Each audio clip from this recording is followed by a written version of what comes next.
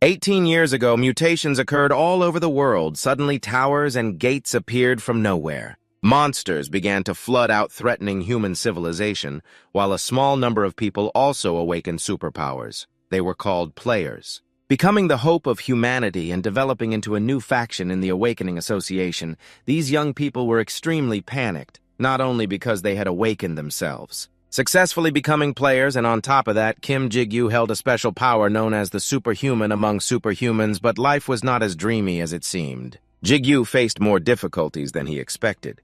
5 years after awakening, he still struggled in the beginner forest when facing low-level goblins. Jigyu was invited to the tower at age 58. He also had a special ability, the so-called privilege reserved for the chosen ones. One would think life afterward would be full of roses, but even 5 years later, he still took hours to defeat a single goblin. Jigyu never thought there would be such a unique player like himself. 5 years had passed, but the status window still displayed his level as 1, and next to the special ability section was an annoying question mark, indicating that he had not yet awakened this ability. Just like that, life pushed Jigyu to become a guide. Today, as usual, he led a group of new players to hunt goblins. For them, this job was quite easy, feeling like they leveled up before catching many. "Wow, leveling up early on is pretty easy," Jigyu said bitterly. "Then tomorrow we will go to the second floor of the tower. See you all at the entrance tomorrow morning." After giving instructions, Jigyu immediately left. Watching his back, the new players began to buzz and discuss. Jigyu was very famous, and they had mostly heard rumors about him. The biggest rumor was that he was the one holding the special ability, but most people did not believe it, because if Jigyu really had that power, he wouldn't still be here doing such a mundane job. There was another rumor saying he was the lowest-ranked player among all players, and over time, Jigyu was given a nickname known by all players. He was the player who could not level up. After finishing his guiding work, Jigyu arrived at this place. It was a shabby place on the first floor of the tower that other players rarely passed through, a place he found because he spent more time on the lower floors than anyone else, and it had become his secret base. Here only one goblin appeared once a day, and Jigyu always persistently trained on this goblin. This time the goblin turned its neck toward him, making Jigyu believe today's hunt would go more smoothly, because as long as he hit the monster's critical point before it noticed him, it would be over. Thinking this, Jigyu began to approach the goblin from behind, gently as possible. But when he was only a few steps away, the monster detected him, and it immediately turned to attack. Thus, Jigyu and the goblin had to struggle with each other for a long time, and as usual today, he had to go through a tough battle. After a hard hour, Jigyu finally defeated it. He returned to the Player Association, sold the crystal bead earned from the goblin, and received $20. He silently calculated that after deducting the money spent on medicine, there was no profit left. Thinking of this, Jigyu could only sigh. As he was about to leave, he met a blond man named Teo, who was an acquaintance. After greeting each other, Teo suddenly scratched his head a few times, revealing an awkward expression, then said, "I apologize for what happened." Jigyu did not know what had happened. But before he could ask, Teo had already left. Jigyu, carrying that question, went into the office. Seeing the person inside, he immediately asked, "Hey Tae-sik, what's wrong with Teo?" The man named Tae-sik was the manager overseeing the guides. His face also showed a very awkward expression. After a long time, Tae-sik finally spoke. "Well, you see, the new players you were in charge of today will be taken over by Teo starting tomorrow." "Why?" Jigyu immediately asked. "Everything was fine today." Tae-sik sighed heavily and replied, "It seems they have heard the rumors about you." This answer stunned Jigyu for a few seconds, but he didn't seem surprised because this was not the first time such a thing had happened. Jigyu truly felt confused, not knowing about those rumors. What does it have to do with your job as a guide when you yourself have always done well in your role as a guide? Tetsuya could only sigh. Because after all those rumors were true, and every new player wants to find a decent guide for themselves, their conversation was interrupted by the latest news being broadcast on TV. The Angela Guild has just announced their intention to climb to the 75th floor of the tower, and the plan to clear the 75th floor will be carried out tomorrow morning through the Soul Gate.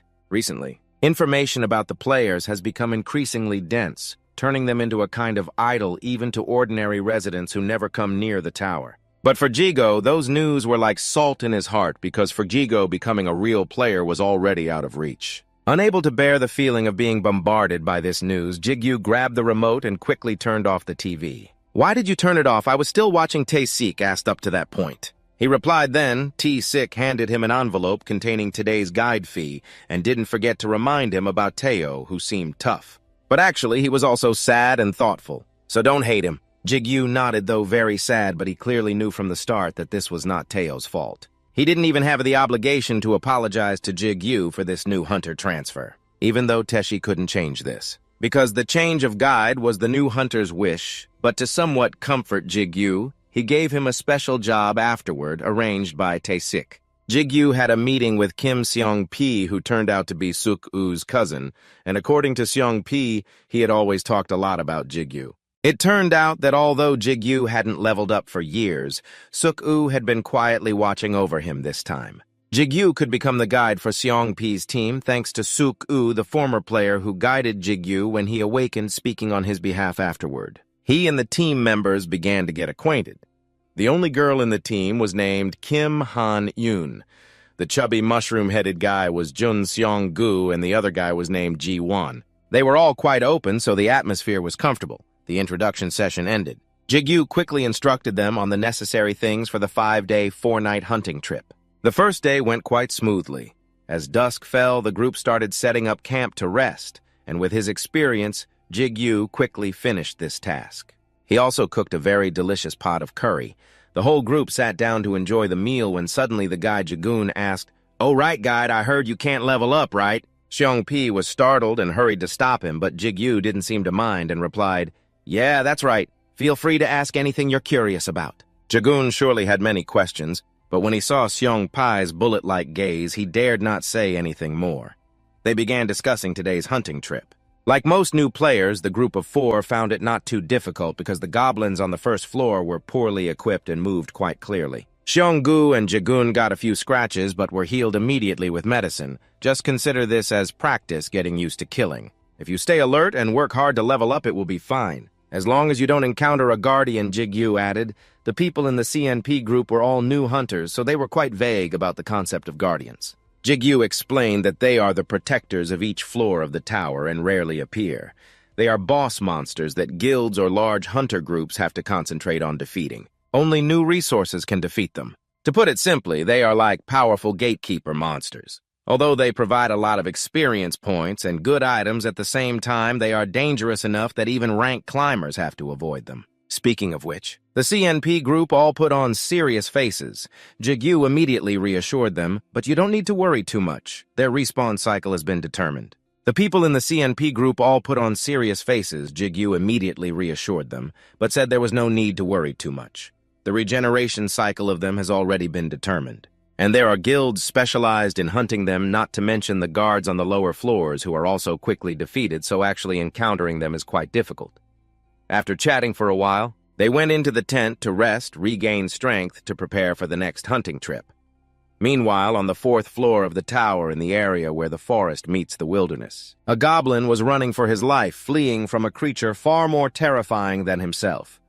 On the second day, the guided group began moving up to the 2nd floor of the tower. Here, besides goblins, there were also large-brained creatures. The new hunters were quite scared by the enormous size of this type of monster. But fortunately, they were quite slow compared to the goblin. On the 3rd day, they advanced another floor where the large-brained creatures and goblins began to appear in groups. However, they were not smart enough to truly cooperate, and the cop group came up with a method to divide them using just a pebble. Han-yoon hid behind a tree. He threw a stone hard at the head of a large-brained creature which was not smart enough to realize that a hunter was hiding behind the tree, so it turned and fought fiercely with the goblin group nearby. Thanks to that, Seo's group could leisurely level up because Jigyu had chosen safe paths for them. Now they understood why Suppu praised him. On the night of the 3rd day, while cleaning up after dinner, Jigyu saw Seo-pi busily writing something and asked what he was doing. "I'm writing a diary. I write every day since I received the invitation to become a player. Who knows? Maybe I'll write an autobiography or something when I become a ranked climber. Haha, maybe."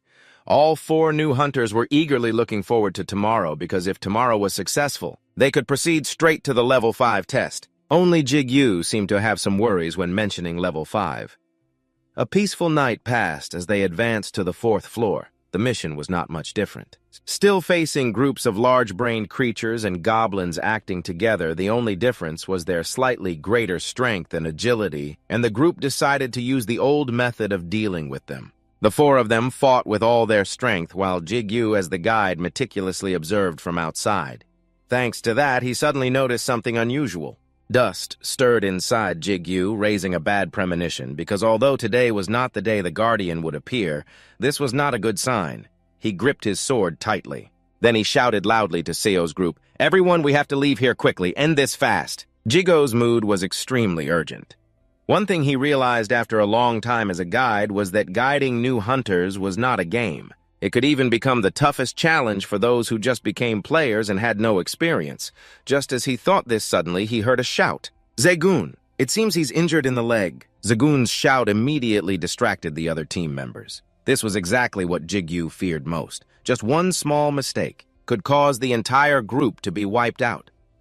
Things got worse when Jigyu's bad premonition came true. The level 4 Guardian had appeared. With his experience, Jigyu knew they could not defeat it, so he shouted loudly for everyone to prepare to run. At this time, Jaegwen was injured and had to rely on Seong Pizel to stand up. Han Yun was also not doing well. Now Jigyu took out a smoke bomb from his pocket with a strong effect, threw it toward the Guardian and the monsters, then kept urging the remaining four to run quickly, because this was their only chance. Then, relying on his experience, Jigyu led them to a seemingly safe cave. Only then could they breathe a temporary sigh of relief and relax a bit. COP asked, "What was that just now?" It looked like a giant, large-brained creature. "That's the level 4 Guardian," Jigyu replied. "I don't know why it suddenly appeared, but for now we have to observe the situation." Fortunately, the group still had enough food supplies to hold on temporarily while waiting for the rescue team. However, the difficult problems did not stop there. Han Yun had been unconscious since earlier and still had not woken up, looking quite uncomfortable. Jigyu checked and immediately realized she had been poisoned. Goblins must take an antidote to recover. When Jigyu said he had brought antidote medicine, the other three breathed a sigh of relief, but he rummaged through his backpack and couldn't find it. Jigyu tried to recall his memory and then realized he had dropped the antidote pills while fleeing from the Guardian. Negative emotions immediately overwhelmed him, although they had hurriedly run away at that time. But Jigyu did not expect to make such an amateur mistake. He tried to calm down because this was not the time to be shaken, so Jigyu decided he would go out to send a distress signal. When Jigyu said this, all of Songpi, Zaegun, and Seonggu both firmly opposed it because they thought it was too dangerous, but Jigyu reassured them that he had already gone through several rounds of guiding new people and was getting tired of it. "And I only went to the nearby hill to catch fireworks. I know I don't look like it much, but I'm the best level 1 in the world." Jigyu spoke calmly, but in reality, those were just words of encouragement for the CMP group. Once out of the cave, everything became much more difficult due to the appearance of the Guardian, so the movement direction of the monsters all changed, making it hard to predict where they would be. After a while of groping around, Jigyu had to abandon the old route to find another way because too many brains blocked the path. In his pocket, he only had one smoke bomb left to save him. This time, Jigyu followed the steep cliff and successfully approached the hill at this speed. He would arrive there in about 3 minutes and had to shoot the fireworks quickly, then return to the cave. As long as he didn't encounter the Guardian, it would be fine. Just avoid it, Jigyu thought to himself. But usually the thing people fear the most arrives the earliest, because right after that, the level 4 Guardian suddenly appeared behind him. Jigyu faced it directly but couldn't fight it, especially being ambushed like this. So he was punched hard by the Guardian, flying straight into the cliff. Jigyu coughed up a mouthful of blood, his whole body aching as if his bones were shattered. But he still had to try to throw the smoke bomb to limit the opponent's vision. Then Jigyu picked up the firework launcher, aimed it straight up, and decisively fired a shot. The signal for help was completed. Now he had to figure out how to escape from the Guardian's grasp. Jigyu stood up and started running. First of all, he had to keep the distance between him and it. Jigyu understood this guidance screen the best, so he believed there must be a way, and then the gate leading to the 5th floor suddenly appeared before him. The level 4 test was a sorrowful ordeal for Jigyu. That gate was something he always wanted to jump into, giving up everything, but because of his family, he couldn't. Behind that gate was a place that seemed to be waiting only for death for a level 5 like him. "Why did I come here?" Jigyu approached the gate and bowed his head on it. At this moment, he really wanted to cry. He was just someone who couldn't even handle level 4, so how could he get to level 5? But behind him, the Guardian was crazily chasing. If he didn't go up to level 5, he would surely die here. Gigyu gritted his teeth. Staying here would definitely mean death, but going to level 5, he wasn't sure if he could survive. So he definitely had to choose the second option, because at least there was still a chance to struggle otherwise. Gigyu had entered his first test. Giguk reluctantly entered level 5, but after confirming the player's information, the tower announced that his ability was not confirmed, leading to the difficulty of the challenge being continuously reduced, and Giguk's first test was simply to hunt a goat. Gigyu stood up staring at the status window, seemingly unable to believe what was happening before his eyes. He only needed one breath to take down that goat. And the tower immediately sent a notification that he had passed the test, thereby determining his job and discovering his unconfirmed ability. Gigyu passed the stage perfectly and easily. At the same time, he received his first reward. Holding the sword in his hand, Gigyu kept trembling not because of fear, but because it felt unbelievable. He had already prepared himself to sell salt when entering here. But unexpectedly, he only had to face a goat. While staring at the goat's corpse, Gigyu suddenly felt something unusual coming from behind. He turned around and saw a dense black aura approaching, then engulfing him. Gigyu didn't know what it was, but in the blink of an eye he was swallowed by it and lost consciousness. "Who exactly are you?" Gigyu woke up because of a strange voice. He looked around in confusion, not knowing where he was, but continued to hear that voice. "Are you my master?" This time he could hear more clearly that it was the voice of a boy.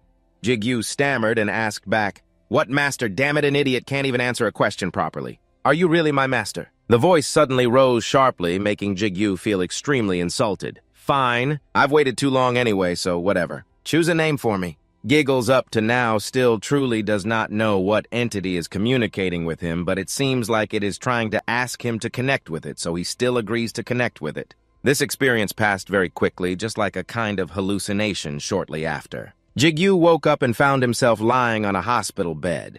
The first thing that struck his eyes was the worried face of his younger sister Ayu Dung and Tae Sik.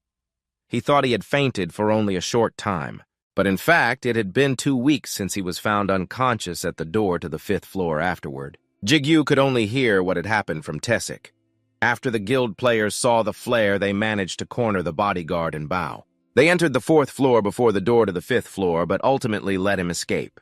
Although feeling a bit annoyed because they couldn't catch the bodyguard, Gigyu felt relieved to see COP's whole group. They were rescued and all safe except Jagun, who was injured and had to use crutches. The rest were fine in the following days. Gigyu continued to stay in the hospital to recover.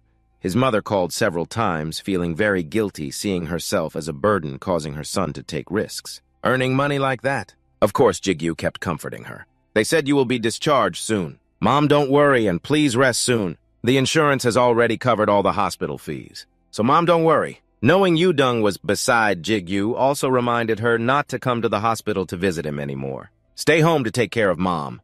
Only then can I rest assured to hang up the phone. And only after hanging up the phone, Gigyu dared to let out a sigh. Even after passing the 5th floor, things still went against his hopes. Gigyu was still stuck at level 1. However, a major change occurred when after waking up, Gigyu found an additional ring on his hand. After discharge, he returned to his daily work. New hunters seeing Gigyu reappear in the world, many couldn't help but sneer. Is that really him? The one famous as the guide who couldn't level up.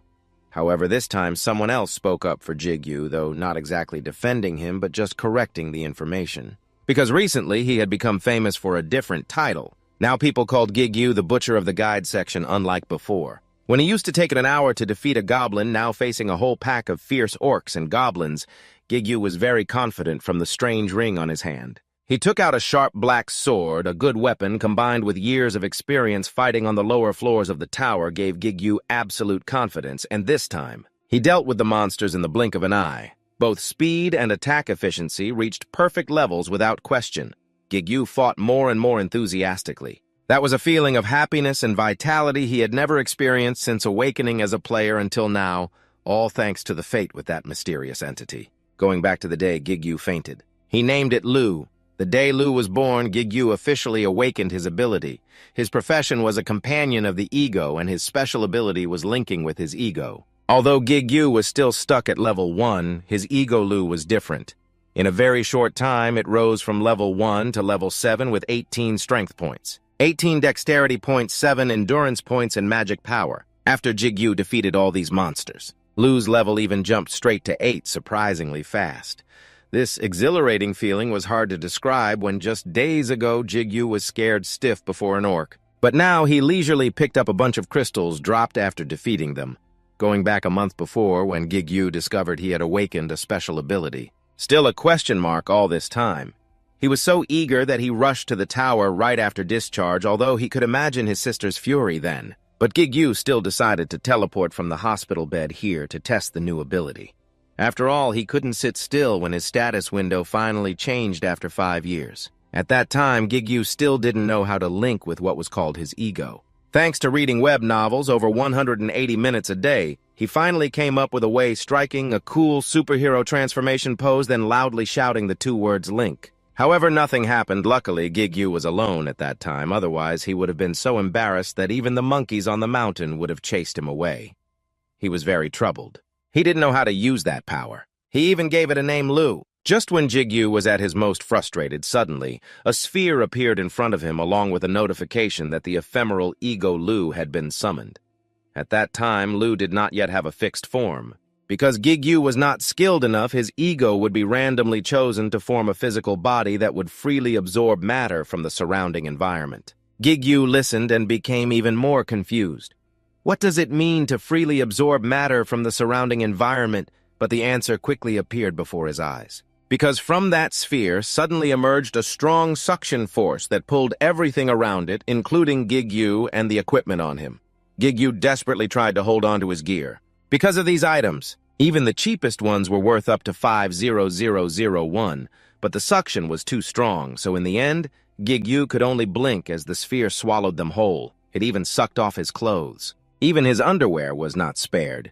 Jigyu had to risk everything to hold on to his waistband, otherwise he would have had to wrap banana leaves to go home. It seemed the sphere had absorbed enough matter from the surroundings. The wave then stopped, and the sphere began to change, emitting a dazzling light. It took a long time before Jigyu's vision was restored, and what was floating before him now was a black sword sheath with a glaring red eye. After getting acquainted, Jigyu realized that the sword was his ego Lu. At first he was skeptical, but its cheeky tone was exactly like the voice he heard when he fainted on the 5th floor of the tower, so he believed this was real. He asked it to explain a few things because at that time he didn't even know exactly what an ego was. Is an ego a soul? Not a soul, I don't even know what it is. Hey, stop touching my body, you pervert, Lu shouted when Jigyu kept fondling it. He tried to endure it since this was a breakthrough in his special ability. Although it was a bit rude later, Jigyu still had to rely on it.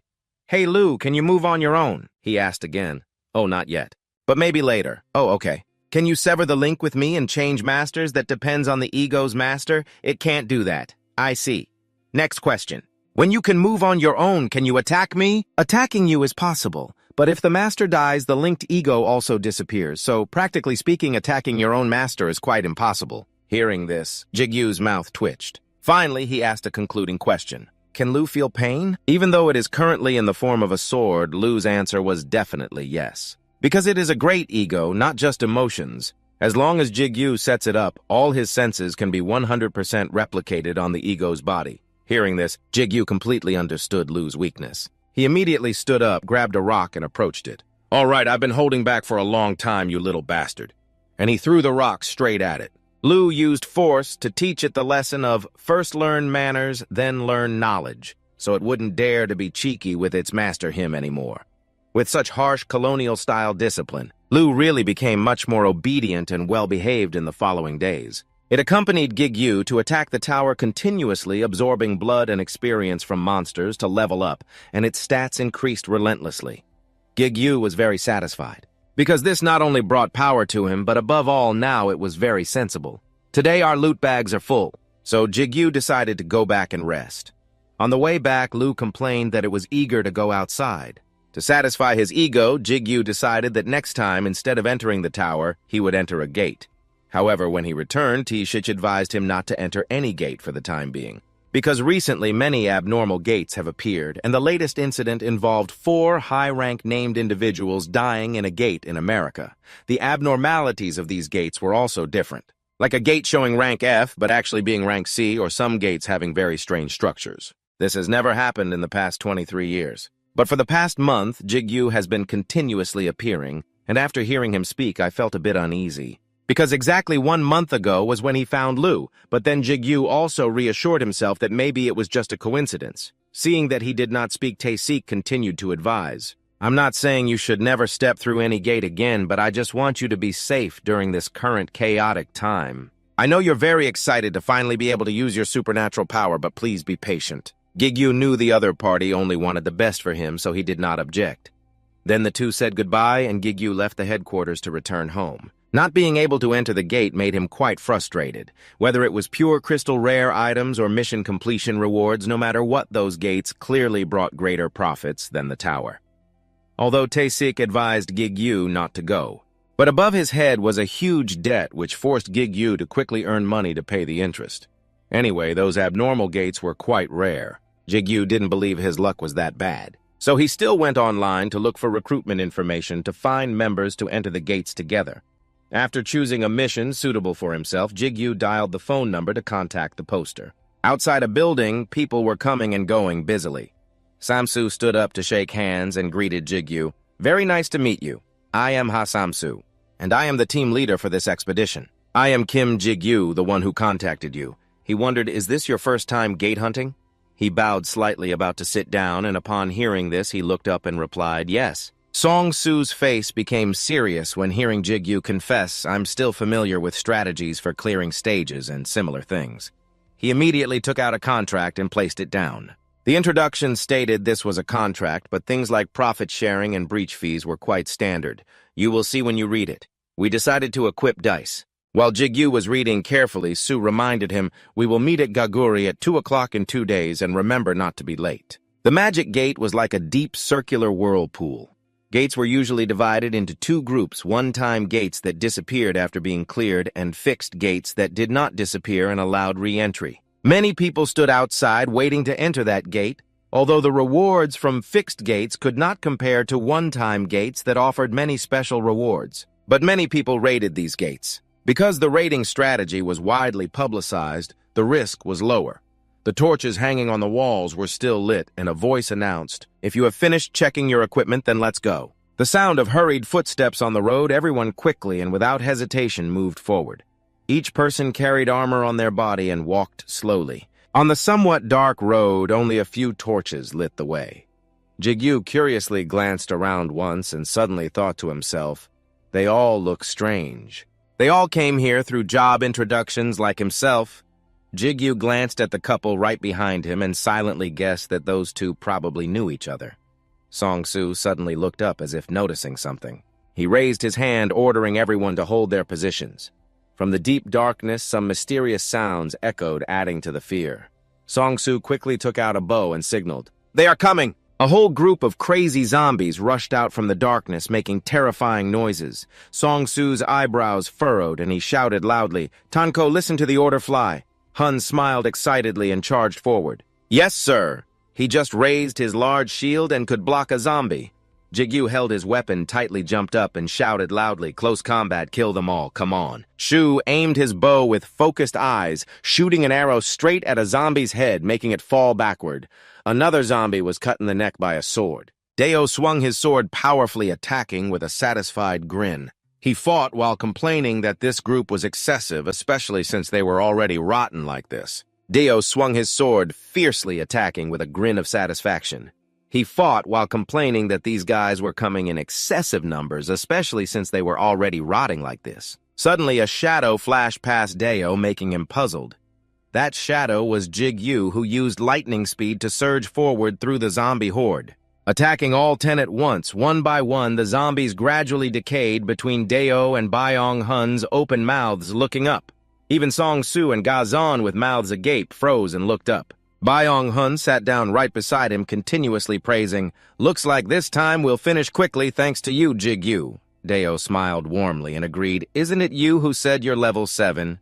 I feel like I'm starting to get tired. You smiled faintly and replied, just lucky. Baeong-hun immediately brushed it off. No, if you're modest, then he continued. You also contributed the most when defeating that mini-boss. Baeong-hun suggested, after sweeping through, let me join your group. Jigyu forced a smile but didn't respond. He glanced up secretly, feeling grateful. Luckily, he didn't seem to mind, but Jigyu felt inside that behaving like this in front of the team leader was not polite. Baeong-hun spoke up.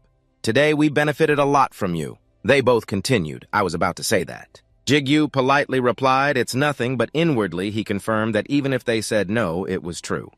Then Shu approached and announced, all right, everyone, let's move on. Jigyu stood up quickly, silently asking if Ru was ready. Ru replied, zombie blood is useless, master. He reassured we will soon reach the boss room, just hold on a little longer. Baeong-hun and Deo whispered something together. Suddenly, the two of them smirked slyly. The five of them walked to an iron gate, constantly exclaiming, this is the boss room. Jigyu wondered silently. Are these iron bars to keep the boss monster inside? Song-Su spoke up. Now I will explain the method to defeat the gatekeeper Talon. While he was speaking first, Talon is a giant vampire. Another voice interrupted, really. Baeong-hun showed irritation and impatience. Do you think we didn't research anything before coming to a fixed gate? Hurry up, we're wasting time. Hearing that, Song-Su frowned and emphasized, listen, even if you know one person's mistake can endanger the whole group inside the gate. He clicked his tongue and criticized the delay. Seeing this, Gazan's face darkened. He clenched his teeth. Wrinkles appeared on his forehead, sensing Song-Su was glancing at him. She, startled, relaxed her facial muscles. Gazan looked up at him silently. Song-Su continued speaking, so I will continue explaining. It seemed Jigyu noticed the signals they secretly exchanged. That was very strange. Earlier, he had briefed right after we melt the iron with acid and enter the boss room. Talon will sit with his back to us as soon as they step in. A whispering voice rose. He's bigger than I thought. Song-Su's hand was in a bow drawing position. First, I will hit him with an explosive arrow. I'm coming. He shot with great force, shaking the earth and sky. Talon roared fiercely that would anger him, and he swung his fists wildly. Baeong-hun also shouted fiercely. To the point the wrinkles on his forehead were clearer than ever, Talon crazily swung his fist forward at our tanker. Baeong-hun had to block those attacks. Baeong-hun gritted his teeth, raised his large shield, struggling to block the terrible attack. As he stepped back, Deo and Jigyu simultaneously rushed forward to attack. The most important part was when he bent over to change his attack attribute. The two of them ambushed from the front and back. Talon used his glowing red eyes to glance behind. His defense would triple, blocking most of the attack effects. As Talon lowered his face, a voice rang out. Jigyu, it's your chance. Something triples defense. Baeong-hun shouted orders. Jigyu immediately dashed like the wind, but Jigyu's attack would at least damage him a little from above. He aimed straight down to finish Talon. The system notification startled. Jigyu. Synchronization rate with Do has increased. Now you can use Do's abilities more effectively than before. He gritted his teeth, used lightning swordsmanship to slash straight down without hesitation. System notification, Gatekeeper Talon has been defeated. Hearing that, Dio and Baeong-hun were once again surprised by Jigyu's power. Gazan and Samsu were also very surprised, gained experience points. You killed the Gatekeeper with one strike. Hearing the system notification, he widened his eyes, gained more experience points. Your stats slightly increased thanks to Thailand's blood system notification. You have acquired the skill Cannibalism. Cannibalism restores health by eating corpses. Seeing Talon lying on the ground, everyone started shouting, what the hell is this? No way. Jigyu. Baeong-hun joyfully and wildly shook him. He begged, please give me your contact information. Deo also excitedly ran over to me. Jigyu awkwardly waved it off and said, let's talk about that later. Zhongshu seriously spoke up. Everyone listen. The equipped item, a paralyzing dagger, just dropped. Deo ran over, screamed once, then continued. Not only is it easy to eliminate, but it also drops equipment items, right? Song-Su Cho said, as stated in the contract now, I will roll the dice to decide the reward distribution. Baeong-hun put his arm around him and whispered, hey Jigyu. He smirked and provocatively said, don't you want that dagger? Jigyu looked annoyed and glanced sideways, thinking to himself that he kept acting superior. Baeong-hun's face broke into a sly smile. Honestly, you basically did all the work. Dio and I will handle it, so just go along with it. He looked at Jigyu silently, guessing that Jigyu couldn't ignore them after this incident. His eyes glanced around. I help you and you help me. He couldn't help but pay attention to those two. After 5 years as a guide, Jigyu gradually developed an eye for people. close combat Choi Deo and tanker Byung-hun, he didn't expect much. But unexpectedly, they wanted to do something like that. Jigyu silently observed the others. Meanwhile, the team leader, Song-soo, and the girl whose name he didn't know, Song-soo, spoke up. If everyone is ready, let's start. Some doubt still arose in his mind. He wasn't sure, even though they seemed to be hiding something. He gently took something out from his sleeve. Now I will take out the dice. Byung-hun subtly signaled Deo with his eyes. Suddenly, Byung-hun jumped up from his seat, gripping the weapon tightly in his hand. Byung-hun smirked smugly and lunged to attack.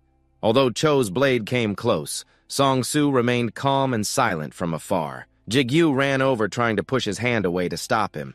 He pulled Byung-hun and rushed to another spot. They both slammed hard onto the floor. Jigyu pressed Byung-hun's head down firmly. He gritted his teeth and said, "Jigyu, I thought we were on the same side. If I act rashly now, I might die." Then Byung-hun shouted loudly for help. "Deo, do something!" Deo trembled in fear and shrank back.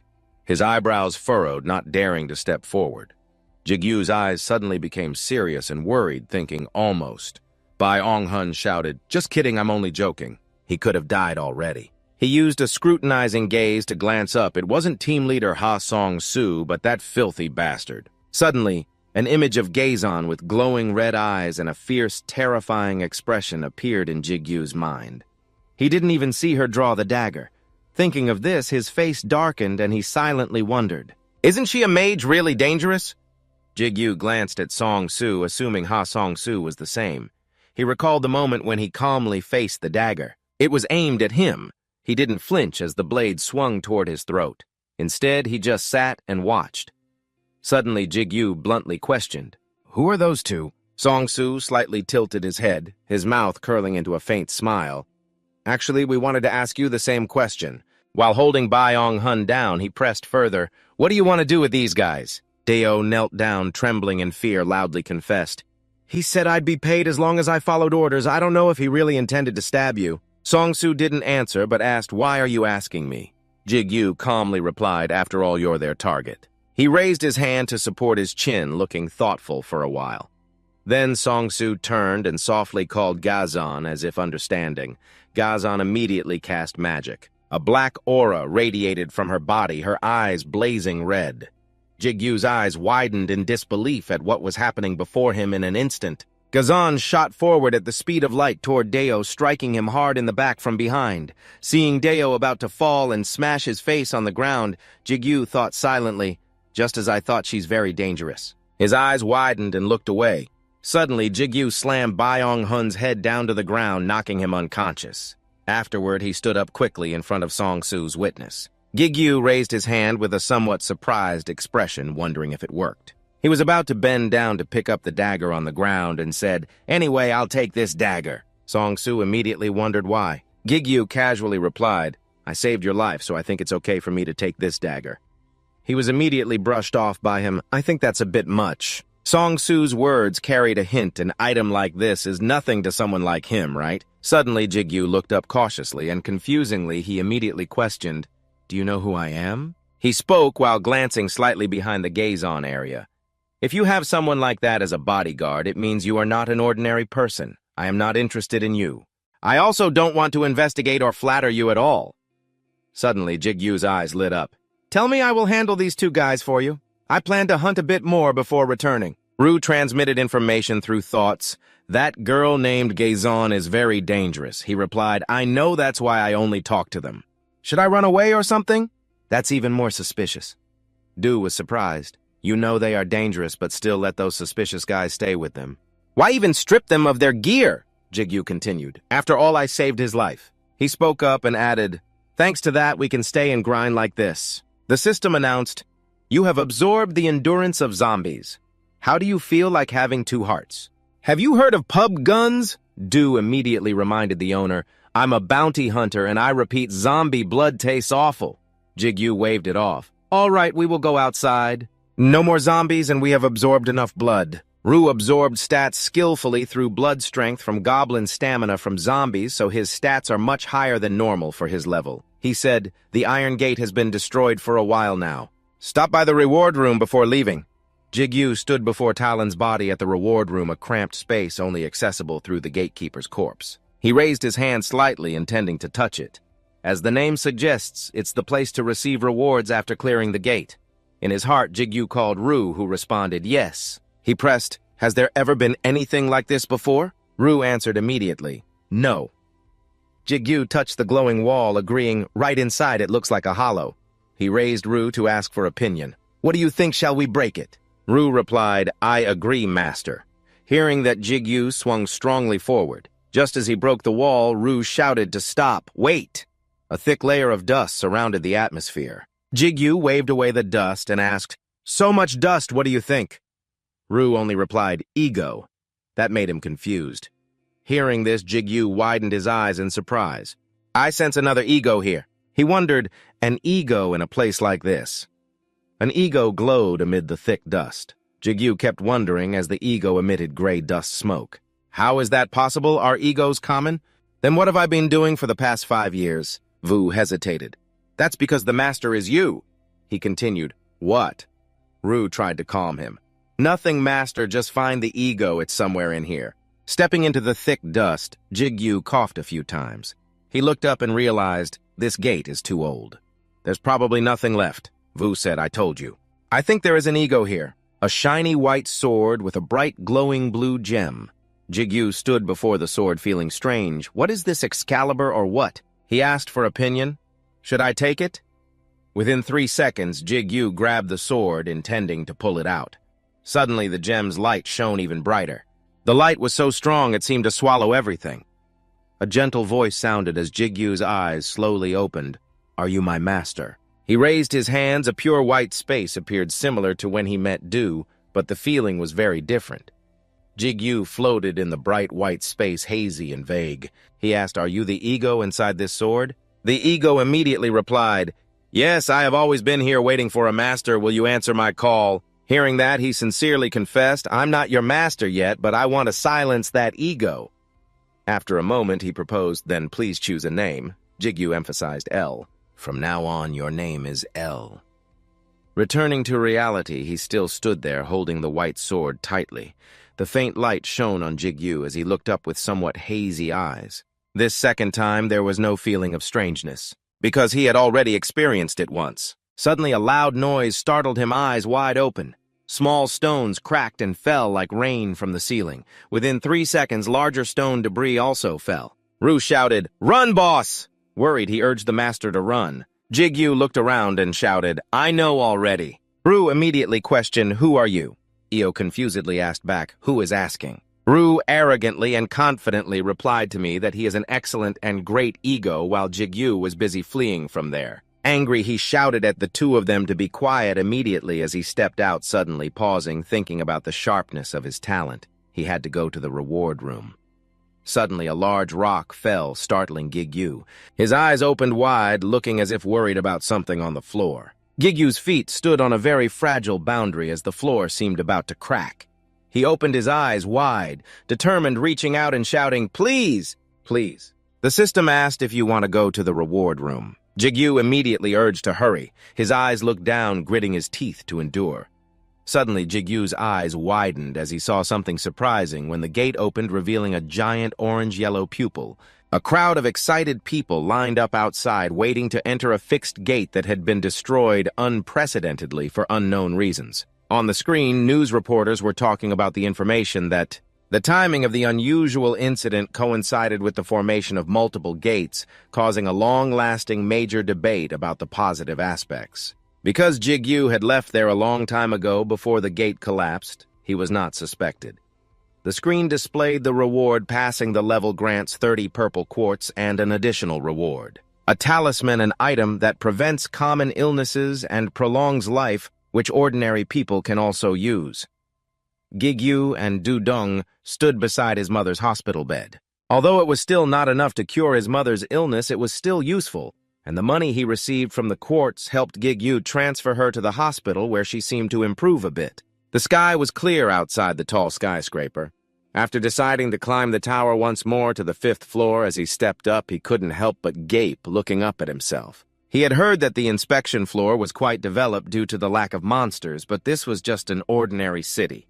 Giguk walked on the crowded street. People passed by and through the 5th floor, where he was found unconscious as well as alone with a sword fighting a pack of wolf beasts on the 6th floor. Then came another group of monsters defeated by Giguk on the 7th floor. After that, he and his teammates continued to fight on the 8th floor.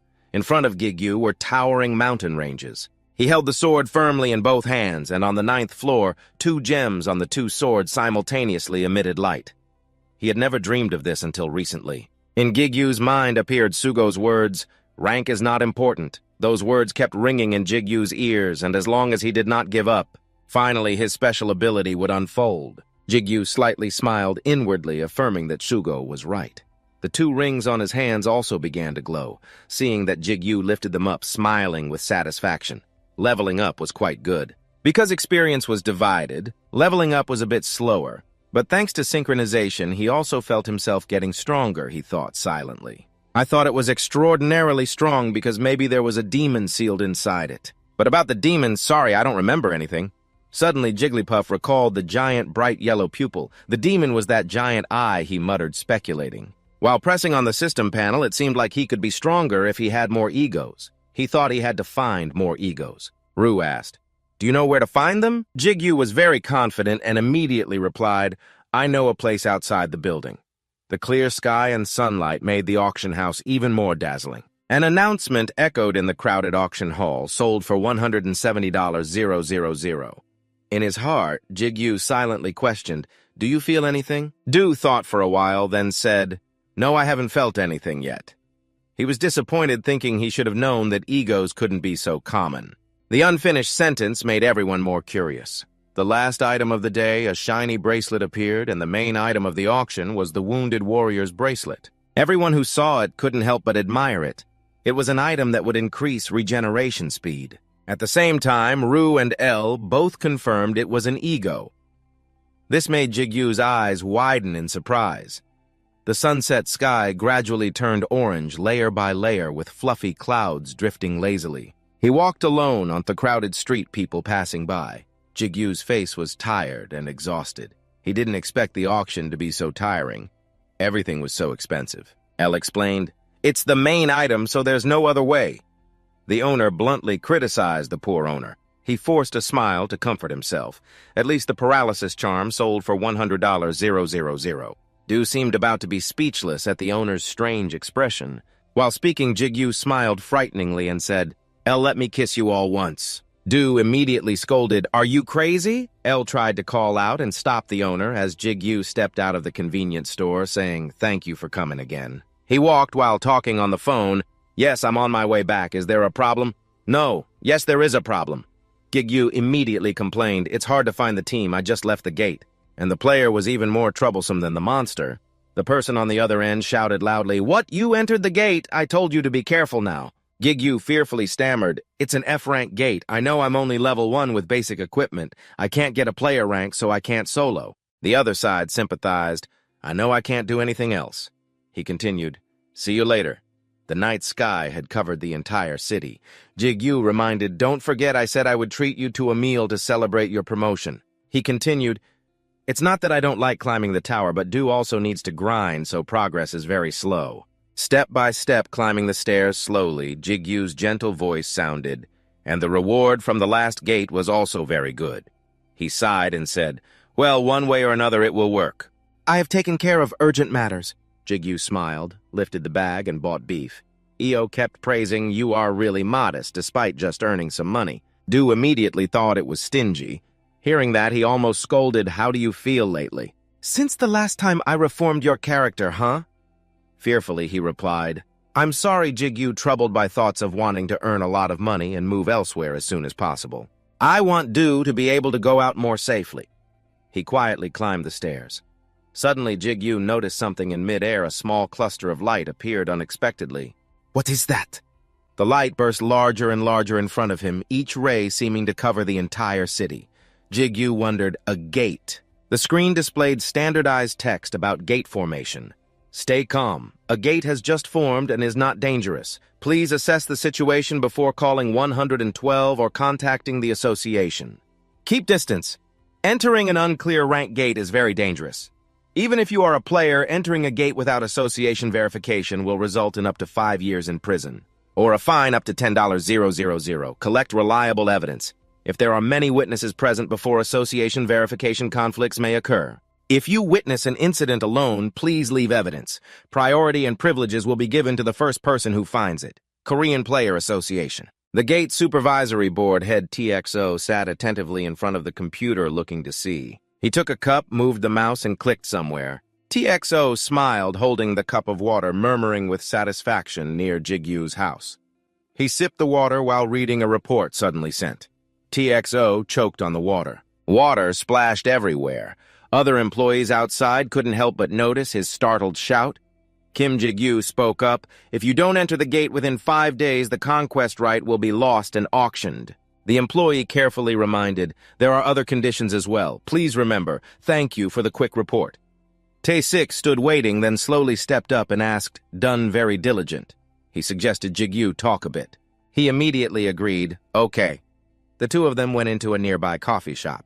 Jigyu wondered, "Is it too sweet?" Tae-sik stirred his coffee and replied, "Not sweet at all. Coffee should have syrup added." After saying that, he drank the water in one gulp, then slammed the cup down on the table with satisfaction, even knocking his player ID card onto the Korean Player Association. Tae-sik asked, "Accidentally an S-Rank gate, huh? Are you confident?" Jigyu smiled and waved it off. "Come on. You shouldn't underestimate me. I'm much stronger now." His face showed obvious disappointment and gloom. "I didn't know about that. But I know you are very stubborn always. Stop laughing, damn it. What floor are you on now?" Seeing that Jigyu smiled lightly, then said, "Floor 11. Today I just passed floor 10. Tae-sik asked about rank. Jigyu didn't answer, but bluntly said, "You already know." Suddenly he spoke a single word that startled Jigyu 4 days. Tae-sik's eyes looked straight with determination. Jigyu didn't answer, but bluntly said he already knew. Suddenly he spoke just one word that startled him 4 days. Tae-sik's eyes looked straight ahead with determination. His firm voice emphasized, "Complete the preparations in 4 days, then come with me." Jigyu asked confusedly, "Why?" He only lowered his voice and replied, "I want to see if you're okay when you go in. If you're not well prepared, I won't let you go at any cost." Scene changes to 4 days later. Around the room were weapons prepared in advance. Only Jigo's voice echoed, "Unexpectedly, something like this exists in the basement of the building.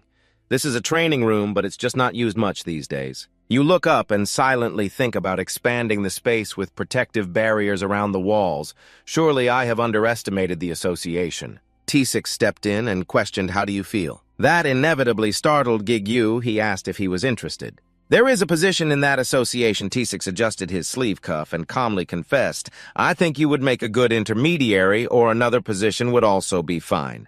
Jigyu flatly refused immediately. "Thank you for the suggestion, but I have to decline." You scratched your head shyly and shared, "I don't want to settle anywhere yet." Tae-sik's calm voice sounded, "Is that so? You will always be welcomed here, so just say a word." Suddenly, Jigyu remembered someone and immediately inquired, "What about Taeoban, the guide who disappeared when he was promoted?" He then continued while still rolling up his sleeves. "The Caravan Guild Gate, right? I think he joined there. He is very different from the resilient kid I once knew." Jigyu couldn't help but be happy to hear that news. "Great. I have to visit him sometimes. Although I have never heard of that guild." At some point, Tae-sik's 2 hands were full of veins. Jigyu pressed on like this. "You said we will fight without weapons." He was startled and exclaimed, "What?" Suddenly Tae-sik's eyebrows furrowed. His gaze seemed disdainful. "Oh my, it seems like you are underestimating me because I have been too busy with office work lately." He reached out to a small layer of bone, which suddenly dissolved in a circle as the wind blew in. Jigyu stood still increasingly. The wind approached, making him open his eyes wide in surprise. In an instant, a strong wind blew, making Jigyu stagger and unable to stand firm. Tae-sik's confident words and gaze sounded, "You couldn't hide your fear. Once an expert, always an expert. Don't underestimate someone who was once a Dan Sao." His whole body was suddenly surrounded by a cursed aura. "Stop joking, get up." In his heart, Jigyu thought he knew he couldn't defeat him, so he decided, "Then I will learn a bit, but I won't back down before fighting." When looking up suddenly, Jigyu was startled, opening his eyes wide. Tae-sik stomped strongly. Another strong gust flew to him. Jigyu immediately stood to block that wind. He tightly held the sword in his hand and gritted his teeth, enduring Jigyu's one foot brushed aside, just as Tae-sik lifted his foot to attack again. Jigyu held the sword firmly, intending to charge. He asked, "Are you sure you are prepared?" You did not answer, but kept panting. Dan Sao is still Dan Sao after all. It reminded Tessix's pale face as he shouted loudly, focus losing vigilance at the gate means death. Panting, Gigyu looked straight ahead with determination. He said, right, I have been too arrogant.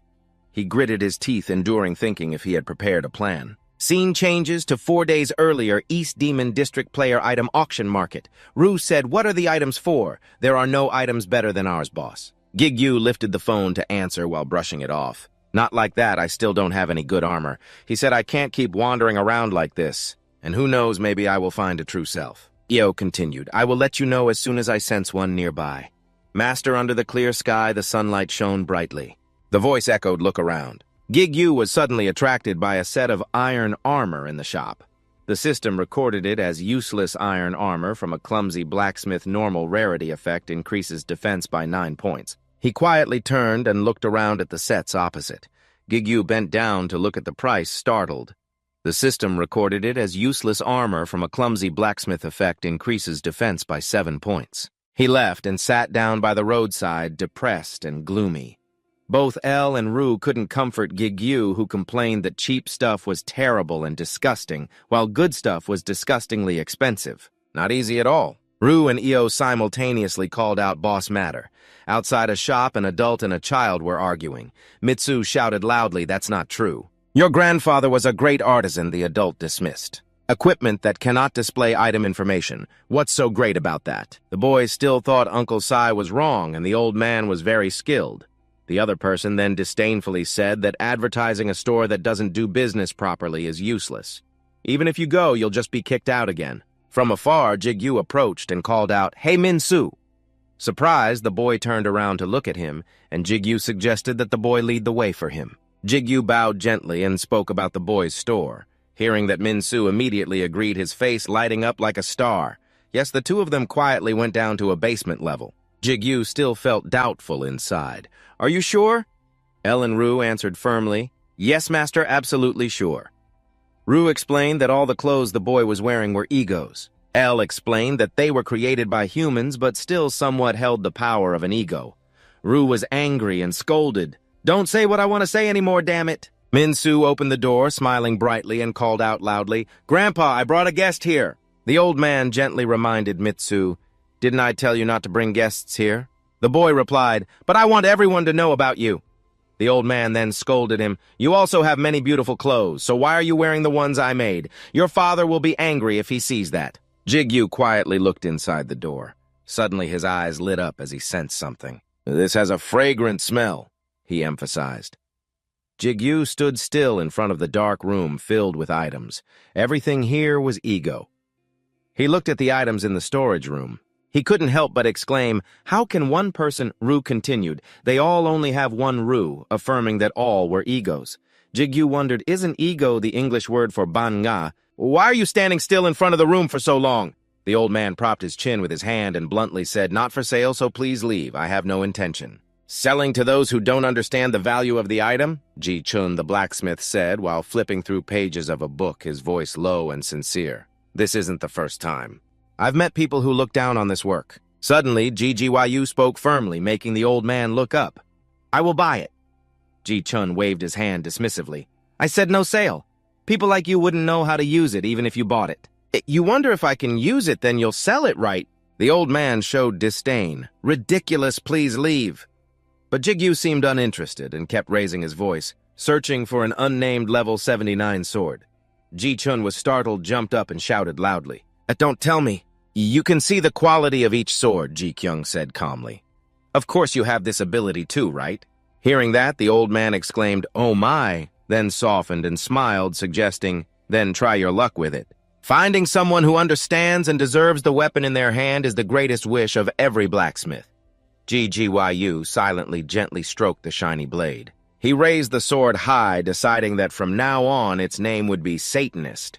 Seeing this, the old man was wide-eyed and open-mouthed in surprise, and even Minsu was very surprised, staring wide-eyed. However, the sword did not light up for a long time, and the space became very quiet and awkward.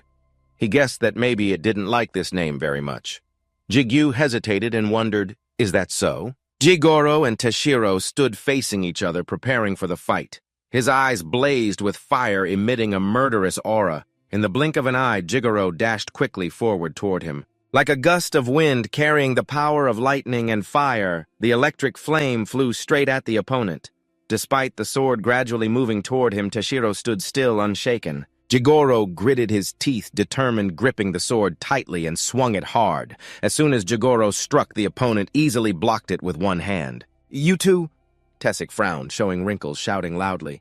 "I can still feel your hesitation when swinging the sword. Using all your strength aimed at the target, you think this small effort is enough to scratch me." Jigglypuff gritted his teeth and endured, his eyes blazing fiercely. His opponent was a fairly high rank. He tried to remind himself to focus. Jigglypuff raised his sword, intending to strike. Immediately, Tessic dodged the blow again. Jigglypuff kept swinging. Tessic dodged behind. He turned to attack again, but was blocked once more. It seemed Jigglypuff's strikes did no harm to him.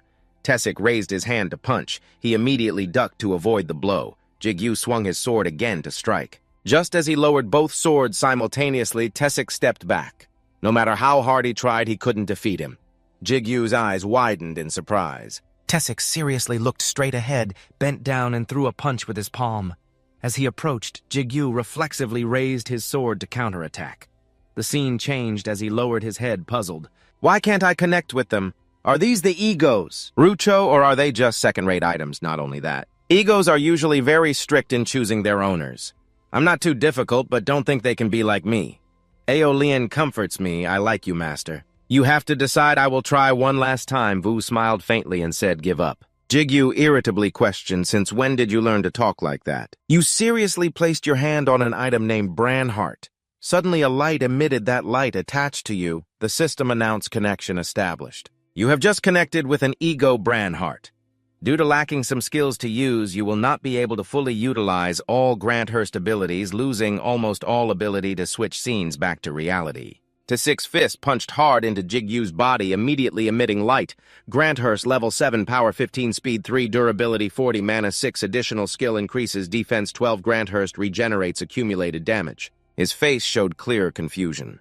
A burst of power exploded from Jigyu's whole body, flying straight backward, hitting the wall hard. His eyes rolled, white mouth coughed painfully once. Then Jigyu collapsed, face hitting the ground, coughing continuously. Still trying to stand up, a bottle of water was thrown in front of Jigyu. Tessic suggested drinking it. "This is medicine for internal injuries," he sneered. "My hands are shaking so much I can't even open the cap." He said, "You are past it." Jigyu looked up blankly. "What, Tetsuya?" He smirked and affirmed, "I just said that." "You are past it. I thought you couldn't even touch a single hair of mine." But Jigyu thought silently, "This method is not a coincidence. Did I go too easy?" Suddenly, Tetsuya questioned, "What do you mean just now?" Giggles smiled and replied, "It's my item," he continued. "If within 1 week from today, you still can't pass the stage above, I will send someone down from now on. Hope you get lucky passing the level." Tessic turned seriously to remind, "I give you 5 days only. If you can't pass within that time, forget it. I will go in to rescue you." Jigyu awkwardly tried to stop him.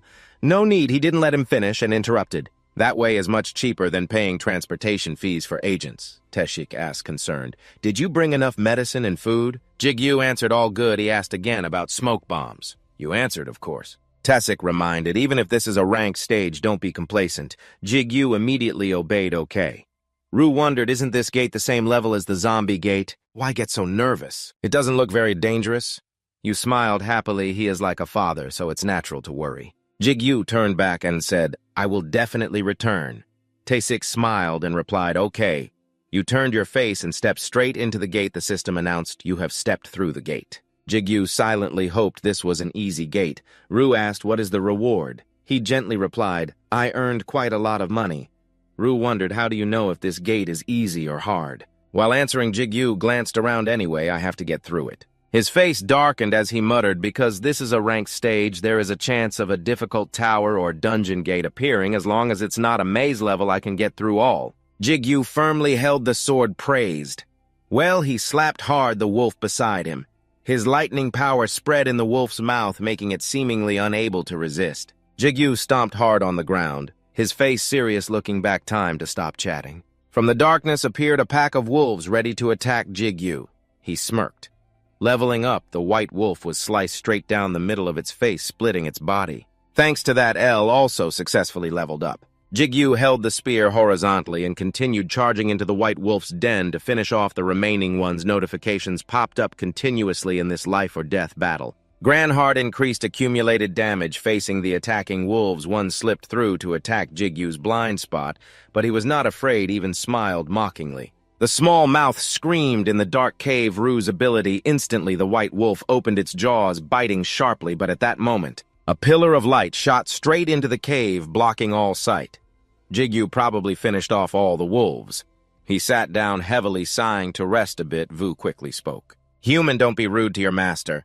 Jigyu ignored. He pulled his sleeve to look at the watch. It's already been 5 hours. Sitting, collecting Lu in the cave, he kept staring blankly, wondering unknowingly that around him appeared faint purple stones because they were named stars. So there was no difference with the others anyway. It was easy. Jigyu took some tough food, trying to bite it while mumbling that with his level it was not easy to get in here. But this time, thanks to luck, he kept questioning himself, thinking he definitely needed to reach rank A, but this rank was classified without relying on any device. If I am far from my ego, I will only have skill level 1, which is unpredictable. Tranzigui remembered the calm face of T-Shich and commented that even Tae-Sik-hyung could not do anything. This ability was really true. After eating, he twisted the bottle cap. The voice still continued to sound once the owner's skill levels up.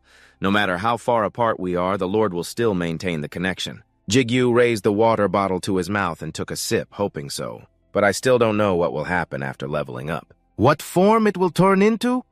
Rue continued to speak with a moral tone depending on the ego, but Jigyu couldn't stand it anymore and flicked him, threatening, "You talk too much and are always sarcastic." "Be careful, I'll hit you." Rue sharply retorted, "You already hit me." Gigi still sat leaning against the rock, mumbling to himself. Besides not knowing how to improve, he also didn't understand this rule level 17. Strength 40, speed 54, durability 50, mana 34, supplementary skill cannibalism. Reading the last few words, Gigi was startled. Cannibalism, really? Cannibalism, really like that? Cannibalism, you do that? Rue, after hearing that, shouted back loudly, "Are you crazy, human?" Jigyu laughed slowly, stood up, then briefly explained, "Just kidding." He slung the backpack over his shoulder decisively and moved on. Rested enough time to leave. But he suddenly hesitated when he felt the backpack on his shoulder was a bit cumbersome. His pouch was full of items, and especially the healing smoke bombs. Should he buy a bigger bag? Suddenly, Jigyu thought of something. His eyes widened as he stared at 3 bottles with 3 different colors lying in the corn medicine basket. If he drank these, he would have more space. Without thinking much, he clicked his tongue and quickly decided to use them all. Might as well. At this moment, Vu suddenly screamed a warning, sensing a strong energy source coming from the other side. Near the boss door, surely inside, Jigyu leisurely poured all the corn medicine bottles into his mouth, replying, "He already knows." "That's why I'm drinking medicine here." He anxiously stepped into the dark cave. The path ahead still showed no one, so he impatiently asked Vu, "Are we almost there?" Jigyu began to feel restless. If this continued, the potions he drank earlier all lost their effect. He repeated the warning words. The voice just said, "I sense a strong energy source." This time he deliberately emphasized more. "I think we are almost there." After walking a bit further, Jigyu suddenly saw a faint light shining ahead, a light maybe from a torch. Perhaps the boss was there. Vu hurriedly urged, "Let's go see." He put a finger to his lips and whispered to him to be quiet. Rue complained, "Anyway, no one can hear us." Jigyu agreed and gently brushed it off. "All right." Then he used telepathy to remind him, "Rue, don't lose to the owner." Rue got angry and stubborn. "Then take care of yourself." Finally, he saw the silhouette of Jigo. Flickering appeared at the boss cave entrance he was searching for, sleeping soundly on the grass. Its presence seemed overwhelming. Moreover, the dungeon's energy was unlike talent. Attacked countless times, this creature had the quality of a lord, but seconds later its blood-red pupils stared fixedly at him. The white wolf wagged its tail lightly, then proudly stepped forward. The monster held the dragon vein of the entire dungeon, so it was called by a very impressive name. Gatekeeper, the Gate Guardian. Rue immediately shouted excitedly, "Wow, impressive!" Ron Hood worriedly reminded, "Be careful, Master Jigyu." Already feeling tense, he gritted his teeth and actively raised his weapon. The pressure was much greater than Talon's. This was truly a real boss. Before he could react, the boss dashed forward. The grass where it stood gently shook. Dust just barely flew up. The gatekeeper, with its striped red dragon eyes, shot like an arrow toward Jigyu, who raised 2 swords crossing in an X. His eyes fixed on it, not daring to be careless. teeth clenched, the gatekeeper's large jaws opened wide. Jigyu struggled to block it, losing balance. But luckily, you managed to hold on. One foot stepped back to regain balance, but Jigyu still didn't dare to take his eyes off the boss holding the sword, whose grip tightened more and more. He quickly launched a strike. He slashed straight at the white teeth, but his sword hadn't yet pierced through the outer skin. Not to mention stabbing into its mouth, Jigyu frowned, feeling uneasy inside. The boss's pupils glowed brightly, a blazing hatred burning wrinkles forming at the corners of its eyes. Showing it was baring its teeth fiercely, the boss slammed its body down hard, deliberately trying to throw off Jigyu's sword. He was stunned by this terrifying defense and counterattack. Then the boss bit onto his backpack, stretched its neck high, and with 4 legs jumped up, preparing to run in the opposite direction to escape. Dust rose thickly, stones and leaves swirling in the air. The ground shook violently and dust clouded the air, making Jigyu quickly crouch down and cover his head. He struggled to defend against it, which was taller than he expected, having no choice but to accumulate damage. But then, the corner of Jigyu's mouth slightly curled into a somewhat amused smile, completely opposite to the confused look 3 seconds earlier. He looked at the goalkeeper, not bad at fighting tough opponents. While pondering, Jigyu recalled the intense battle moments before. His backpack was quickly discarded. His body accelerated forward, then lifted the boss's head higher. With both hands wielding 2 swords powerfully, he declared fighting tough opponents was his specialty. A second later, the ground witnessed another terrifying impact. That shockwave was caused by Jigyu landing with fierce energy. Now he and the monster locked eyes, the boss howled eerily and charged forward relentlessly. It lunged to grab Jigyu, who quickly raised 2 swords in front of his face to block the gatekeeper's fangs. The clash sparked flames, and even more terrifyingly, the sharp teeth caused the black. Jigyu's sword broke in half-black shards, falling freely in the air. Jiggy tightly clenched his teeth, nerves stretched like strings, constantly moving to escape this dangerous situation. He slashed stripes across the boss. The sword's path created intersecting light trails in the air. Jigyu slid far back his body, covered in scratches. The boss's mouth was now wide open, drooling greedily and making disgusting noises. Moments later, the space cleared, heavy breathing sounded, and Jigyu sat exhausted beside the boss's corpse. Breathing, he felt lucky, almost dying. He approached the monster's corpse, telling himself the effect of the corn medicine had just worn off, and without Brandheart, he probably would have lost. He still insisted that talent was not comparable to this one. Even though he had just won, Jigyu raised the black sword gently to say goodbye, thanking it for dying by his hand. Each tip stabbed into the thick fur skin, black blood spurting out continuously. The system repeatedly popped up. You have defeated Boss Changkyun. You received countless experience points. Changkyun's blood granted you speed stats. You received skills from Changkyun's blood rapid durability recovery when taking damage. Finally, the carnivorous skill was activated, which made him somewhat uneasy. The lush green grass was now stained with a few black blood spots. The boss's corpse was placed into a pit, the black sword still stabbing deep, causing blood to spurt continuously. Jigyu stared blankly without blinking. The space suddenly became eerie, dense, magical energy shifting in the air. The system sent notifications. Ru has absorbed Changkyun. You have successfully transformed Changkyun into an ego. The boss's spiritual power condensed into a blue stone. He asked confusedly what was going on. Ru was clueless and replied, I don't know either. I've never heard of a monster transforming into an ego. Jigyu felt tired and decided to put this matter aside to investigate later. He continued to inquire, what about you? She honestly admitted, me too. Her voice was full of embarrassment. I'm sorry I couldn't help, Master. Jigyu showed no displeasure, only asked softly, Really? Ru then felt pitiful and asked why he hadn't told her. He hurriedly said that transforming into an ego meant Ru carried Changkyun's ego inside her. She immediately denied it. No, I have nothing. Did you hear what I said? Jigyu sat dazed, muttering, Then what is this? L had never used this skill before, so he guessed wildly but was unsure. He then ordered the info window name Kim Jigu, level 1 profession, ego collaborator, unique ability. Link power ego synchronization skill requires Changkyun. After reading the info, Jigu was suddenly wide-eyed, got it. So how do you use or loudly shout the skill name when you suddenly remember the image of yourself struggling in the previous battle moment? Squinting eyes full of caution and hesitation, he finally clicked his tongue and cleared his throat to make a decision that made Song Kiem curious to try later. Just wait and see when the time comes. Jigyu brushed off his bottom and stood up, thinking he had to understand the use of eating meat. His face instantly became excited when he found a green crystal even better than the famous purple crystal. And with this size, it must sell for a lot of money. Walking slowly and leisurely across the grass, he hummed happily. Now it was time to go to the reward exchange room. However, even if Jigyu opened his eyes wide to look carefully, he still saw nothing appearing, so he panicked it was not here. Song Kiem also hurriedly followed him, asking what was going on, what happened to the master. Jigyu stood thinking for a moment. To enter the reward exchange room, he had to touch the body of the gatekeeper. But then he discovered it and screamed the ruin of Changkyun was gone. Where was the ruin? Sadly confiding why it was always his fault. Inside the gate was a place where the sun never set. On only the second day, he had passed all the stages. The ruin anxiously asked if it was necessary to search. He did not take much seriously what he was doing, acting as if it was useless and a waste of time. El also suggested stepping outside to seek help, which was a good way, hearing that Jigyu firmly opposed, saying it could not be done. If suddenly something abnormal happened, like in Guri City, they would start watching me. He turned to look at the stone slab in front of him. If there was no way to answer, even if he escaped outside. Every second that passed, his determination grew stronger. The door appeared interrupted and caused many casualties. I must finish what I started.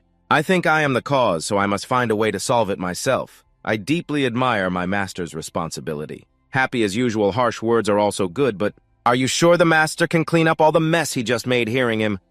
Jigyu's anger choked in his throat, silently cursing Tae-sik-hyung, who would come here in 4 days, so we must try to avoid the worst scenario. Hearing Tae-sik's name, Lu suddenly felt interested. That human was quite impressive, he admitted, of course. The best way is still to quickly resolve the doubts before then. 2 days passed. On the 3rd day, he searched everywhere on the meadow but found nothing. Jigyu sat leaning against a tree for shade, eating a lollipop, and absent-mindedly asked if they should kill all the remaining monsters. Io enthusiastically agreed, saying that was also a good idea. The Master Du also agreed, a bit simple, but not too bad. So they returned to the initially skipped paths and wiped out the remaining blue wolves.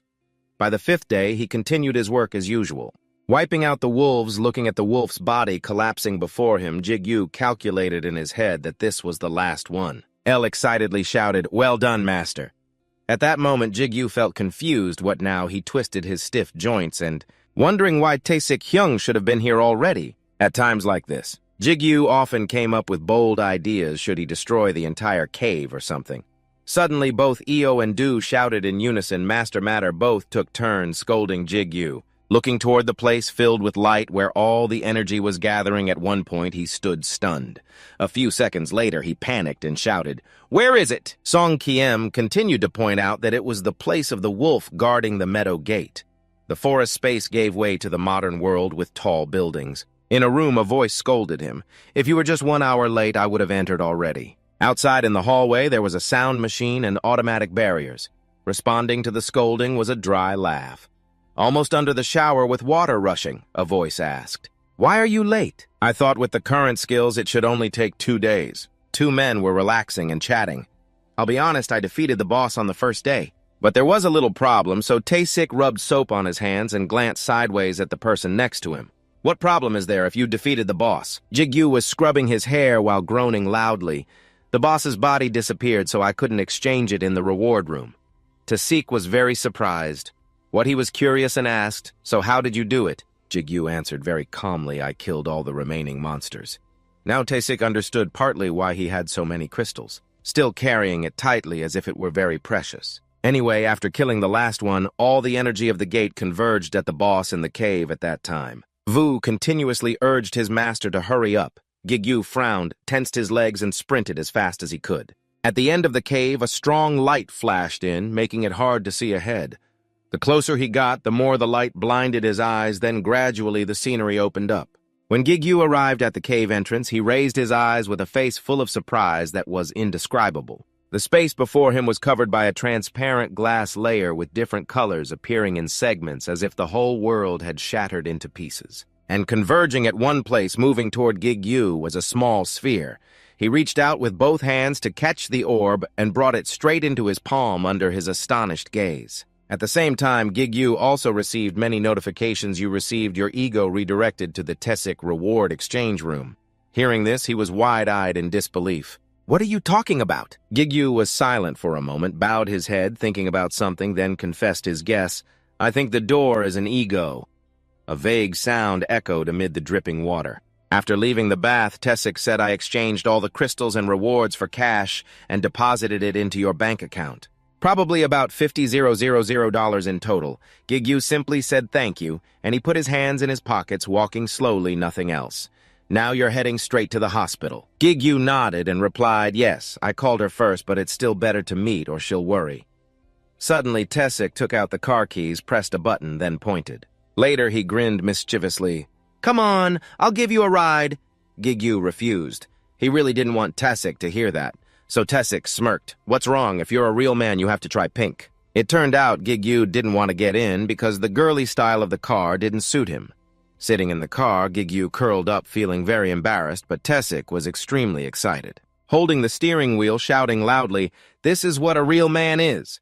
The car sped off with the utmost joy of the person inside, accompanied by screams of fear. Inside room 537, a voice said, "All right, as long as you're not hurt, it's fine." Sitting up leisurely, Dudung got up and said, "Let's go drink now." Outside, Gigyu and Zuzune turned and left. He didn't forget to inform, "I'm going back first. You two continue talking." After they left, Suji lay on the hospital bed, smiling gently, thanking Gigyu for caring and taking care of him. He shyly scratched his head. "It's nothing. I'm the one who received a lot of help from him." Outside the corridor, the two brothers walked side by side. The little girl yawned until tears came out. He asked Han, "Are you so tired you're sleeping? Have you eaten yet?" Gigyu's face was full of teasing, reminding the exam is coming soon. Dudung pouted, looked away, stretched. "I only napped a little." "So still study normally," he gently added. "Don't overdo it. Remember to take care of yourself."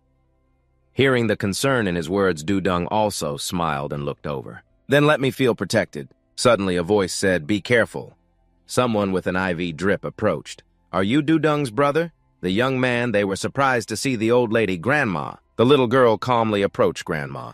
"You're still not asleep at this hour." She smiled, looked at Gigyu, and explained, "I went out to relax my limbs a bit. I heard voices here, so I came back." The old lady glanced as if sensing something. Then she approached, smiling, holding Gigyu's hand. "It's thanks to you that Dudung has become a good child." Gigyu felt a bit embarrassed. "It's nothing." Her face full of kindness, she held Gigyu's hand tightly. "You're truly a vigorous young man. He just followed along. Thank you, ma'am." Then she walked on. "Sorry to bother you two." Both politely bowed. "No problem, please be careful. See you tomorrow, ma'am." Her steps faltered for a moment, then the old lady turned to look at Gigyu.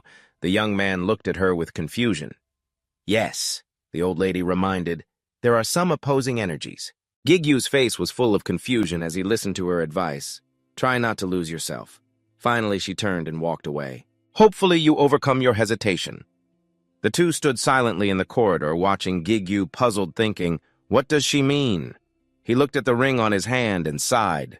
Did she sense something? The next day, at a large hospital in the city, he stood at the door, stretching comfortably after a sleep that was much longer than in that damp cave. This place was like a five-star hotel. Someone approached, startling Gigyu. The doctor looking at him, along with the nurse holding the medical records beside him, was the family member of patient Lee Soo-jin right across from him. Gigyu calmly replied, "Yes, is there something you need?" He cleared his throat with a serious expression. "Do you have time to talk?" In another corner of the city, the prison gate was open, surrounded by a crowd. Suk-gu smiled excitedly. "Finally, after 3 days, I can go home." "After showering, do you want to go drink some alcohol?" The person beside him coldly reminded, "Drink less beer." "I still want to rest," he said confusingly, looking at Gigyu. Suk-gu still suggested something or wanted to switch to soju, then both of their gazes turned to him, whispering, "Isn't that the master assassin?" Seeing that Suk-gu was also excited. "Wow, I'm a big fan. Should I go say hello?" The person beside him encouraged, "If you like, go ahead." Then their eyes gradually shifted to astonishment. On the other side, Gigyu bit his lip, tightly confused by their reaction. Wow, his expression is a bit over here. He also recalled what he had heard at the hospital. The patient was currently in a very critical condition. Although she did not show it, her muscles were severely affected. Jigyu's footsteps moved forward unconsciously. Inside the hospital room, Du was slumped next to his mother. He stood outside the door, not daring to face her. The doctor's voice still echoed in his mind about the treatment. Even with medication, it won't last much longer. No matter how carefully you care for her now, it's already too late. Currently, Jigyu entered the prison. In front of him were two demons holding weapons fiercely. The doctor confirmed there was one last problem, but they did not know the cause. His face was full of panic, stammering, "What is the problem?" He said regretfully, "Unfortunately, all we can say now is, she has at most 1 year left. At worst, 3 months. Currently, Jigyu bit his lip tightly, his eyes full of resentment, his body radiating killing intent. The monsters quickly rushed over crazily. He also charged forward to attack them with self-blame. "It's all my fault." In his mind, Jigyu thought about the door in the past and screamed that it was because he was always shy that they had to suffer. If only he had been braver before. Jigyu's body flashed past the monsters with powerful attacks, thinking, "If only I were stronger faster." Then heavy rain poured down. His body stood motionless in the rain. Seeing that, dew worriedly reminded him, but he remained unmoved. Has the master gone crazy? Does he want to die? So this is when things start to go wrong. Ao warned him to watch his words. Du comforted her, making Jigyu's hand grip the sword tighter. The master's mother's condition was very serious. "We could understand how much pain was in your heart." Currently, he could only grit his teeth helplessly. Then, on the 19th floor of the tower, the crowd turned around in astonishment at a pile of messy items tied together. They looked at Jigyu's figure and whispered, "How many bags is that? Who is that? Are those all crystal bags? Did he collect enough to use for a whole year or what? Isn't that the person? The one who hunted crazily for 2 weeks. So he's been in here all along? In just 2 weeks, he climbed from the 11th floor to the 19th. Someone approached Han, whose face was expressionless. "Hey, is it serious? Do you need help?" Seeing that the crowd gradually became cautious, "Why did they go all the way up to the 19th floor? Their faces were full of malice and contempt. This was the Red Player regular group. The black-faced leader sneered, "Let me help carry that." Hearing this, Jigyu also opened his mouth to say something unclear. A burst of energy flashed past, surprising him. His eyes widened. Du's sword rested straight on his shoulder, carrying a suffocating aura and a cold expression. The bastard looked cautiously at the sword near his neck. Don't you know who I am?" Jigyu cut him off. "Shut up." His eyes seemed to contain killing intent as he stared at him, nearly saying, "Get lost. Don't even think about taking anything of mine." The legs above trembled as he shouted inside, "What the hell is this guy? He's as cold as a demon." He panicked. "So scary." Jigyu thrust his weapon right at the opponent's throat and disappeared. His eyes flashed with threatening electric sparks as he growled each word, "And don't be greedy for other stuff." A man in a uniformed vest ran over from afar, shouting loudly, "Hey, what's going on over there?" The Red Player group immediately gritted their teeth in frustration. Damn it, the guild didn't need anyone to order them. They automatically gathered all the items and told each other to run. "I won't forget your face. Consider yourself lucky." Jigyu didn't chase after him, but stood still. Very quickly, he heard someone from the guild come to ask what was going on, and he followed reflexively. Turning his head, his lips curled down slightly, and his eyes glanced cautiously. He raised his ID card and introduced himself. "My name is Seong-hoon, security staff of the 19th floor. From the Korean Player Guild, I ask for your cooperation a bit."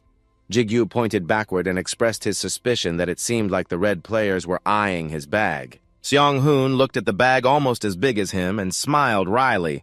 It was so big that he understood why. Then he continued to ask if by any chance he was the player Kim Jigyu. Jigyu was taken to a cleaner and warmer room, but his face showed discomfort.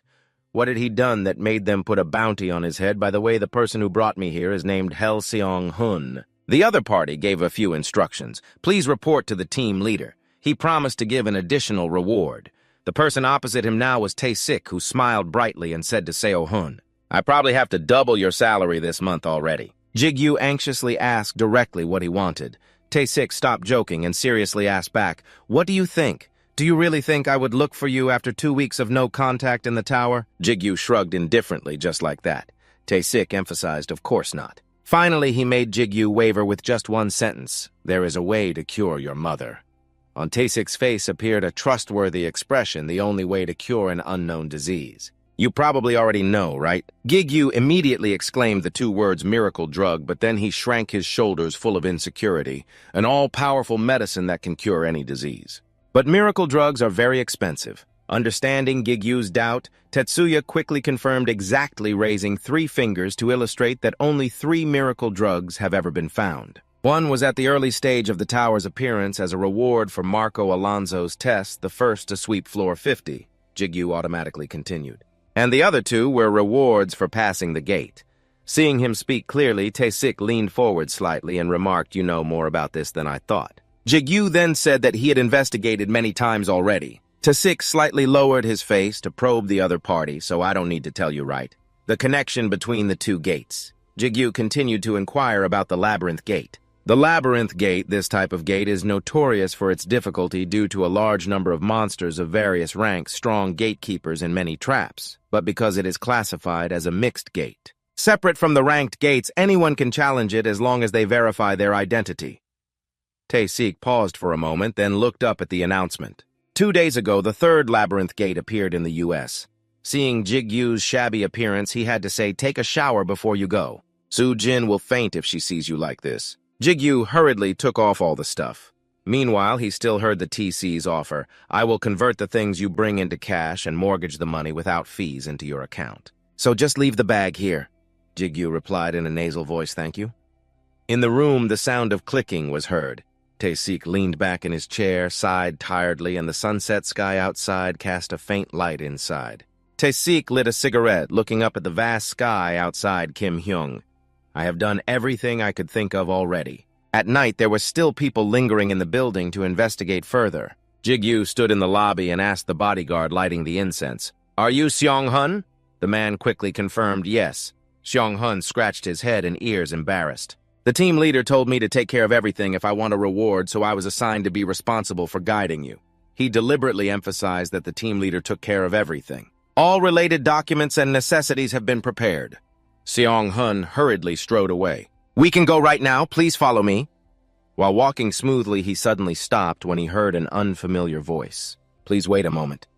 That day at the 20th floor building, the system displayed a notification. "You have passed the synchronization skill test and evolved into synchronization E. Kim Jigyu level 1, a synchronization profession with a special ability linked to the code, can link with the code. Synchronization skill E can use 35% of the code's power." He stood there rubbing his chin, watching it sink into thought. The ranked skill was not very common, even though I could only use 35%. I still felt my body full of strength compared to before the test. Next to Seong-hun, Kim Jigyu, the suspicious player, also responded. Yes, he announced it usually takes a day to pass the 20th floor test. Jigyu closed the confusing system window, right? So what? His expression was somewhat awkward. Then he went in. It hadn't been 20 minutes. Then he cleared his throat and smiled. "Standard, don't worry, shall we go?" He put his hands in his pockets and asked about our flight time, feeling like he was wasting too much of our time. Seo-hun confirmed we wouldn't board the plane. Hearing that, Jigyu also widened his eyes in confusion. Then he added, "We will go to the 5th floor in an open area." The maze tower, although not often encountered, had players from many different countries inside due to the separated area. The tower connected to everywhere in the world. But it couldn't be denied that the tower was linked worldwide. On the 5th floor was the branch office of the Korean Hunter Association, and they stood inside the elevator. Looking out at the vast space in front of him, he was amazed and couldn't take his eyes off it. An elevator inside the building. "Isn't it almost impossible to get electricity in here? How does this thing work?" Next to him proudly explained it was an artifact powered by quartz, then added, "You can consider this entire building an artifact. This place is that important." Jigyu smiled skeptically, looking up at them. "How much quartz?" The elevator dinged and he announced, "We've arrived." The elevator doors opened, and what was inside surprised him. Advanced teleportation gates neatly lined up. This was the control center, the International Spatial Teleport Gates. They quickly moved in. Jigyu wondered, I never thought I'd use an International Spatial Teleport Gate. Isn't it said the teleport gates are top secret, managed by each country's association? Seo-hun went ahead affirming, "Not everyone can use the teleport gates. Head of Division T. Zico is more capable than you think." Suddenly he stopped and announced, "Here it is." They stood before the door to the USA. The ride-hailing driver was full of joy. "Now let's see." Saying that, he stepped into the gate. "Let's try the fastest means of transportation in the world." Jigyu also followed, looking genuinely excited, thinking to himself, "Can this even be considered transportation?" Immediately after they were teleported to Los Angeles, USA, that night the two sat inside the car and he flipped through a stack of some lists. He also sank into thought. There were many high-ranking names announced to participate in this gate raid. USA Iron Seal Arof Athena Ente Demon King of Korea. His eyes showed some doubt whether he would be okay standing among them. Finally, the car stopped. They had arrived in front of a military area with tanks and armored vehicles. This was the hell of modern times, it had appeared. A large dungeon gate appeared, the third maze gate, the Heron Maze. On the other side, there was chatter band, "Do you know anything?" "I don't know anything." The soldiers looked at Jig-Yu and Seong-hun. "Who is that?" "He looks Korean." Ban adjusted his glasses and said, "I haven't seen him before." Probably from the association, his eyes behind the glasses seemed to see through everything. While he was concentrating, puzzled, the person beside him also looked up and asked, "What's wrong?" Ban replied, "He's just level 1, a rank 1, and has no special abilities." From afar, he hesitated. "Talking to a manager, I don't speak with a surprised tone. You can't see him with your abilities." He confirmed, "That's right, I'm surprised." This was also the first time she calmed down and raised her glasses. "Is that so?" Her face full of excitement, she took off her glasses. The enchanting ability radiated all around. "He's also my type, really interesting." But then inside the dungeon gate maze, footsteps bounced hurriedly on the ground. On one side, he gritted his teeth and swung his sword to block. Above, a giant spider was spinning webs toward them. Jig-Yu quickly dodged. Then he shouted, "Seong-hun!" Now, behind Seong-hun, understood and rushed forward. "Got it." He raised his spear, aimed, and threw with stronger force. It pierced straight into the giant spider's head. Blood oozed from its eyes, and the spider's body was also pierced. They stopped fighting and sighed in relief. Jig-Yu sheathed his weapon and praised, "Well done." His expression showed some regret. "Already time for you to go." On the other side, he also smiled faintly and nodded. "It has been 15 hours already. Considering the time it takes to return, it's best if I leave now." Saying that, Seong-hun walked towards him, reaching out his hand. Jig-Yu nodded, thanking him for everything so far. "Thanks to Seong-hun, I was able to adapt quickly. He also praised my development speed, saying it was excellent. If I want to thank him, I should treat him to a meal next time." They shook hands with a promise. "I will definitely do that. Return safely, okay? I will meet you again in Korea." Inside the destroyed maze, he confirmed, "Okay." Jig-Yu walked alone also, marking an X on the wall with endless paint to mark the path. It seems everything here is done. Behind the huge spiders lying around, a week has passed since Seong-hun returned. "Now I can handle 3 giant spiders at once." Without difficulty, he then turned and left. But being familiar with one type of monster means becoming stagnant. His eyes showed some anticipation. "If I want to get close to the boss room, strong monsters need to appear." Giguk picked up something in his hand. "What is this?" Previously, Seong-hun explained this was a spool of Eric's yarn. It's an item that allows him to return to the gate entrance once. It was a gift from the head of the Texaco team, along with a message: "If you encounter a monster too strong, run away." His voice still echoed in my ears. "Don't save it. Nothing is more precious than your life." Jig-Yu pursed his lips, exclaiming, "Wow! I also didn't intend to use it until I got the medicine, even if I had to die." Suddenly, a scream startled him. The 2 rings on his hands also reacted quickly, manifesting immediately. He entered a state of alert, looking around with a very serious expression. "Did you hear that?" The voice of a girl warned suspiciously, "Master, it's better not to go there." But he was determined to move forward. Even if it's a trap, checking it out won't cost anything. It could be a big threat in the future. Ru also agreed, saying it made sense. "Well then, let's follow the Master's will." In a tree, Sudung was tightly tied up. "Help!" Jig-Yu peeked out and saw the girl still desperately calling for help. "Someone save me!" He looked confused in that direction. Too suspicious. On the other side, the girl's body was tightly wrapped by vines around the tree trunk. Jig-Yu was puzzled.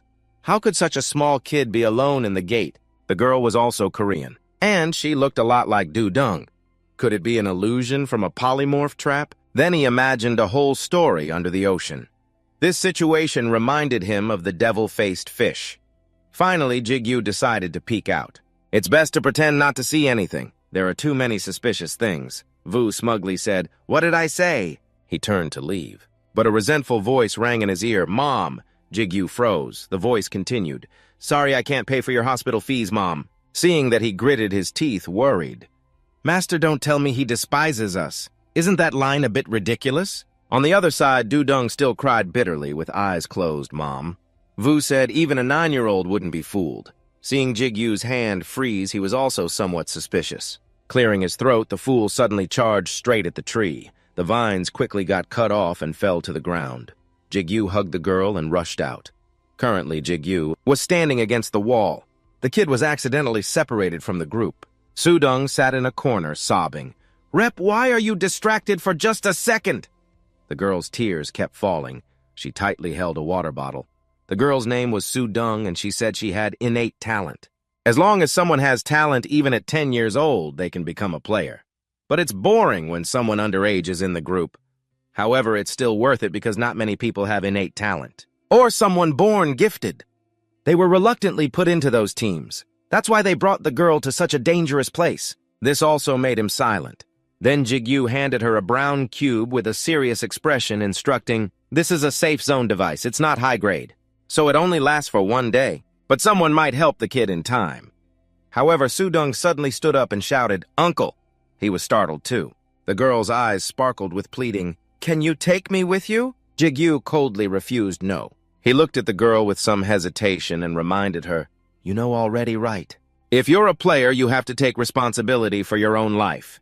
I can't help you more than this, and I'm not old enough to be called uncle." But Sudong still did not give up, raising her head to grab his sleeve. "Please, I'm quite good at supporting it. Will definitely be useful." The trembling little girl was acting spoiled. "I just became a player, so my level is low too." When I told them I had innate talent, Jigyu looked down at the little girl, finding it hard to refuse. Sudong's voice trembled as she followed them because they said they would give her a lot of money if she went with them. Finally, he turned his face away. Determined his goal was to sweep the gate, so he did not look back. Next, his voice was somewhat hesitant. "It would definitely be very dangerous, and even though we will share the rewards." He also could not give the kid medicine if they dropped it somewhere. Sudong hesitated. "Are you taking me along?" The little girl let go. Jigyu also explained he was just speaking ahead of time.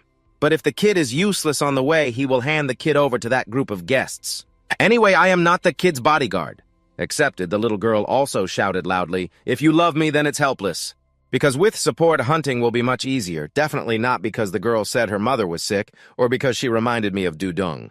The 2 rings on his hand glowed. Rue helplessly just like that, they were quickly targeted by a monster.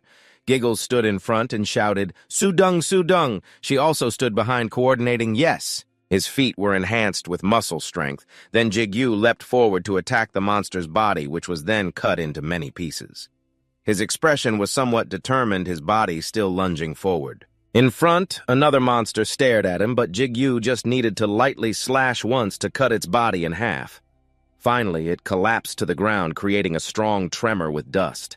The system notified that Vu had absorbed the poison ant's blood, increasing poison resistance for 1 day.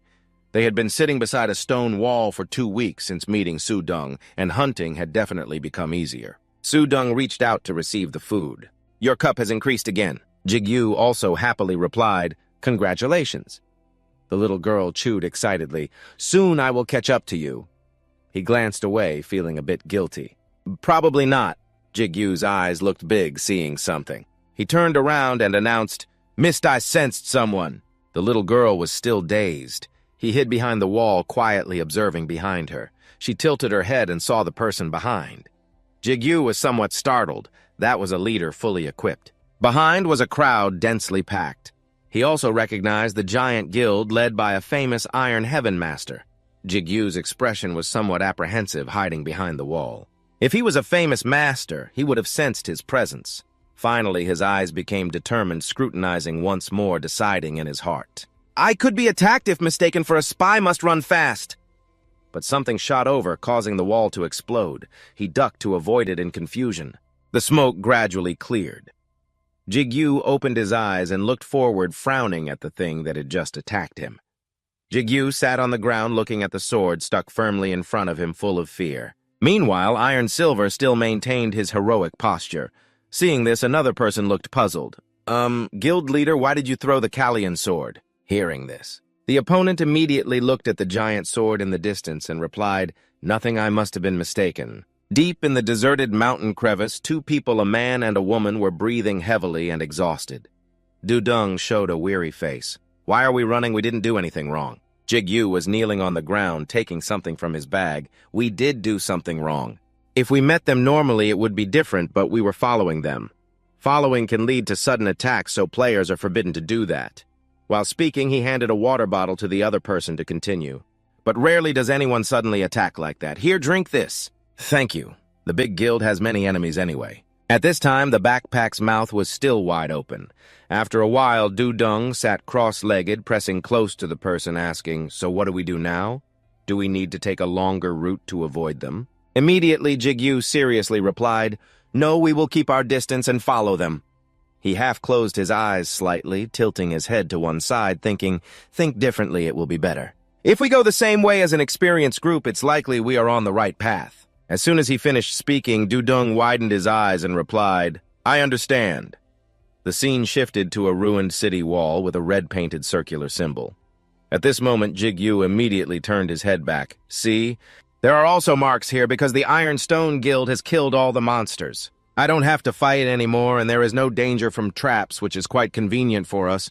You open your eyes wide and observe now. I just need to find the boss room first, Su-Dung." When he didn't see the other person, Jigyu was a bit confused. Where did the girl go? He stood still, staring in one direction, still holding tightly onto the long sword.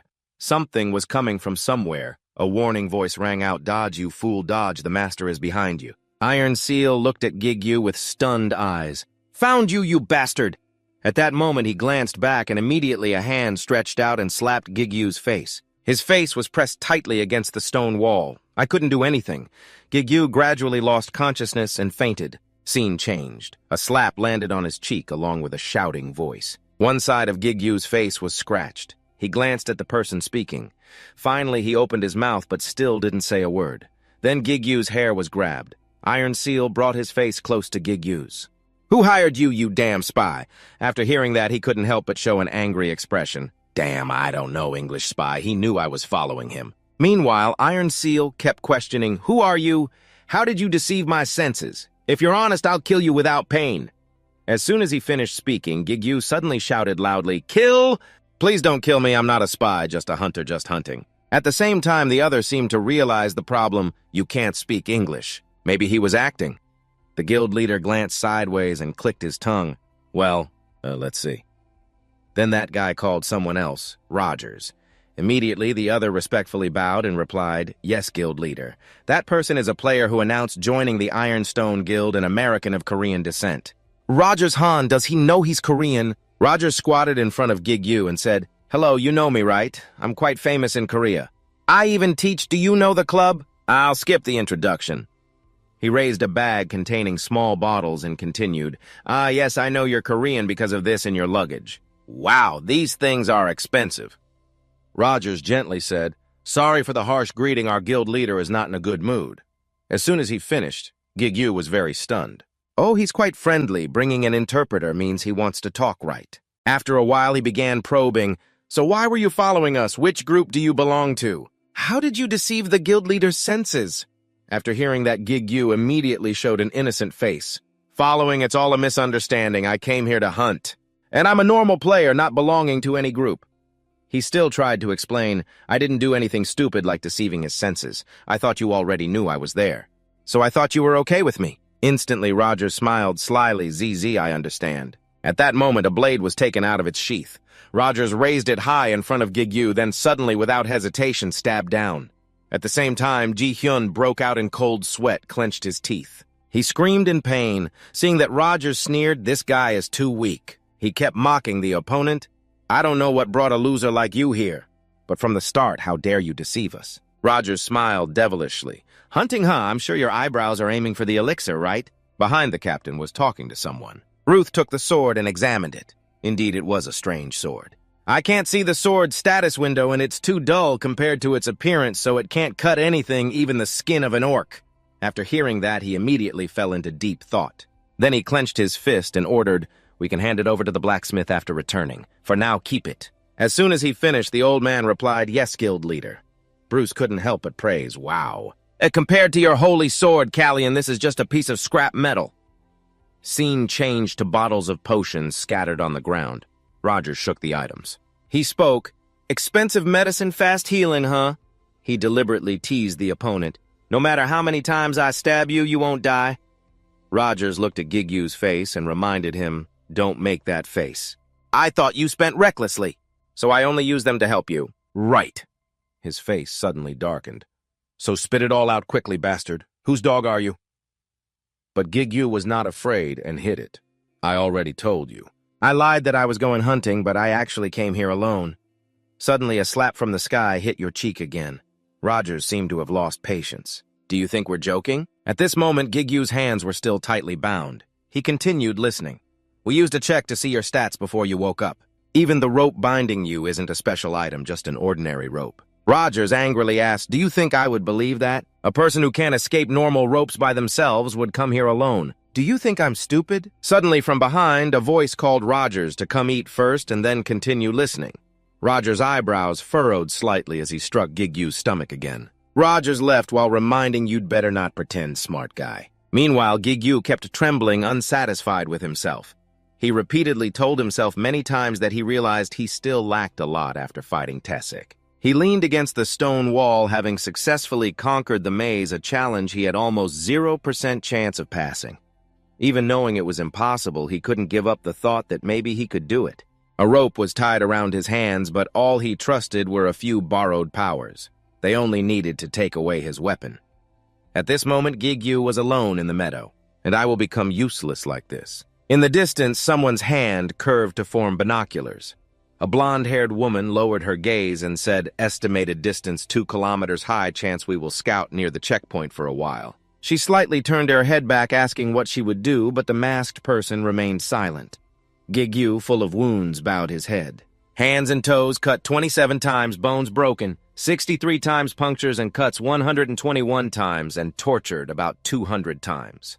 On the ground lay countless empty medicine bottles scattered around where he was imprisoned for 4 days since being captured by the Iron Seal Guild. Iron Seal stood with one hand on his hip, stubborn indeed. If he were more talented, I might have recruited him already. Gigyu just bowed his head silently. Seeing this, Iron Seal immediately called his group to bring this guy's sword here. This made the other person a bit confused, both of them. Immediately, Iron Seal quickly replied, all right then. Looking at the battered guy below, he said I intended to melt them down and recycle, but I changed my mind. Someone like him deserves my sincerity. I will personally kill you with your own sword. Iron Seal glanced at his opponent. Your grieving soldiers will be your grave. When you are buried with the gate, it will go down in history as a rather rank D death for a player, huh? At the same time, still gripping the sharp sword hilt, Iron Seal put on a cold expression. I will send you off quickly.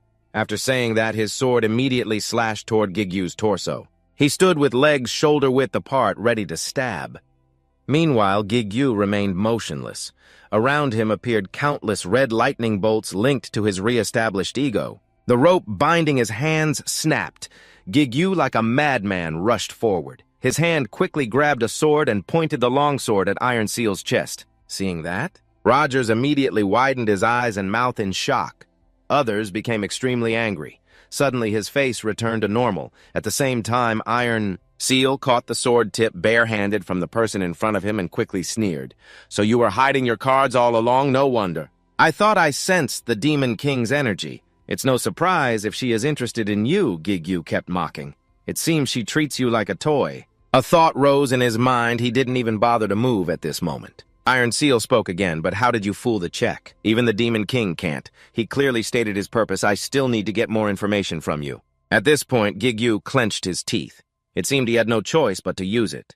These two people faced an uneven battle. Athena, in the dark corner, coldly ordered an immediate attack. An object was shot toward Iron Seal, flying through his palm. Seeing that his eyebrows furrowed slightly as he carefully observed and commented, an archer's arrow missed.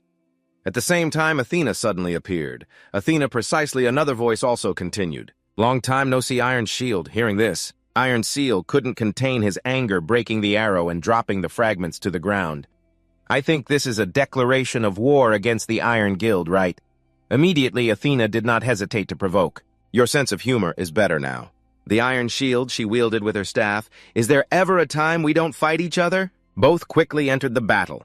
A powerful gust of wind rushed toward Iron Seal. Seeing this, he remained calm, drew the sword from his back, gripping the handle with both hands, and thrust the tip forcefully into the ground. From below, blue-green energy radiated from the earth, and a symbol instantly appeared in midair. Two streams of energy clashed, creating an unprecedented explosion. A nearby large tree was uprooted by the strong wind that struck the faces of the others. After a moment, Iron Seal suddenly glanced back at Rogers, the scout, ordering him to capture the living spy. Hearing this, he didn't hesitate to reply, "Later." Iron Seal began to skillfully spin his hands, swinging the cold blade horizontally, his eyebrows furrowed tightly. "Today we will end this once and for all." Facing him, Athena stood in a combat stance, her face fearless, silently observing. Meanwhile, Iron Seal rallied the entire group to prepare for battle. As soon as he finished speaking, a simultaneous sound echoed from the deep mountain crevice with dazzling rays of light continuously appearing. Everywhere were blinding lights. In another scene, Rogers tilted his head slightly and said, "Just hearing this gives me chills. They really are monsters." His eyes were soulless. "Sometimes I wonder if they are gods fighting each other." Looking at the opponent, Rogers asked, "Do you agree?" At this moment, he was still alone, seemingly saying, "You can only stand there. The guild leader told me to let you live, but he raised his sword in front of me. It wouldn't be surprising if I said I accidentally killed him while he was dying," he said. Rogers suddenly disappeared into thin air, then abruptly appeared beside Zigeye. "I can't let you live after you know my true face." Rogers fiercely swung his sword forward, a slash nearly cutting Zigeye's neck. This scene made Jigyu fearful. Suddenly, he shouted loudly and counterattacked. Seeing this, Rogers still didn't understand. He aggressively charged at the opponent. Brownheart retaliated with the damage received. He clenched his teeth in horror at the final blow. Then a huge explosion occurred immediately after. After a while, the scene returned to normal. Rogers lay sprawled on the ground, trembling uncontrollably. Opposite him, Jigyu gently wiped the corner of his mouth, breathing heavily. Grand Blue had reached its limit. Grand Blue was breaking apart. Jigyu held the sword in his hand, looking disheveled. An announcement sounded, "Grand Blue has reached its limit." Black blood spread, soaking Grand Blue's clothing as it shattered. Jigyu stepped toward the person lying on the ground, then slowly raised his sword, preparing to stab down. Seeing this, Rogers showed a stunned expression and said, "Wait." He kept trembling and groaning, "Forgive me." However, Jigyu's eyes darkened, and he did not hesitate. He stabbed the sword into the opponent's body coldly. Rogers' face showed pain, eyes rolled back, mouth spewed blood. His weary groans echoed in the air. At this moment, Jigyu finally bowed his head, rolling onto the green grass, eyes half closed. Because he had Ru, the damage level was not too severe. Almost touching Iron Seal now. But reflex power is terrifying. I can't stop the bleeding anymore. Jigyu's face slightly grimaced. This is the limit. Suddenly, a voice hurriedly asked, "Appa, are you okay?" Before him was the pitch-black figure of the girl who kept calling Oba. Seeing this, he stammered, Dudung, not understanding if she understood, then explained. "What are you talking about?" "Oba, I'm Sudung." Jigyu's eyes became soulless. Opposite him, the other suddenly smirked. Dudung squatted near him and said, "Hey, Appa, if I save you and heal you touching my cheek, what will I get in return?" In the deep valley, Dudung's voice still echoed, "Would you dare to sacrifice your life for me or live the rest of your life as my slave?" Her face showed excitement. "Do you think you can do any of that?" However, Jigyu only looked at her without a word.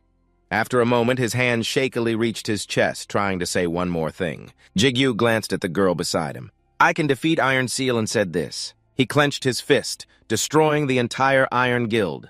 Meanwhile, Dudung still stared wide-eyed at Jigyu. "Aren't those two different things?" "You just said only one, then forget it." "Let's make a pact." At this moment, he continued. The sword was still at the middle-aged man with Whitebeard's hand, which had lost all strength and was lying on the ground. Seeing this, Dudung was a bit curious. "Why do you keep setting conditions like that?" Behind Ban just appeared and praised him, saying he was indeed an interesting person. After hearing that, Dudung slowly stood up. "Is that so? No matter what, don't forget to monitor him closely." She turned her head to look behind and said, "He is strong too. But the demonic power hidden inside him is also strong. But the demonic power hidden inside will cause someone to reveal his true nature." Looking at the sword stuck in the ground, Dudung continued, "Did you see when he killed that fool just now? That wasn't an act done in anger."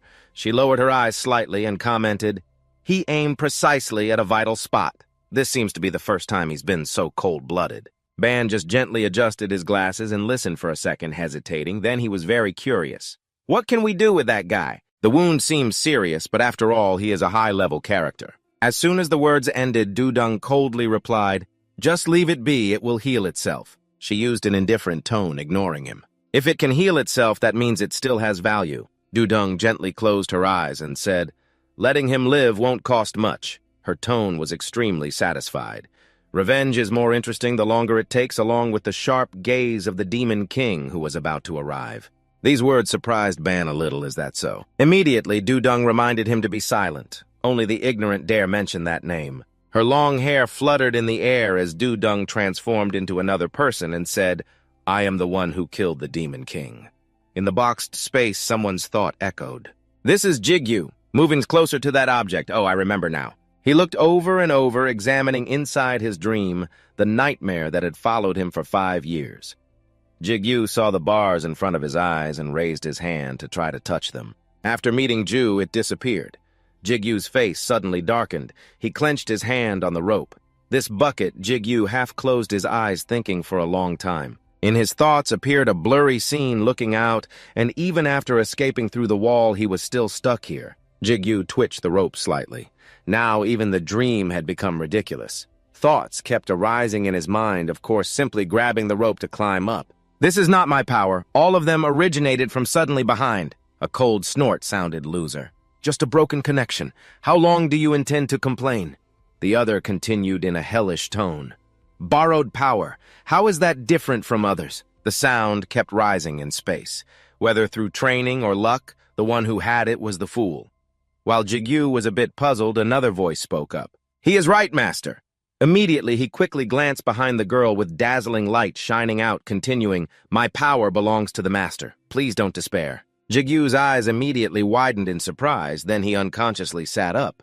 Ban saw this and asked, "Oh, you're awake." As for Jigyu, he was very curious. Who is this? He thought of another person, Sudong, right? However, when he saw the other smile, Jigyu quickly realized he was someone related to the Demon King. Ban just calmly tilted his head to look at the other and pointed out the sword right next to him. Immediately, Jigyu softly called Elru, and both of those quickly responded, "Master, you finally woke up."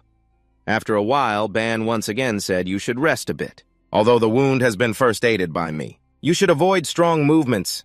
He coldly continued, "You could be in danger at any time." Suddenly, the surrounding scene began to shake.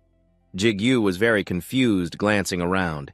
His eyes looked up to the sky where Sudong was hovering over Kaohsiung. The ground was shattered rocks lifted into the sky, sucked into a blue hole in the sky. Seeing this, Jigyu was stunned. "What is that?" After hearing that, Ban calmly replied, "Monster Commander, I'm sure this is the first time you've witnessed both." They exchanged words while looking at the scene in front of them, the Monster Commander Z. Ban looked at the giant body in front and continued, "This is the master of this maze, Monster Commander Heron."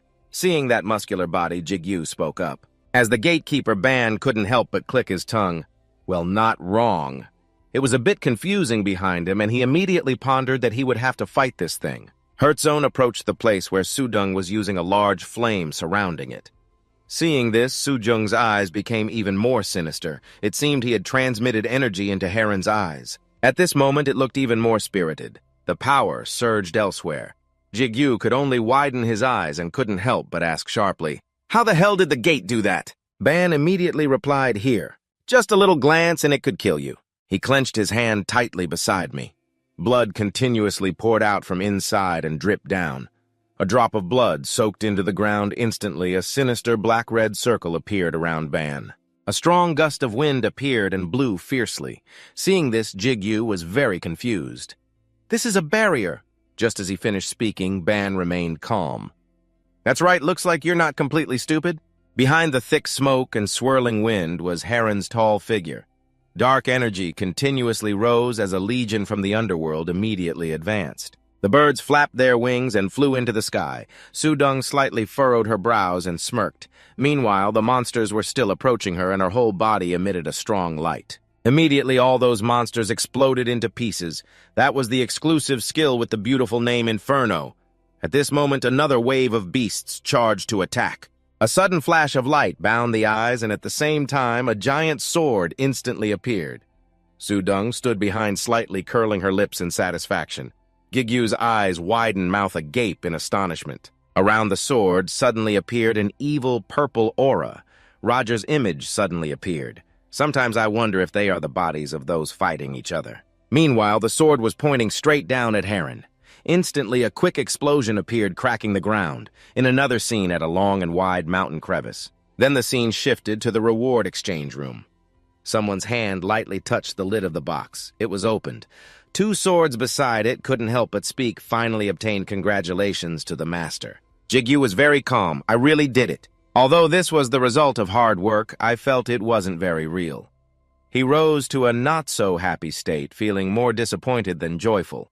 At the same time, Su-Dung also continued, I kept my promise. She glanced at the person next to her and said, Actually, you still have many enemies to avenge later, but I probably won't have to get involved, right? Jigyu was a bit curious. Is your real name Su-Dung? Instantly, the other party didn't hesitate to honestly say, Yes, Su-Dung, a Korean person. Su-Dung looks good. My medicine is rare, too. How about you, Ban? After hearing that, he picked up the medicine bottle. It's medicine, too. Su-Dung held it in her hand, took it, seeing the other person give it to her. He was very surprised. Why do you still... Su-Dung calmly replied, Helping you defeat the Iron Guild isn't one of the conditions. Consider it part of the job. Su-Dung expressed her kindness. Your body isn't very healthy. Some parts haven't been treated yet. This will help. She frankly admitted, My first purpose isn't the medicine, but to become a commander. Also, I still have other bottles, so just take it as my investment in the contract. As she finished speaking, Jigyu stared intently at the medicine bottle in his hand. I didn't expect she could give it away. The thing I've struggled so hard to get all this time. So easily. His hand clenched tightly, not letting go. I can't keep dependent on others forever. I need to grow up more. I don't know why, but I feel if I accept this, I'll be talked about endlessly. Suddenly, a voice unexpectedly rang out. Glad the master finally understands the matter? Hearing this, Jigyu glanced sideways, but surely she wouldn't give me such a precious item without expecting something in return. Was she calculating to take something from me? He seriously asked Su-Dung, It's not about becoming a slave for life, right? After hesitating for a while, Su-Dung cupped her hands and replied, No, disciple. She narrowed her eyes with a calm tone. I want you to become my disciple. Then Su-Dung suddenly shouted, Don't yell at me right now, you're useless just because you're weak. But she reached out her hand and continued, When you pass level 50, come back to see me. Su-Dung pressed both hands on the other's cheeks. Then I will take care of you. After speaking, she removed her hands from Jigyu's head. A sudden purple lightning appeared beside your ear. Seeing that Su-Dung slowly explained that this is a sign of the covenant. She was sitting on a stone bench. At this moment, he no longer had any skills or abilities. But I don't want to go around saying this and that. My hand touched the cold stone beneath, trying to remember as much as possible. Then she seemed to recall something. That's right, thinking back. Su-Dung calmly added, I have already looked through it. The sword you carry is also quite unique. There is still some time before the door closes. I will show you a way to enhance the power of the sword. This made Jigyu very curious. Then Su-Dung looked at him and continued. But first, drink that entire bottle of medicine. This is also a rather risky method, so you must prepare well. This is the first lesson. The scene shifts to a forest that has been destroyed and desolate. Both sides are fiercely fighting each other. The voices of two people suddenly echoed in Jigyu's ear. That person's master is very dangerous, don't trust her. The master lost control and lost your sword. Jigyu was very trembling, wondering what to do now. In front of Jigyu was Iron Seal, who was covering the eyes of a girl. Both sides said nothing to each other for a while. Then Iron Seal coldly spoke. This is the work of you damn people. I didn't expect she would dare to snatch the boss while we were distracted. Immediately, Su-Dung put both hands into the coat pockets and said, I was never one of you anyway. Whoever comes first eats first. She raised her fist high, cheering, Come on, disciple, hurry up and apply the method I told you. Could this person be a demon? Suddenly, someone called out, Hey, Iron Seal! Jigyu raised his sword mouth agape, shouting, I will kill you!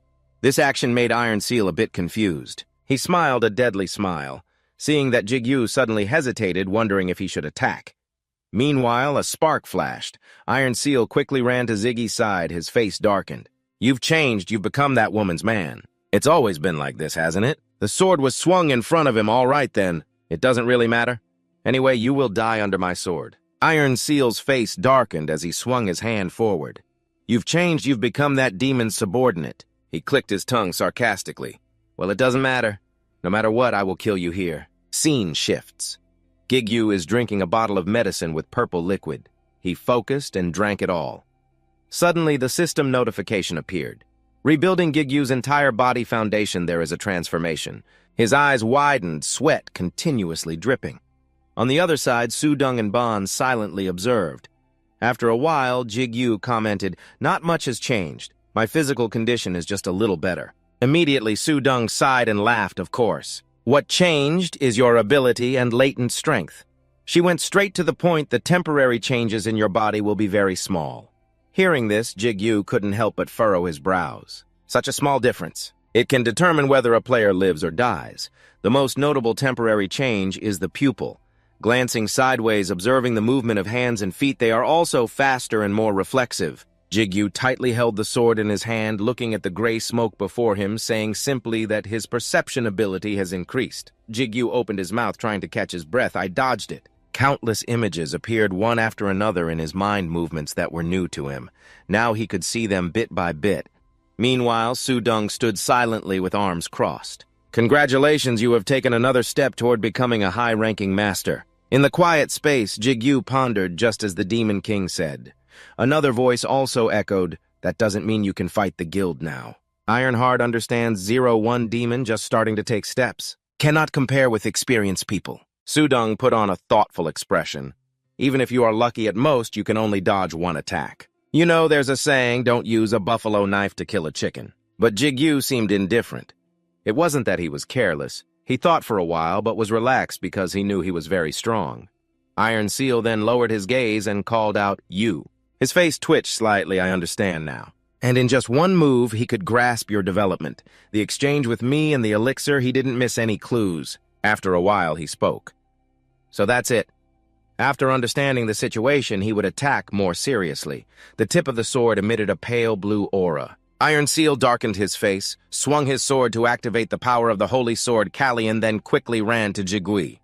Iron Seal flew over and stabbed his sword into him without hesitation. "Just block him with your sword at the same time." Jigui struggled to use his sword to block the opponent's attack. His teeth clenched tightly. A dazzling yellow light appeared from his hand grip. Voices continuously echoed, interspersed with Iron Seal's voice. "The Lord of the Holy Sword, El, has awakened the ability to absorb the power of the Holy Sword Kallian, but because the owner's level is too low, he can only absorb part of the power." After a while, the two blades touched each other, absorption completed. Seeing this, Jigui slightly curled his lips into a faint smile, taking advantage of the moment when Iron Seal was probably confused, thinking his attack could not be blocked. And taking advantage of the exhaustion feeling when the power of the Holy Sword was stolen, it would make him hesitate. Without hesitation, he jumped up. Jigui looked at the person in front of him while planning to stretch the distance as much as possible. He slowly took out from his shirt, and finally, a memory fragment appeared. This was the item that helped him escape from the gate. Jigui held the tiny thread of arachnid web with both hands. Seeing this, Iron Seal couldn't help but furrow his brows tightly. Countless white rings poured out and approached him. However, Iron Seal was not afraid at all, frowning and thinking, "Do you think I will miss?" Meanwhile, Jigui remained very calm. He raised his middle finger to mock the opponent. Seeing this, Iron Seal's face darkened even more. He grabbed the saber and slashed to cut the threads. Two eyebrows furrowed tightly, teeth clenched. In the wild mountain forest space, Iron Seal's growl echoed everywhere. At this time, Sudong was standing behind him. She calmly spoke. "Then let's talk, shall we?" Around Sudong appeared countless purple spots of iron shields. She curled her lips into a sarcastic smile. As soon as she finished speaking, Iron Seal cursed irritably, "Damn it." In another development, it was already dark. The sky had a blood-red glow. The car was surrounded by several soldiers. The door slowly opened and Mr. Hun stepped out, breathing heavily. Suddenly, his face relaxed and became comfortable.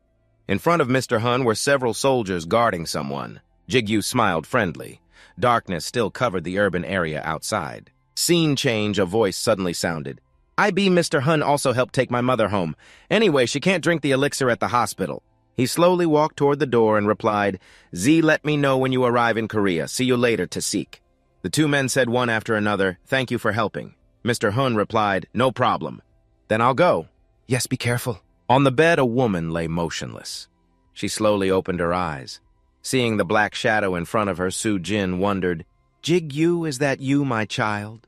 Immediately, the other person hurriedly took her hand and replied, "Yes, mother, it's me. Are you well?" Hearing this, Su-jin stammered, "My son, mother wants to see you." Tears streamed down her face onto the pillow one last time before dying. Mother really just wanted to see her son once before dying. Thank you, my son. As soon as she finished speaking, he immediately reassured her, "Don't worry, everything will be fine." Then Su-jin began to get straight to the point. "There is something I have always wanted to tell you, my son." Jig-Yu's hand tightly held her hand, her weak voice echoed. Actually, Jig-Yu had not finished speaking when Su-jin had an incident. Seeing this, Jig-Yu was extremely anxious, calling, "Mom, Mom, hold on a little longer." He spoke while opening the medicine bottle. "It's okay now." Jig-Yu fed the medicine into his mother's mouth. Time passed, the space remained silent. Suddenly, Su-jin's face emitted a purple light. Seeing this, Jig-Yu was no longer worried. "It's all fine now." He fell asleep beside Su-jin's bed. El and Ru took turns speaking. "Our master knows very well that he has been through too much in one day." El looked at someone's hand and continued, "Is this okay? I have a feeling that the more involved with her, the more danger we will face." Ru immediately replied, "Wow, we can't do anything anyway." He looked at the sleeping man. "For now, let's let him rest." The night was covered by a silent atmosphere under the bright yellow streetlights. In the distance, the sound of vibrations rang out intermittently, breaking the silence, persistent and continuous. In the middle of a crowded street, Du-dong, with a cold face, held his phone close to his ear, his steps slow, gradually passing through the crowd just as the operator's voice came out. "The subscriber you have dialed is temporarily unavailable." Then she immediately hung up, grinding her teeth in anger. On the screen, the conversation showed no reply from her brother. Du-dong clenched his phone tightly, so upset that he trembled. "After disappearing without a trace for a whole month, he only sent me one message. He didn't even bother to answer my calls." Thinking about this, Du-dong's steps quickly became hurried. "Enough, I'm ready to get scolded when I get home." Just wait a few minutes later at the apartment complex, the night sky was as dark as ink, occasionally sparkling with a few small stars. The air was so quiet that you could hear the wind whistle softly. At that moment, the door was suddenly pushed open roughly. Du-dong angrily shouted, "Oppa, are you kidding me? You told me to go home but didn't even answer my calls. Why I even had to skip my extra classes." Her eyes rolled back as if frustrated to the point of helplessness. "Do you know how worried Mom was?" At that moment, a gentle voice suddenly echoed from inside. "Is that you, dear?" Du-dong didn't answer immediately but hurried straight inside. The woman opposite her lovingly asked, "Appa, is the baby sleeping in the room? He must be very hungry, right? How was school today?" Upon seeing her, Du-dong's eyes instantly reddened, her gaze wet and trembling. "Mom!" Then her face flushed with embarrassment. "Who is Mom?" A moment later, the sound of a boiling soup pot was clearly heard. White smoke rose, carrying the sweet aroma of spicy seasoning that spread throughout the small house. Jig-Yu, lying in the bedroom, was awakened by the sound. Chirping sounds made him wake up. "So, Appa, then what happened?" He drowsily sat up as the yellow light shone inside, creating a cozy scene. Outside, the voice continued. "Then what? No way, really," he mumbled. He smelled the familiar scent of his mother's soybean soup. That familiar aroma made Jig-Yu's lips move slightly like a reflex. Then his whole body trembled uncontrollably. Jig-Yu pressed his lips tightly, trying not to let tears fall. In his mind appeared a thought behind that door was the scene he had dreamed of for so long, the scene he was willing to trade his life for. Jig-Yu ran his hand through his thick hair, then told himself he couldn't let Mom see this face. He had to smile and greet Mom. Thinking of this, he decisively stood up, tightly gripping the door handle. Jig-Yu happily rushed out, shouting loudly, "Mom, did you sleep well, Mom? Who the fuck are you?" At that moment, Su-jin had completely transformed. Her face was youthful and full of vitality. "You're up already?" Su-jin slowly placed the soup pot on the table, then urged, "Dinner's ready, come sit here." Seeing his brother's expression, Du-dong laughed. He was even more surprised than me. More stars gradually appeared in the sky after dinner, while the bowls and chopsticks were still scattered by the sink. Then Du-du hesitantly spoke up. Meanwhile, the TV was still broadcasting news reports. She continued. She entered the gate mentioned in the news, defeating all those elite people. Du-dong propped his chin, curiously questioning. "Did you get the elixir and give it to Mom to recover?" Jig-Yu shyly said, not expecting this to happen. The three of them sat together at the familiar small table. Everything remained unchanged except for Su-jin's new appearance. Du-dong held his head in frustration, not knowing whether to be surprised, happy, or scared. He had just cried a lot earlier. Then she quietly pleaded, "I want the elixir too." He immediately refused. "That's too much." At that moment, Su-jin suddenly patted her son's shoulder and called Jig-Yu. She smiled affectionately at him. You've worked hard for Mom, haven't you? I'm sorry, son. Jigyu laughed lightly, as if everything had never been a burden. It's nothing, Mom. It's not that hard. Then the night suddenly became livelier with continuous laughter coming from the small house. Jigyu happily teased Mom's son is so good. Don't you know Sujin pretended to be surprised? Oh, really? In the blink of an eye, it was early morning. White clouds gently floated in front of the building. Sujin's cheerful voice kept ringing out. It's been a while since you came to visit. Stay and have dinner with us. Tasik shyly blushed on both cheeks and politely declined, no thank you. I need to talk privately with Jigyu, but thank you for inviting me. Sujin reached out to take the gift box, repeatedly thanking him, remember to come by soon. I need to talk privately with Jigyu, but thank you for inviting me.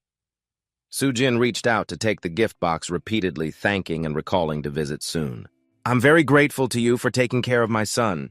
Tae-sik laughed out loud. It's nothing. See you next time, ma'am. His unusual expression at that moment made Jigyu unable to look away, his gaze fixed on every small movement as if he had figured something out.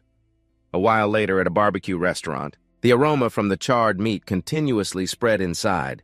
Amid the noisy chatter of everyone, Tae-sik tilted his head and loudly ordered, 4 servings of pork belly and a bottle of soju, please. The staff immediately shouted, coming right up. While waiting for the food, he calmly poured water into a glass. Jigyu wondered, it's still daytime and you're already drinking.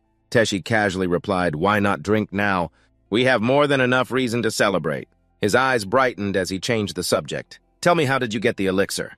Tasik sipped water while explaining, I had to hold back a lot not to ask you over the phone. However, faced with his question, Jigyu slowly began speaking, and his next words immediately made Tae-sik spit out all the water. Are you interested in my mother? The people in the restaurant heard the noise and turned their heads to eavesdrop. At that moment, he trembled, uncontrollably speechless. What did you say? Jigyu kindly reminded him, and his face turned bright red. He reached for a tissue and pointed to his feet. I've been suspicious for a while now. Jigyu calmly wiped his wet face. I know you often take care of my mother when I'm not around, and I know it's definitely not because she's getting younger. Although today you're more obvious than usual, I still support you too. Feel free to speak up. If my mother ends up with someone like you, my father wouldn't mind either. At that moment, the restaurant owner brought the dishes over. Tae-sik hastily cleared his throat. Ahem! Thin smoke began to rise from the kitchen, and he quickly changed the subject. Anyway, back to what we were talking about, the elixir. Jigyu reached for some meat from the grill as they continued discussing it. Did you bring a soundproof barrier generator? Tae-sik asked curiously. I have it in the car, but why? He sighed, complaining about a long and complicated story. The sound of meat sizzling lightly on the grill with fat dripping onto the red coals crackled, mixing with the rising white smoke and the story being told at the table. After understanding the whole situation, Tae-sik immediately became furious. What, those damn dogs dared to do that? He lost his temper, stood up and shouted, Give me the address so I can feed them some naked chicken. Jigyu nervously raised his hand to stop him. Calm down, you're holding a bottle of soju. Oh, what are you going to do? Then he rested his chin on his hand and sighed deeply. Thanks for standing up for me, but there's no need to get so angry. I'll defeat them myself. Clenching his fists in anger, he cursed the damn Iron Gill gang. Tae-sik seriously reminded his juniors, revenge must come from the heart. He hurriedly grabbed a piece of meat from the grill and then stood up again. Only with a sincere heart can one uphold the way. Eat your meat. Jigyu shyly waved his hand. What are you talking about? Suddenly he remembered something else. Speaking of revenge, he still had another debt to repay. Jigyu loudly asked, How's the guardian beast on the 4th floor? Tae-sik slowly recounted that a C-rank tamer team had just been sent out yesterday. His face gradually flushed pink from the alcohol. There are 37 people in total, 70% of whom are C-rank players. That manpower is enough to take down a guardian beast on the 30th floor. So they should be about to report success. He sighed sadly. What a pity. I was planning to relieve some stress and get some exercise. Scene shifts to a dark forest where hurried footsteps and heavy breathing continuously echoed in the silent space. The man kept gasping, I have to report to the association. He tightly held his arm, half lost, saying the entire C-rank tamer team was suddenly ambushed by a giant monster approaching. The man's eyes lit up like a predator's. However, he was still unaware and muttered, They've all been wiped out.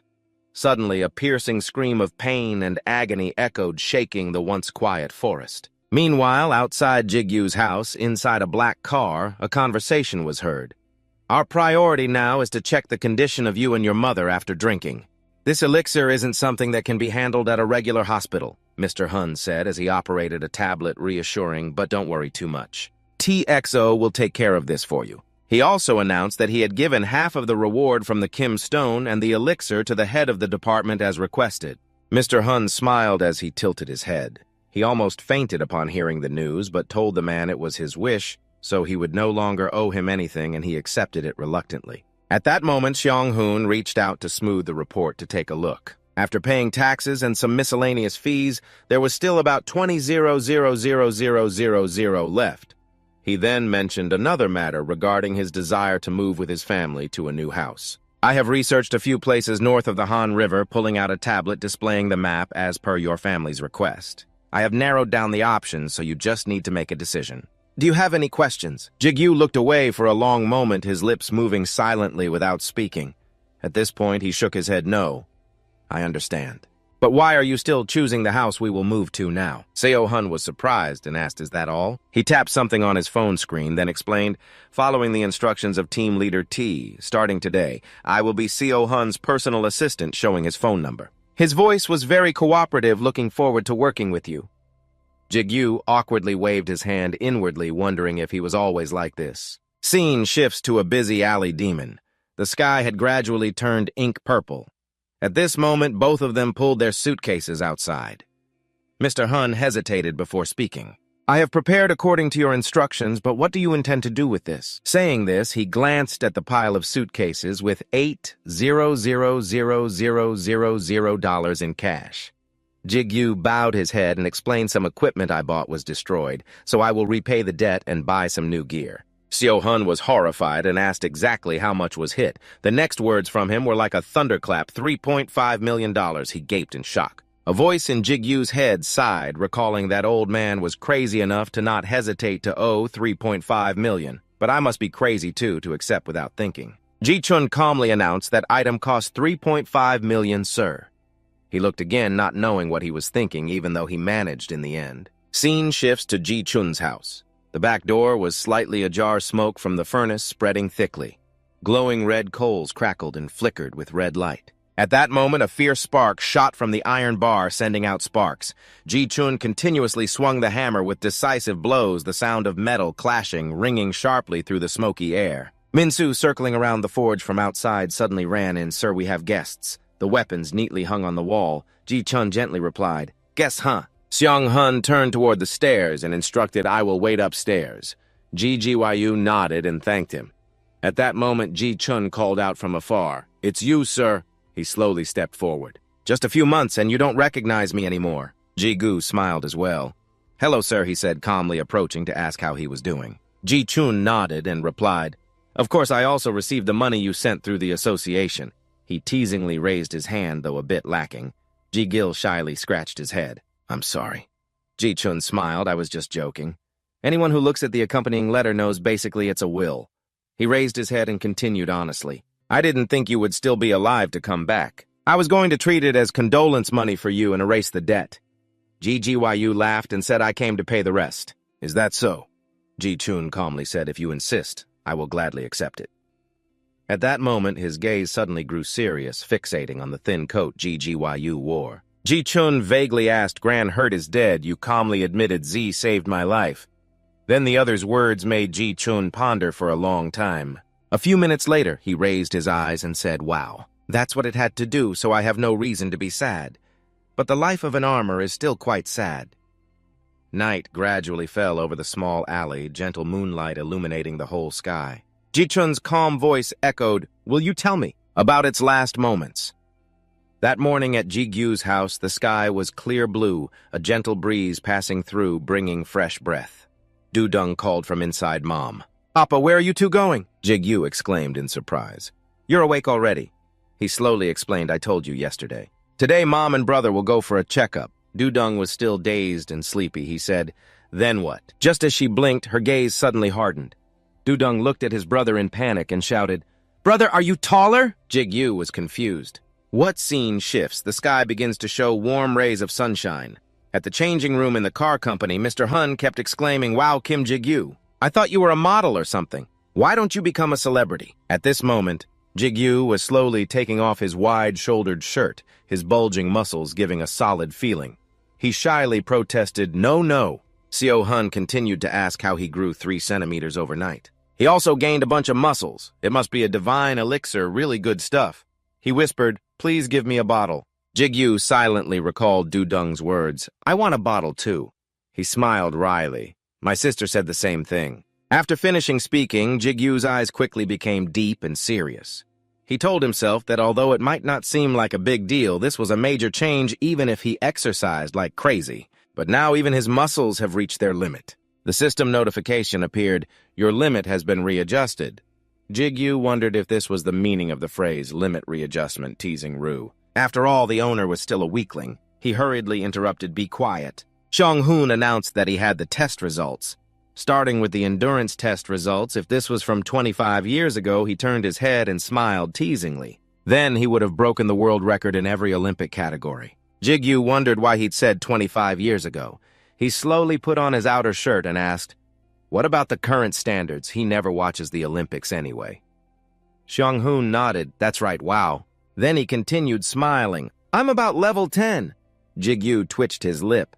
"Are you trying to pick a fight?" Then Xiong-hoon's eyes suddenly lit up strangely. He leaned forward and pointed like someone playing rock, paper, scissors. "Jigyu, don't be surprised." Jigyu put on a confused face.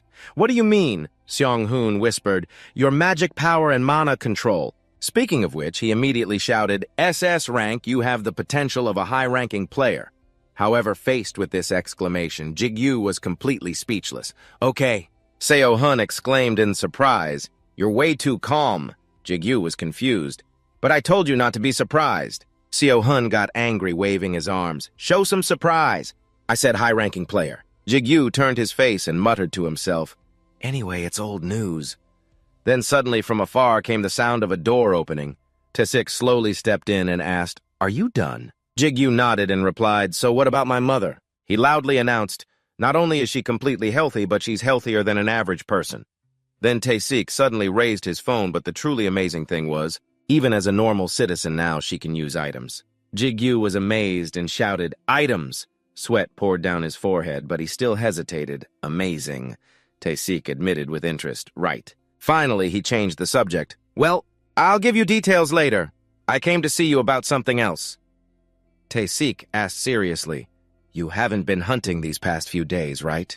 Jigyu was confused. "Hunting, no, I'm just taking a break for now." His ring-wearing hand pressed tightly against the wall. "I'm still absorbing the power of Kalian," so Ao sadly said, "I'm sorry, Master." Jigyu immediately shook his head. "No, it's okay." Ao tilted his head and continued, "When do you plan to start again?" He raised his eyes and muttered, "Maybe in a week." Hearing this, Tae-sik propped his chin up. His eyes full of complexity, he finally agreed, "Then let's save it for next week." Jigyu was confused. "Why?" "Is something wrong?" Tae-sik explained, "We lost contact with the Rank C Conquest team." He slowly added, "We are forming a Rank B team to send out next week." Jigyu hesitated. "So you mean—" He was immediately interrupted. "Exactly. The fourth-floor guards haven't been caught yet." This statement made Jigyu gape in surprise. Tae-sik suddenly stopped. "But that's not the important thing." His face gradually darkened. It seemed that Bastard could hunt players to grow stronger. Jigyu was so tense he was sweating profusely. In contrast to that atmosphere, Xiong-hoon sat behind, telling himself he also wanted to join the conversation. The Rank B taming teams have at least 30 members. Over 60% are Rank B. This thought flashed through Jigyu's mind. "But I'm player Kim Jigyu. My rank after drinking the divine elixir is here." The atmosphere immediately deflated, of course, without rank. A moment later, at the general manager's office, Tae-sik seriously reminded him to complete the official rank appraisal. "Now you don't have to worry about not being able to use equipment anymore." He gently encouraged him. "Although your physical attributes might only be rank D, considering your potential, you will easily reach rank B." Jigyu sighed wearily, slumping over the table, then pointed up to explain, "But rank B means you have to be above level 100 according to the player and society's high school textbook. The problem is I'm still at the level criterion for ranking. Does Chung Chung's rank make sense? So isn't it too vague if we consider potential as well?" Tae-sik opened his mouth to reply. "Maybe we call it potential, but mana quantity and how it's applied directly relate to combat skills." At this point, he gave an example. Look at those mutants. Their levels aren't important, right? Tae-sik continued his opinion. Chung thinks level actually isn't important. What's important is the stats increasing each time you level up, and nowadays we don't even know other people's levels due to security issues. Giguk raised the question. If you undergo the appraisal, won't you attract attention?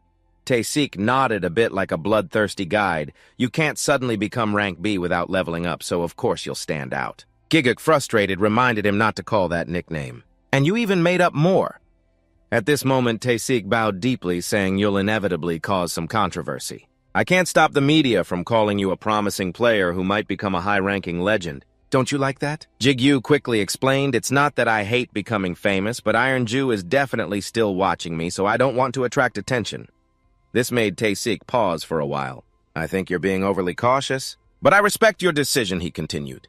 However, I can't rank you myself. I don't have that authority. Jigyu, surprised, looked up and replied, seeing him calmly say, arrange your free time, I thought he had a way already. Tae-sik didn't object. I didn't expect you to refuse like this. I thought you would definitely take the appraisal test.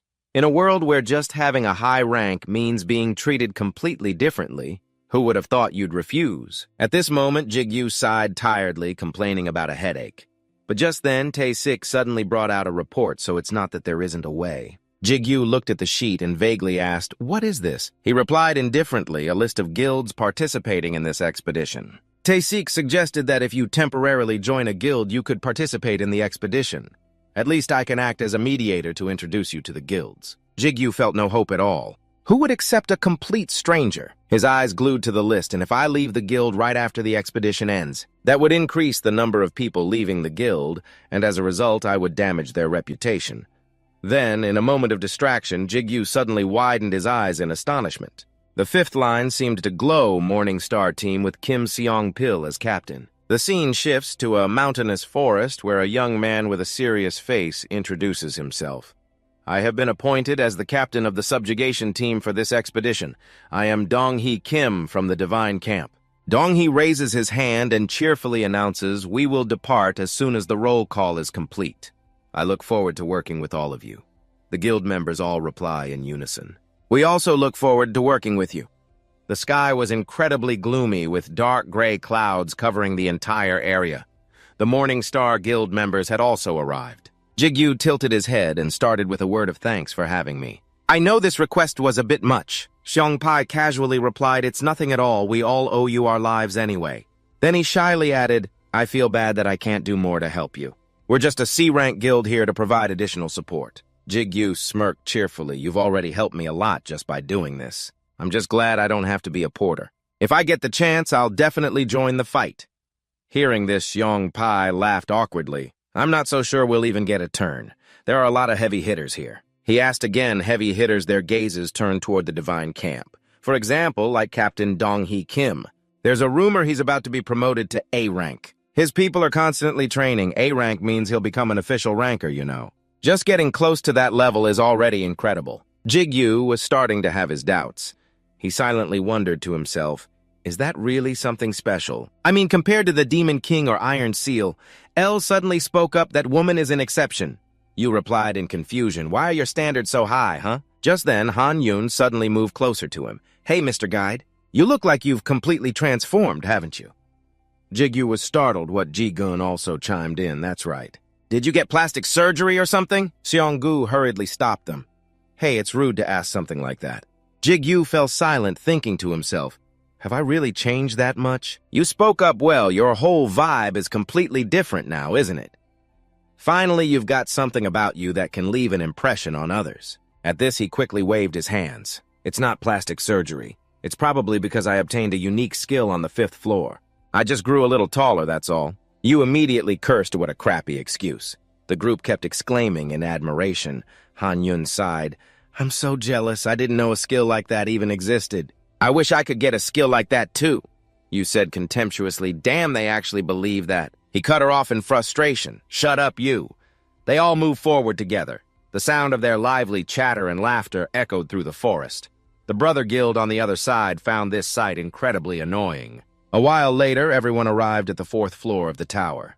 Dong-hee announced in a loud voice, the search team will proceed to track the guardian god. The rest of you take a break. They quickly complied, understood. By now, the other teams had also found places to sit.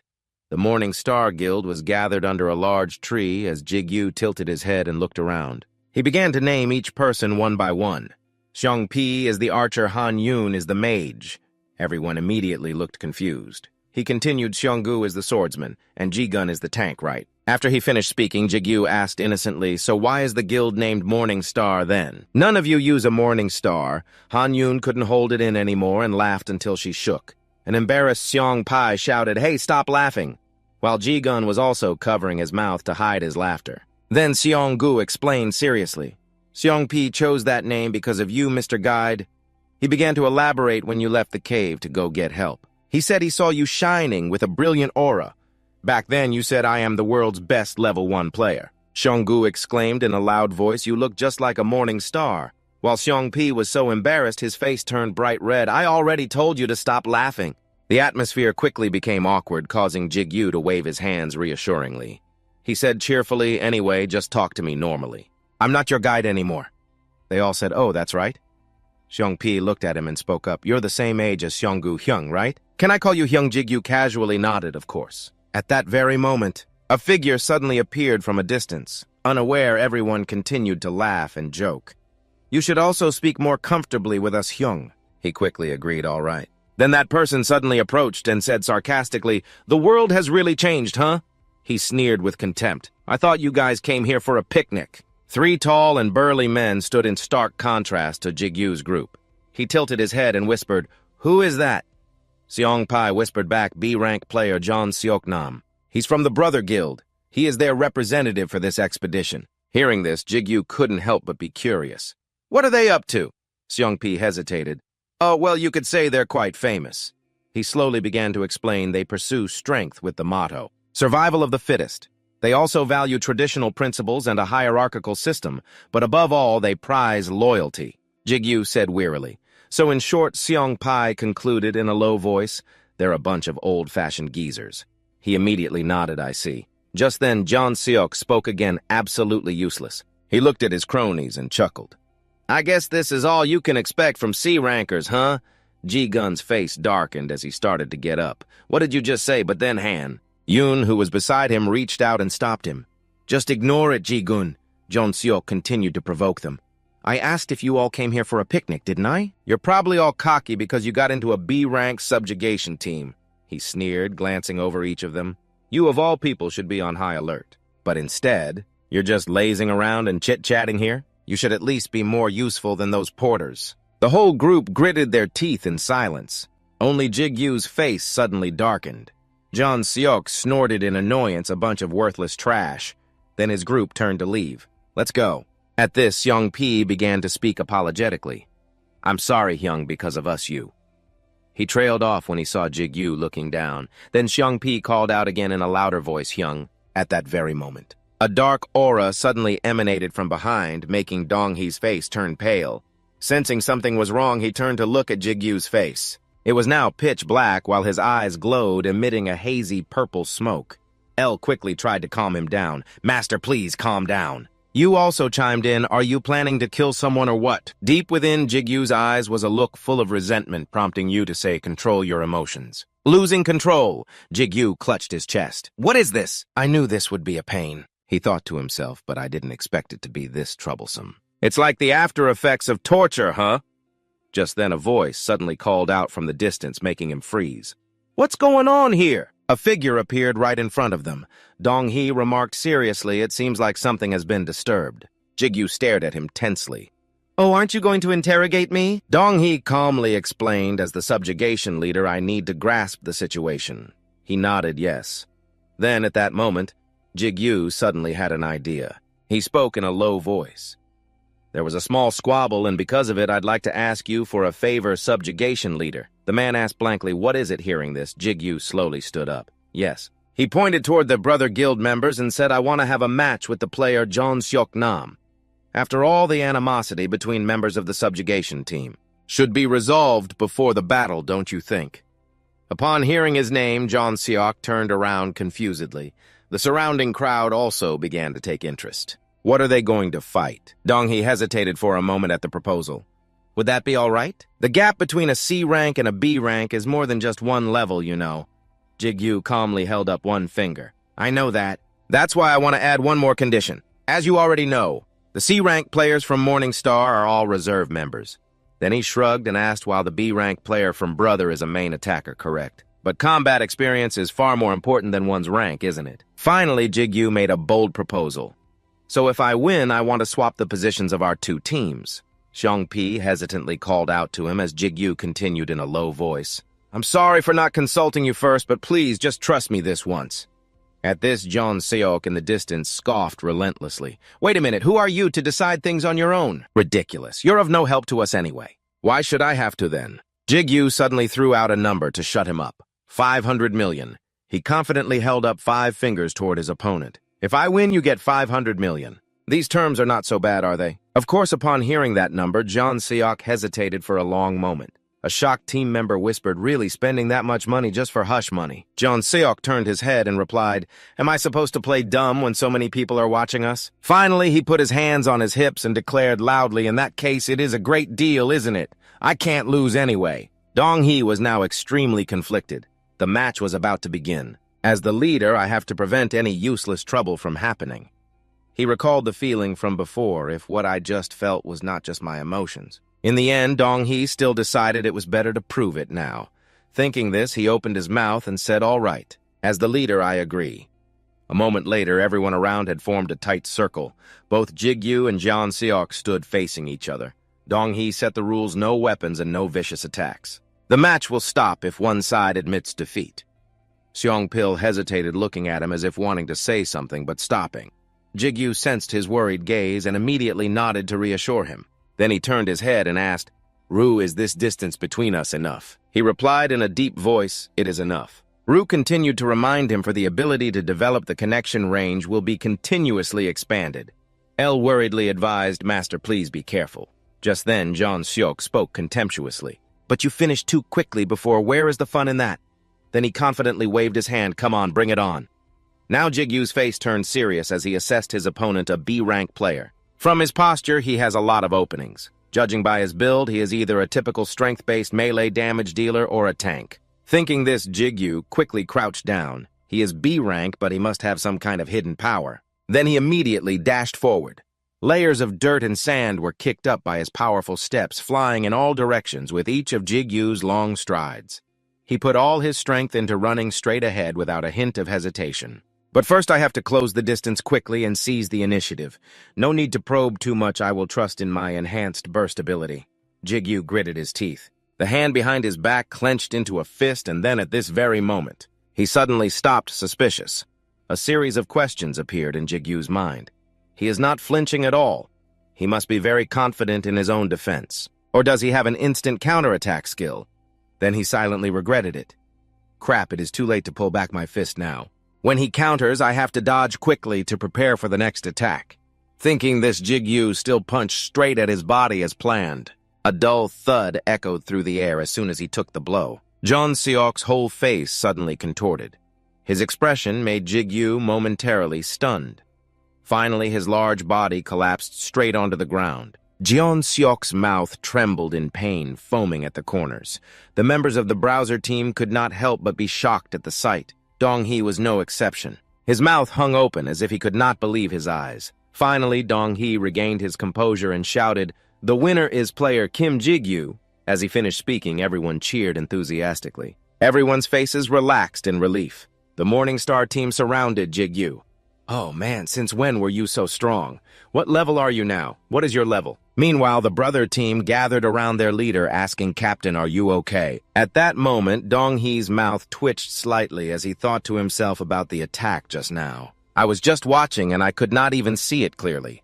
He looked straight at his opponent and calculated player Kim Jigyu might become the biggest variable in this subjugation. At that moment, someone suddenly ran over from a distance to report. Subjugation team leader Dong-hee looked bewildered as he heard the news the search party has returned. Now the group of them were all hunched over, panting with exhaustion. The atmosphere in the mountain forest suddenly became unusually quiet. Scene changed to the city. The sun was gradually setting, turning the sky a dazzling, brilliant orange. The mechanical sound of an elevator rang out. The screen displayed floor 43, in the chairman's office. Tae-sik stood seriously and confirmed it, meaning a B-rank subjugation team has been urgently formed and will depart on Friday morning. The chairman continuously flipped through the documents, humming in response as each name in the text appeared one by one. Kim Seong-pil, Kim Jigyu, Jun Jae-won, Kim Han-yeon. He suddenly raised his voice and called out, "Director Oh Tae-sik." Tae-sik immediately responded, "Yes." The chairman continued to speak. "The training room in the association's basement is a domestic teleportation gate." He recounted that recently at the hospital for association officials, even Ho Seong-hun's secretary went there. Finally, the chairman gently placed the report on the table, his voice slightly lowered. "It seems we have given the outside players far too many benefits." He bowed his head low, the shadows obscuring his face enough to hide any expression. "Please explain this." The chairman's eyes glowed a brilliant, sinister red. Back in the mountain forest, the sky grew increasingly gray. The Morning Star team was fully focused on the challenge before them. A giant monster with long hair was tightly gripping someone's body. In its hands, near its mouth, it continuously growled with strange sounds. The ones with the highest mortality rate are the players. Whether you like it or not, you have to get used to death. But if one of your own kind, who is supposed to be a predator, is reduced to mere prey, then of course it is hard to get used to death. At this moment, Dong-hee stepped back, tightening his grip on the hilt of his sword. Finally, he leaped high into the air, simultaneously swinging his sword and shouting with all his might. A giant pillar of water immediately erupted. Accompanied by a blinding light, a blade-like stream of water stabbed straight into the ferret's back. After finishing, Dong-hee crouched to one side, observing the situation. The ferret was driven into a complete frenzy by this display. Dong-hee continued to shout members of the subjugation team. Everyone heard the command and immediately got into a ready stance. He yelled, "Everyone attack!" Dong-hee swung his sword while shouting at the top of his lungs, "Water guillotine." This was the plan for this subjugation. It was very simple. The captain's attack was the signal. The ferret had become almost frenzied. We would wound the Guardian with our most powerful spell, driving it completely berserk. It continuously slammed its feet onto the ground. Then it stomped hard, making the ground shake. After that, the tanks in the back line will step up. Dong-hee continued to command everyone more earth walls. He shouted once more, "Stone shield." At that moment, the ferret went berserk, rushing forward and punching hard against the stone shield. By simultaneously using defensive skills, they would block the Guardian's attacks. They would then throw the explosive items they had prepared beforehand over the shield wall. Then, at the same time, the ranged attackers would use their long-range attacks. This was exactly what they were aiming for, a simple but effective strategy. All the attacks flew straight towards the bewildered ferret standing in front of them. Immediately after, a violent explosion rang out from behind the stone wall and flames flashed brilliantly. Accompanied by plumes of black smoke billowing straight into the sky, everyone bowed their heads in contemplation. No one said a word to anyone. However, Jigyu clenched his teeth nervously, thinking of a name, Seong-pil. He quickly turned his head to warn him. "Be careful," Jigyu said with a serious face. "Do not rush forward. Instead, stay back and observe the situation." Hearing this, Seong-pil was extremely confused. "Why?" "We finally got into position." But just then, a sound from the distance made his face contort. The stone walls had reached their limit. Cracks began to appear on them. The cloud of dust and smoke above grew thicker. And then the wall could no longer hold. It shattered, sending large chunks of rock flying out from within. A deafening explosion. Dong-hee tightened his grip on his sword, his face filled with shock at this scene. But the biggest problem with this strategy, the ferret's foot began to appear. It stomped violently on the ground, making the whole scene tremble. Through the thick, hazy cloud of dust, its massive body slowly stepped out. Its aura was completely overwhelming compared to the small group of people. The monster clenched its fist, opened its mouth wide, and let out a series of ear-splitting roars. Jigyu continued to think to himself, "Is that if it fails, everything will spiral out of control." Just then, a sword in the distance was suddenly knocked back. The young man was sent staggering by the impact. He gritted his teeth in pain. After that, the young man fell straight backward. His teammate shouted in fear. Junggu's molars were rattled by the monster's power. He lay sprawled on the ground and struggled to speak. "You will have to cover me." His teammate immediately replied, "Got it." As he said this, he silently twisted open a vial of red potion in his hand. "How long has it been? 30 minutes?" His tired teammate shook his head. "Not even 5 minutes. Junggu could not help but swear, damn it. After drinking it, he wiped his mouth with his hand. "Captain Kim Dong-hee is amazing fighting against a monster like that." On the other side, Dong-hee was completely focused on the current situation.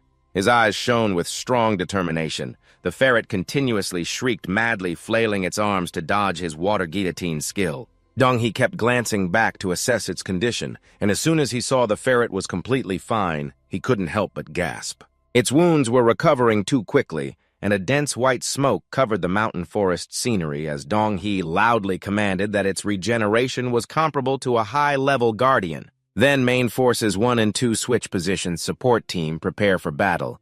Everyone followed the order and gradually ran forward as Seong-pi hesitantly looked at him, and Gig-yu reminded him in a low voice. "We should also get ready soon." Gig-yu calmly nodded. "All right, I understand." This attitude of his made Seong-pi worry and call out, "Hey." Gig-yu's small body was a complete contrast to the ferret's enormous size, and Seong-gu shouted in fear, trying to stop him.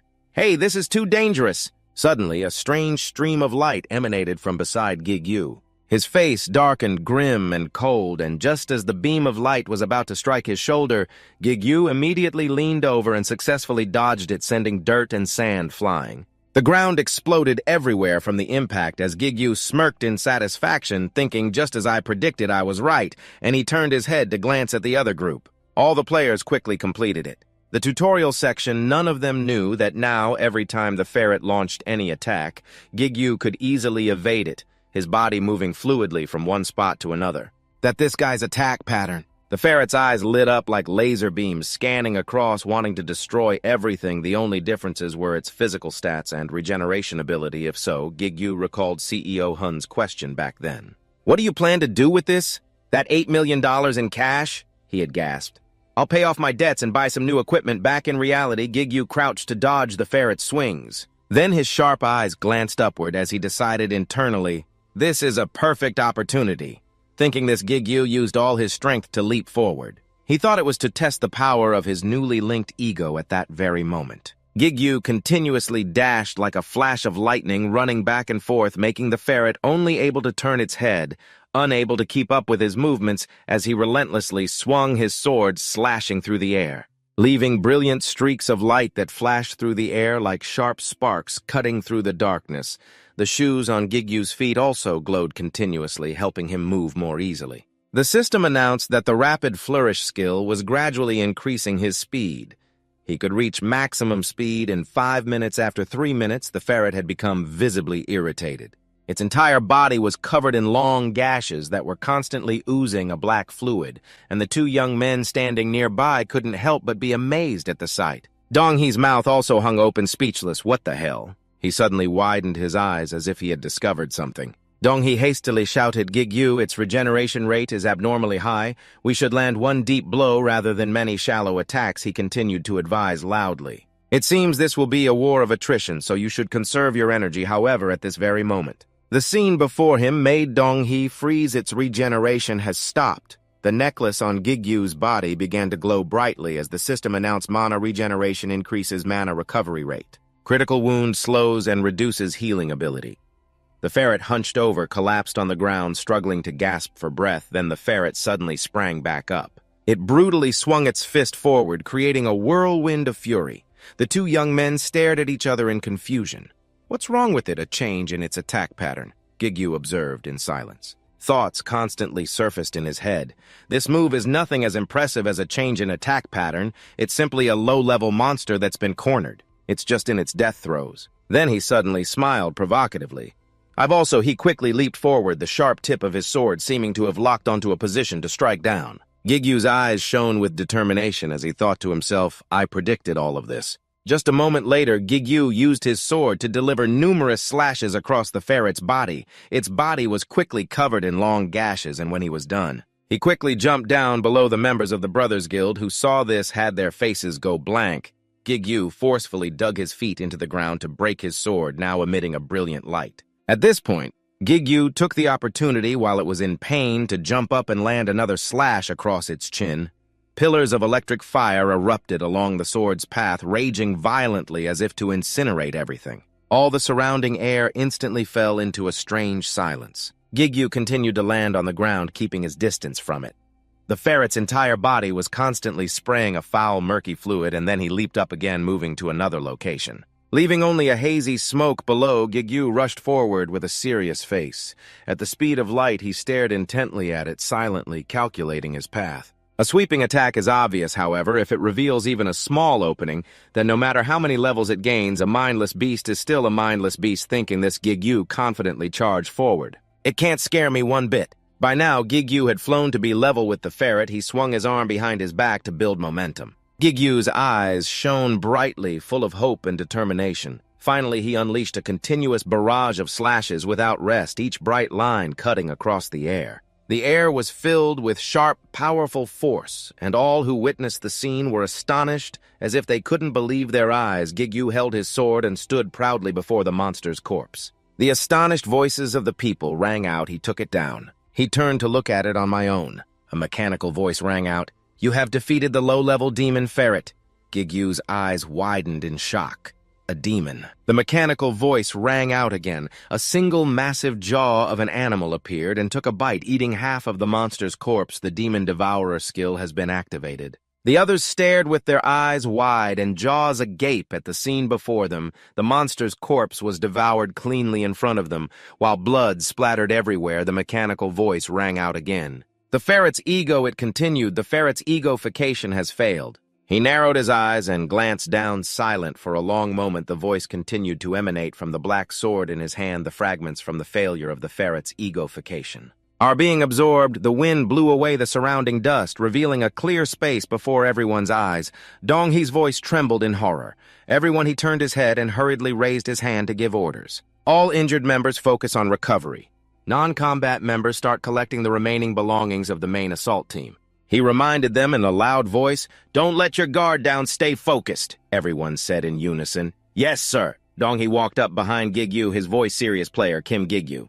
"May I speak with you privately?" Gigyu's expression was a bit tense as he glanced at him.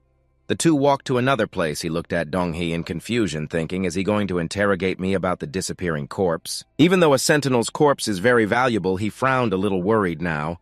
All the spirit stones and items have disappeared. He's probably going to blame me. Gigyu narrowed his eyes and quickly reassured himself, but no. He doesn't have any proof anyway. The whole thing is quite unusual, so he can't rush to conclusions. He and Donghee stood alone in a corner under everyone's scrutinizing gaze.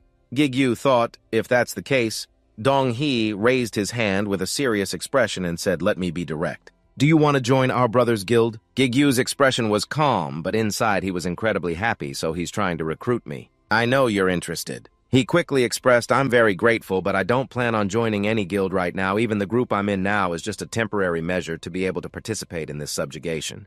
Donghee smiled, his voice tinged with regret. "I understand what a shame," he said, while putting his hand in his pocket to get something. "In any case, I'd still like to maintain a good relationship with you, Gigyu." He offered his business card and said, "If you change your mind, Brothers Guild Vice Guild Master Kim Donghee. Or if you need help, just contact me. I'm sorry it's a bit wrinkled from the fight." The evening sun set as their voices echoed outside the tower. "Good work, everyone. Thanks for your cooperation." Gigyu glanced to his side. He smiled faintly and asked, "Can I ask you something?" Xiong Pai replied in surprise, "Yes, sir." Gigyu asked doubtfully, "I didn't ask before because I was afraid of upsetting you. But why didn't you join Sukgu's Kim Guild while the two were talking?" Seonggu and Han Yun were discussing what should we eat. "How about soup?" "Nah, forget it." Gigyu commented enthusiastically, "You could get in easily. You have more than enough potential and no shortage of connections. You could be exceptionally successful if you joined." He smiled and replied, "Well, it's nothing special." Xiong Pai smiled, his tone full of confidence. "It's just that I don't want to be accused of nepotism and I'd rather achieve everything with my own strength," he asked back casually. "What about you?" Gigyu was startled and replied, "Me." Xiong Pai said cheerfully, "Even when you were a guide, or now I feel like Sukgu would still send a recruitment offer to someone as capable as you." He fell silent as if deep in thought. He looked up at the fiery red sunset sky and smiled softly. It's nothing special." Han Yun looked at them suspiciously. "What are you two talking about so seriously?" Seonggu said cheerfully, "Let's go eat. I know a great spot." Gigyu smiled and declined, "Sorry, maybe next time. I have something to do." He glanced at everyone, waved, and said, "I need to go home and pack." CEO Pai said in a sad voice, "Oh, is that so?" CEO Gu said, "See you later then." Han Yun said, "Thanks a lot, of course." Gigyu waved cheerfully, "I'll call you guys when I'm done. See you later." He took his phone out of his pocket and said softly, "All right. I was told to call CEO Hoon when I was done."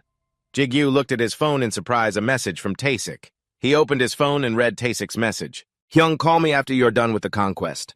The lights from the skyscrapers illuminated the city in the quiet night. A voice rang out. Sorry for calling you out so late, Jigyu. Taesik, Jigyu exclaimed in surprise, his voice stuttering. That old geezer, you mean? He calmly announced the association president wants to have dinner with you. He scratched his head a bit flustered and said, the association president? That's quite a surprise. I should have gotten a haircut or something first. I look so scruffy now. He joked, it's fine. The image of the mysterious man standing before the towering skyscraper appeared in his mind. Jigyu thought with some curiosity the president of the Korean Player Association. Besides that title, he's a self-made man. Information about this giant of the Korean player industry is still a mystery. Jigyu asked nervously, why would someone like him want to meet me? But this is your place. The elevator doors opened. He said calmly, floor 10, that's right. He said he wanted to cook for you himself. He likes to cook. He asked doubtfully, sure, but I mean why at your house? The two stood in front of the door as he raised his hand to enter the passcode. The two of them entered. He said nonchalantly, we're here, old man. A voice rang out. You're finally back, Taesik.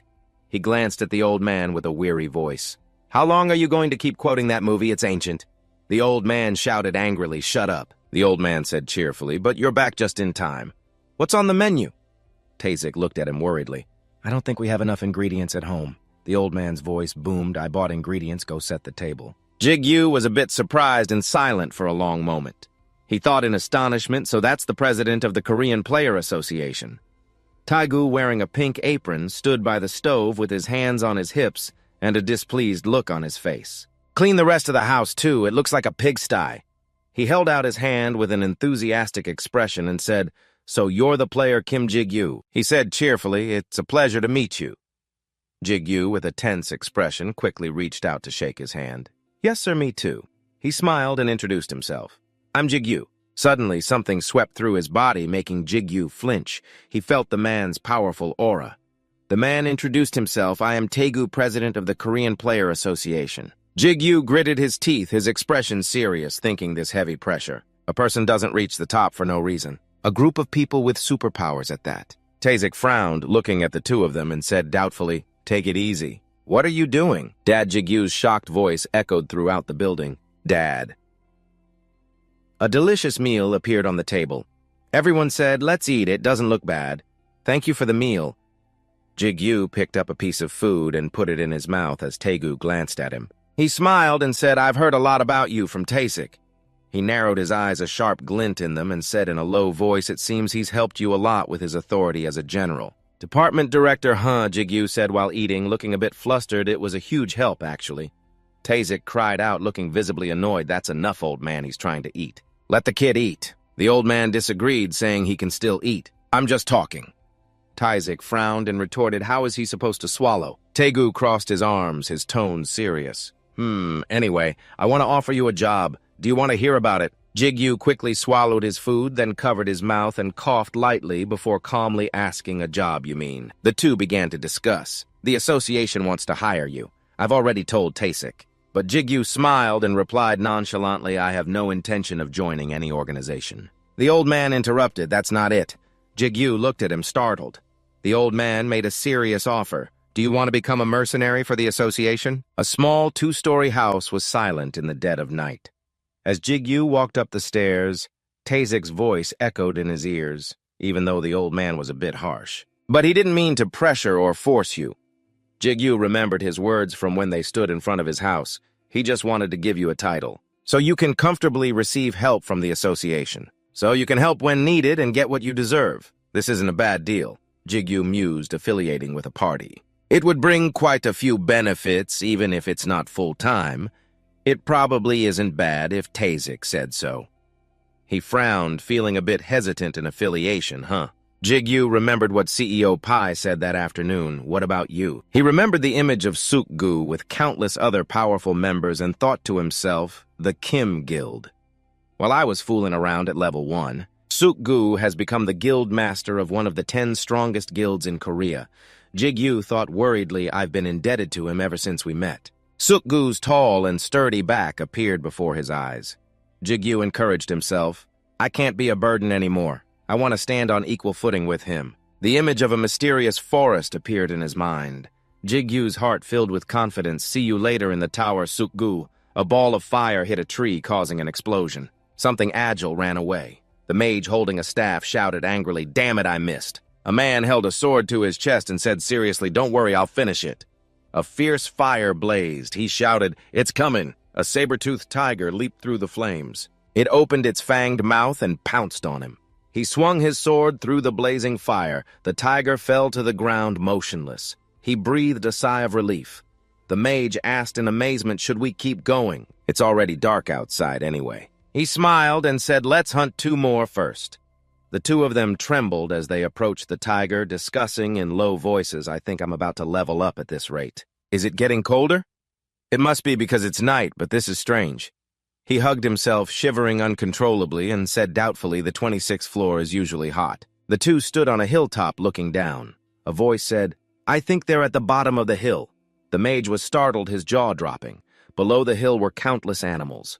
They were frozen into solid blocks of ice. He cried out in horror, "What is that?" A vast area seemed to have returned to the Ice Age. Ice and snow covered the entire region. A voice rang out, "Guildmaster, it seems it's not here." Sukgu was sitting on the corpse of a frozen animal. He said, "I understand." Sukgu placed his hands on his knees and slowly stood up.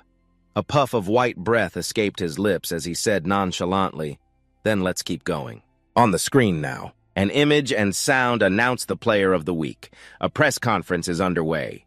Last weekend, the Angela Guild announced its conquest of the 80th floor, shocking the entire world.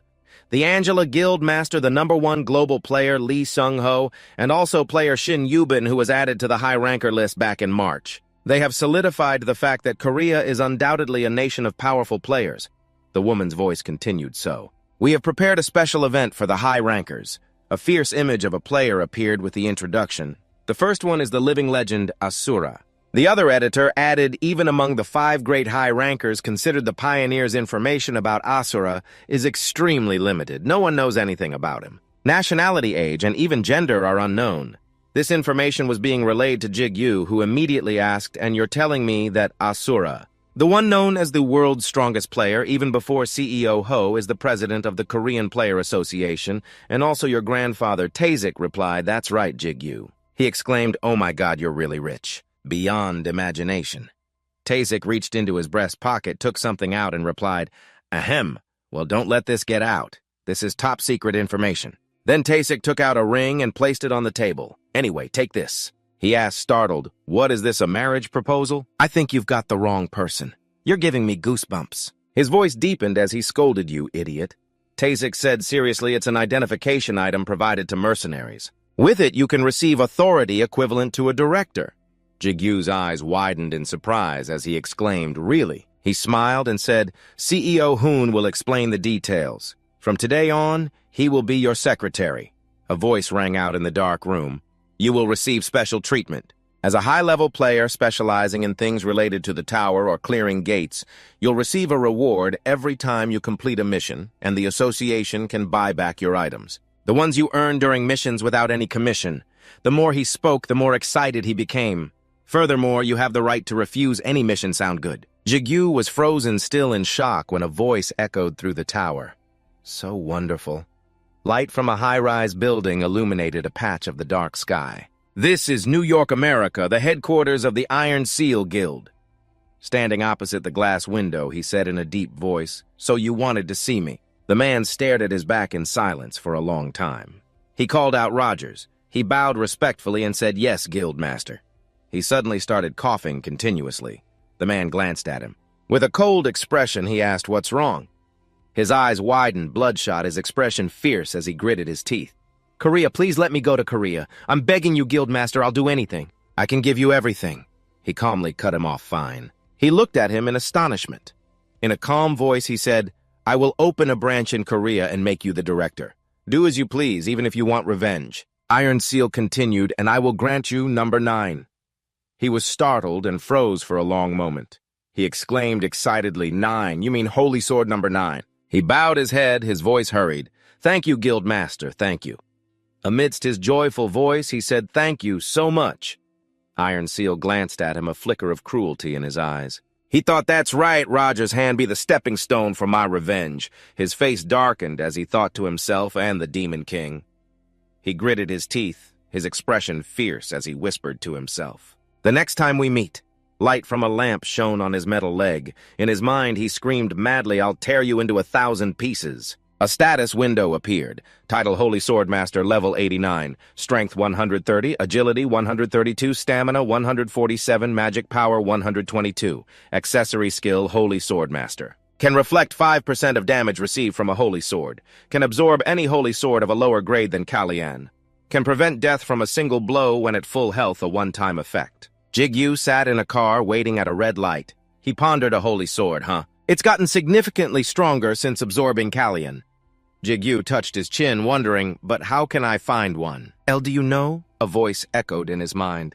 I'm sorry, Master. Although I have awakened my power, my memories are still incomplete. Jigyu glanced at his own reflection. In the car window, he asked internally, what about you, Ru? He remembered the vicious wolf from before. Jigyu began to analyze. You said you still don't know how to use the ego fragment. The one I took from Chankyun's ego, but you've already absorbed Ferris's ego. He asked curiously, how do you feel? Has anything changed? Xianghun smiled and asked, you got your hair done? Jigyu replied, a bit flustered. Yes, I realized it was a bit messy, so I trimmed it a little. Ru's worried voice rang out. It's as if he can hear us talking. She calmly reassured him, no way. What about the fragments? Ru replied. I don't know. His voice was dejected. What was I expecting from it anyway? Jigyu ended the conversation with Ru and El. He turned to ask him, excuse me, Mr. Xianghun, yes, where are we going? He explained gently a unique gate in Yosu.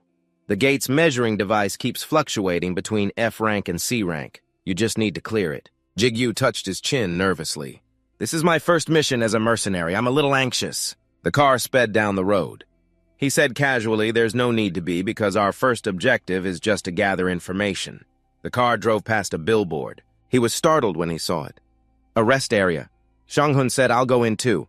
Jigyu was startled, panicking internally. Oh crap, my baby potatoes, when did we get on the highway? Xianghun continued, oh, by the way, have you heard? He smiled cheerfully. At the association, mercenaries are given nicknames. While Jigyu was still tearing up over his baby potatoes, he looked at him in astonishment and asked a nickname. You mean like Demon King or Asura? Jigyu replied, I haven't heard about that. Xianghun stated it was decided in this morning's meeting. He asked in shock why would they decide that on their own. He calmly said your nickname is Fingermaster. Jigyu's mouth fell open, his eyes flashing with confusion. The angry faces of Seongu and Hanyun appeared in his mind. Jigyu forced a smile. What a coincidence, huh? The kids are going to love this. Xiong couldn't help but burst out laughing. Jigyu yelled angrily, why are you laughing? The road ahead was barricaded. A spatial gate emitting a purple light appeared before everyone as Jigyu was eating a fishball. Then a voice rang out, startling him. Sir Fingermaster, it's an honor to meet you. A man bowed respectfully and said, I am the director of the Player Association in Yosu. Jigyu, flustered quickly, replied, I get it, please raise your head. He blushed with embarrassment and said, you can just call me by my name. Xianghun couldn't hold back his laughter. Jigyu glared at him angrily and yelled, stop laughing. The two of them stood before the spatial gate. A voice rang out it appeared a few days ago. It was immediately determined to be a unique gate. No one has entered yet. Seonghun touched his chin, thought for a moment, and then said, so the first objective is still reconnaissance as planned. What is our current manpower? He said seriously, we can assemble a B-rank subjugation team if you request it. That's more than enough. He smiled and waved his hand. I've gathered the necessary equipment in the management office. As soon as you two are ready, we can leave immediately. Suddenly, he looked towards Jigyu and stammered. Seeing this, a puzzled Seonghun turned his head to look. Sir, the two of them exclaimed in horror. I mean Mr. Kim player Kim Jigyu. The two men rushed over to dissuade him. Sir, that's a unique gate. It's too dangerous to be so reckless. He looked at the spatial gate, feeling a little worried inside, and asked again, Ruel, are you sure? El affirmed, I am sure, master. Jigyu raised his hand to touch the spatial gate. Suddenly, as Ru emerged, the quiet spatial gate suddenly turned violent. The other two screamed in panic. Damn it, it's a gate break! He quickly took out his phone to call for help. Contact headquarters immediately and request support from nearby guilds. Damn it, why is this happening? There should have been more time. He was shocked as he felt the gate's ferocity. It really is. Ru said calmly, I told you so. A notification appeared in front of him. Accept link with this gate. Jigyu raised his hand and touched the notification to accept the link. L cheered happily, an ego master, it's an ego. Jigyu was now standing before the gate, which was emitting a dense, dark energy. Someone turned back and asked any word from headquarters yet. The member on the phone reported back. They said it will take at least 15 more minutes. Everyone called out anxiously Hunter Kim. He gently raised his hand towards the gate, where the link confirmation status was displayed. Jigyu paused, thinking to himself, the gate is an ego, I had a feeling. But still, while everyone was continuously calling out player Kim Jigyu's name, he just stared blankly at his hand, about to touch the confirmation. Is this really happening? Just then, Seong-hun arrived in the nick of time, grabbing Jigyu's hand tightly and pulling him back. He warned, that's very dangerous, player Kim Jigyu. The atmosphere suddenly became charged. He softly called out Seong-hun's name. The others watching the scene were momentarily stunned, exclaiming, my God, what is happening? Afterwards, the gate area was sealed off and carefully guarded. The scene changes to a simple room that has become a temporary office inside a container. Seong-hun's cheerful voice rang out. How wonderful, player Kim Jigyu! He was silent, his expression a little tense. He rested his chin on his hand, a flood of questions pouring from his mouth. So now you can even cause a gate break. What's next? Are you planning to control a horde of monsters? Jigyu looked away, not daring to meet his eyes. He scratched his head in confusion and said, I didn't know it would turn out like this either. Seong-hun leaned back in his chair and sighed. He asked doubtfully, so what exactly happened? Jigyu stiffened. He was silent for a long time. Seong-hun recalled everyone's disbelief. He speculated its return to a normal state, but was that really a gate break? It makes me a little worried. Jigyu tried to choose his words carefully. I might know a little about what happened, but this is a first for me too. I can't go into detail, but it's probably because of my unique skill. He frowned, looking a little troubled, and whispered, if it's your unique skill, it would be a bit rude of me to ask further. He picked something up and handed it to Jigyu. Here, take this now. Jigyu took the wooden mask in surprise and asked doubtfully, what is this? He calmly replied, a traditional Korean mask. I painted the lips on it myself. He recalled the countless players who had appeared outside the gate. Because there were signs of a gate break, the area around the gate was now full of urgently summoned players. He glanced at the gate not far away, then took out his phone. His voice worried. The reporters will be here soon, too. Mr. Hun frowned, showing Jigyu a photo on his phone of the gate from the previous incident, and said seriously, you don't want to be in the news, do you? So wear a mask when you're in front of other people. Jigyu said with a sigh, thank you, but your taste is really something else. He replied flustered, hey, it was hard for me to find that. I mean, isn't the lipstick design nice? Jigyu stood before the spatial gate discussing with them. After a 1-hour meeting, it was decided that I would enter the gate alone. He recalled the annoyed faces of the other players. But in the end, they just watched Jigyu in silence. He guessed that although there were some objections, it seemed the guild had already handled it. Jigyu cheered inwardly. Mercenaries are the best, the guild is the best, CEO. Hun asked again with some concern, are you sure you'll be all right going in alone? Jigyu replied calmly, yes, it's related to my unique ability. Just have everyone on standby outside the gate just in case. A notification window appeared, accept link. Jigyu raised his hand, touched it, and said link. A beam of light slowly engulfed his body, and Jigyu vanished before everyone's eyes. Moonlight filtered down onto a dead branch. A crow turned its head warily, scanning the area as a man hurried along the path. A voice rang out, checking your worthiness. He held his head and said dejectedly, worthiness. Jigyu took off his mask, speculating that with Ru and L, he just had to give them names. Perhaps gates are different, Ru said angrily. You're making us sound so cheap, master. He put the mask in his bag and said doubtfully, I'm not sure what's going on, but I just need to clear this place right. Ru replied, I don't know either. But it's best if you just destroy everything and see what happens. Jigyu crossed his arms, shivering, and said in a frightened voice, but still this place is terrifying. I'd better clear this place quickly. Ru and L commented cheerfully, I can feel a damp and dreary magical presence. This place is pretty good. As he walked and looked around, he said, for now, let's first find the place with the highest concentration of magical energy. Ru's calm voice startled Jigyu, master. I don't think that will be necessary. He stopped as the ground beneath him trembled non-stop and a cloud of dust rose in the distance. Countless feet pounded the ground as armored skeletons swiftly ran towards them. They charged in terrifying numbers, and Jigyu frowned, his expression growing serious. His voice was low. Skeleton soldiers, huh? Suddenly, Jigyu's eyes narrowed at something in the distance. A headless skeleton on horseback holding a sword was charging at him. He cried out in shock, "It's a Dullahan! This is the first time I've ever seen a real one." But come on, isn't it a bit much to send out a sub-boss right at the start? Jigyu dropped his backpack and took a combat stance. He called out, "El Ru." They both replied in unison, "Okay, yes, master." 2 streams of light, 1 yellow and 1 red, burst from Jigyu's body. He charged powerfully at the skeleton soldiers, accelerating. Wherever Jigyu passed, the skeletons fell in droves, dropping countless purple gems. He said doubtfully, "Usually in a case like this." Jigyu leaped and swung his sword, saying, "You're supposed to cut off the leader's head first." Ru cried out in confusion. "But master, it doesn't have a head." The ancient axe drew a circle on the ground. A skeleton soldier raised its axe to block his sword. The scene shifted to a gloomy cemetery thick with an aura of death. Jigyu stood before the entrance to a royal tomb and said doubtfully, "Something is very strange here." He asked doubtfully, "What do you mean?" Ru replied, "The skeleton soldiers are one thing." Jigyu recalled how easily he had dealt with the Dullahan. Ru continued his analysis, but even the sub-boss, the Dullahan, was too weak compared to the magical energy this gate is emitting. Jigyu asked, a little worried, "That's true, they were weaker than I heard, but so what?" He was startled and looked in a specific direction. Jigyu looked doubtfully at the largest tomb in the center of the cemetery. Behind the headstone was a coffin. He said calmly, "Looks like this is where the boss will come out, huh?" The coffin lid suddenly burst open and a plume of green smoke billowed out. Ru warned anxiously, "Be careful, master." The coffin lid crashed to the ground as green smoke poured out. Ru asserted there must be a reason for this, for that Dullahan to be so weak. Ru's sword glowed with a brilliant red light. Jigyu frowned and charged forward aggressively as Ru stammered, for instance. The green smoke slowly dissipated, revealing a withered hand. A skull appeared before him. A lich-like monster wreathed in green smoke materialized in front of him. Ru's voice trembled as he voiced a daring thought. If all the magical energies scattered throughout this gate were concentrated inside this one boss monster.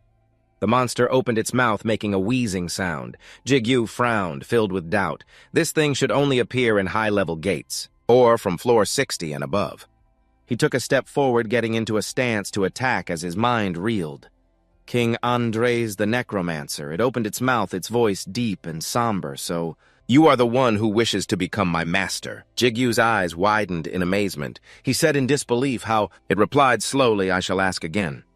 It raised a hand, its voice low. "Are you the one?" It pointed at him who wishes to become my master. Jigyu stared at it in horrified disbelief. How could this gatekeeper have the system's voice? It raised its hand towards him and asked, "I will ask one more time. Are you the one?" 2 bright red lights flared in its eyes as it continued, "Who wishes to become my master?" Jigyu frowned, completely confused. "Why does this gatekeeper have the system voice?" He yelled defiantly, "That's right, I came here to master this gate." Jigyu said proudly, "Then let me ask you a question in return. Are you the gate?" It whispered the gate. It paused, then clicked its tongue and replied, "That's right, the gate. I am the master of these abandoned ruins." He thought in shock, its voice. It held out a hand and green light began to condense in its palm. Jigyu flinched and frowned, focusing ahead as he urgently called out in his mind, "Ru, El, we have to act first." Ru and El replied in unison, "All right." "Yes, master." A staff materialized in its hand as it shouted, "Prove yourself, that you are worthy of being my master." A dark green light radiated from the staff and a black vortex began to expand out from it. At the same time, a brilliant red beam shot from the tip of the staff. Jigyu watched in horror as the red light hurtled towards him. He gritted his teeth with a pained look. Damn it, it's too late to dodge. A massive explosion erupted with immense destructive force. Afterward, thick smoke and dust filled the air. Jigyu coughed twice, his face darkening as he gritted his teeth and said, "Damn it." Ru's voice came from the swordmaster, "Be careful, it's coming." He frowned and said, "I know." Jigyu stared at it with a tense expression as it raised both hands and countless sharp arrows materialized. It laughed contemptuously and said, "Is that all you've got?" Its voice was full of arrogance. "I haven't even gotten started yet." Countless arrows flew towards him. Ru's sword, which lay not far away, vanished. The arrows rained down with a thunderous roar, kicking up a cloud of dust. Jigyu had already dashed away from where he was standing. The rock where he had been was pierced with a large hole. His voice rang out in Hance. Another rain of arrows descended as countless green arrows appeared beside the lich, who said, "It's useless." The arrow rain came again, and Jigyu hastily dodged, thinking to himself, "If I lose focus for a second, it's over." Jigyu gritted his teeth and said, "I'm counting on you," Ru asked in shock. "What?" He reassured Ru, "Don't worry, I got pretty good at grenade tossing last time." Ru cried out in a panic, "Wait, you mean... Hey, don't tell me you're about to..." Before Ru could finish, Jigyu threw him like a grenade. The sword embedded itself in the ground. Ru couldn't help but curse, "Damn it, you son of a..." Master Jigyu appeared beside him and said with a grin, "Sorry about that." Ru roared in fury. "And you're smiling." 2 streams of red and green light appeared. He leaped high into the air with weapons in both hands. Jigyu charged to attack it, swinging down with a sword and thinking, "Take this." King Andres calmly raised his staff, easily parrying the blow. It said arrogantly, "Oh, would-be master of mine, this is not nearly enough to..." Jigyu interrupted it. "This was my real plan." He spun in mid-air as fast as a whirlwind, and then he delivered an incredibly powerful slash straight to its chest. King Andres howled in pain. A long gash of light appeared on its chest, and a purple glow began to corrode its body. After the attack, Jigyu quickly used the momentum to leap back, creating distance. It watched him retreat, a low growl rumbling in its throat as King Andres touched the wound on its chest. It looked at the silver sword with a green crystal in Jigyu's hand and remarked in a low voice, "A rather annoying weapon, I see. It seems I'll have to stop dragging this out." Green sparks flashed in its large eyes. Jigyu frowned as another arrow rain came, this time with more projectiles and a larger range. His annoyed voice rang out, "Damn it. The range of the arrow rain covers this entire area." Ru quashed the idea forming in Jigyu's head, saying, "We can't dodge this one." L's voice was firm, "Master, swing me. I will block it." A volley of arrows began to descend, countless projectiles aiming for where he stood. Jigyu roared, "Let's go, L." "Yes," Ru asked doubtfully, "What about me?" His speed increased to its limit as if one person had become 2. Jigyu swung his sword, deflecting all the arrows. He said to Ru, "Your attribute is not suited for this." Ru retorted unconvinced, "What do you mean? Those dull dark blades are nothing compared to me." He explained to Ru while parrying the arrows, "I am sorry, but now is not the time to talk about uncertainties." Jigyu frowned, seemingly realizing something. The speed of the arrows kept increasing. He was losing some confidence, thinking, "They are getting faster. Can I even withstand this?" He gritted his teeth, his expression filled with determination. Jigyu asked Ru again with some worry, "Are you sure?" Ru affirmed with absolute certainty. He glanced at Du and said, "I trust you." He held the sword Du and slashed at an arrow. The green arrow vanished the moment it touched Du. Du said, "Du is absorbing the dark energy." Du continued, "Du has begun to awaken to the Lord of the Dark Sword." Jigyu asked doubtfully what Lord Du said, seriously, "Sacrifice something." "So that it can fully awaken." A red light spread from the eye on the sword. The eye emitted a brilliant radiance and a powerful surge of red energy erupted. He stared in astonishment at the scene before him, stammering, How can a mere mortal?" King Andres was slightly surprised, gritting his teeth and growling as his voice rang out. "It seems you are not all talk, but I have not fully accepted you yet." He raised his hand and green smoke spread everywhere. Suddenly the ground cracked as if something was about to emerge. He said, "Let the final test begin." Inside the graveyard, the corpses underground suddenly came to life and crawled out. The undead scrambled up from the ground and slowly stood up. He stood atop a mountain of corpses, looking down at Jigyu, his voice filled with confidence. "I still have many things to ask you about that lord or whatever. But it seems I do not have that much time now, do I? Whoa." A pair of blazing red eyes opened. The mountain of corpses had transformed into a giant monster. Jigyu's eyes widened in horror as he whispered, "A living golem." It raised its fist, preparing to strike. The fist descended with incredible speed. The fist came down with terrifying force, creating a large crater in the ground and kicking up a cloud of dust. It stopped and searched around. He calmly analyzed, "If I am at an attribute disadvantage, I will overwhelm them with this fearsome power. In this case..." A flash of light appeared in the thick dust. Jigyu said, "Enhance." He was startled and glanced up. Jigyu's speed was also incredibly fast. He slashed continuously from the hand up to the arm. The monster's arm was destroyed. He shot up into the air, his tone challenging. "How about this? The gate." Jigyu smiled confidently and said, "Am I worthy enough now?" He cried out in surprise. At the same time, he slashed his sword across his body. He replied, "I accept you, O my master." A voice rang out, "The gate has accepted your connection. Please give it a name." In the center of the graveyard, smoke billowed. The necromancer's entire body was smoking. A voice rang out, "The gate has accepted your connection. Please name the gate." The black smoke gradually dissipated. Jigyu whispered a name. He held his sword-swinging pose, wondering what should I name it. Suddenly, the sword do absorbed that black smoke. Jigyu asked worriedly, "Ru, what is it now?" A blazing red light emanated from the eye on the sword. Lu let out a maniacal laugh. Lu said, "Do you see, this is me, this is the real me." Du's voice was full of jealousy. "Did you think I would just stand by and watch forever?" Watching that holy sword grow stronger than me, Ru continued to laugh madly. Jigyu cried out in alarm, "Hey, what is wrong with you?" The red light grew increasingly blinding. Ru's laughter became more and more terrifying. Jigyu screamed Ru, his face still filled with shock and worry. He looked at Du and asked, "Do you not think you have gone a little too far?" "What is wrong?" Du asked doubtfully. "What did I just do?" El casually said, "She is confused, master." Jigyu looked at the sword in astonishment. El said, "Confused." She continued, Du quickly cut her off. "Be quiet. Do not say unnecessary things." Du's voice sounded a bit tired. "I'm going to rest for a bit, master. I think I have a bit of a headache." Jigyu replied, "It is fine, although I have many things to ask you." Red crystals were scattered all over the ground. He said calmly, "Let us talk later then." Ru replied, "That is fine." Jigyu watched as Du retreated into the ring on his hand, thinking to himself, "First, I need to come up with a name." He looked at the notification window, frowning in thought.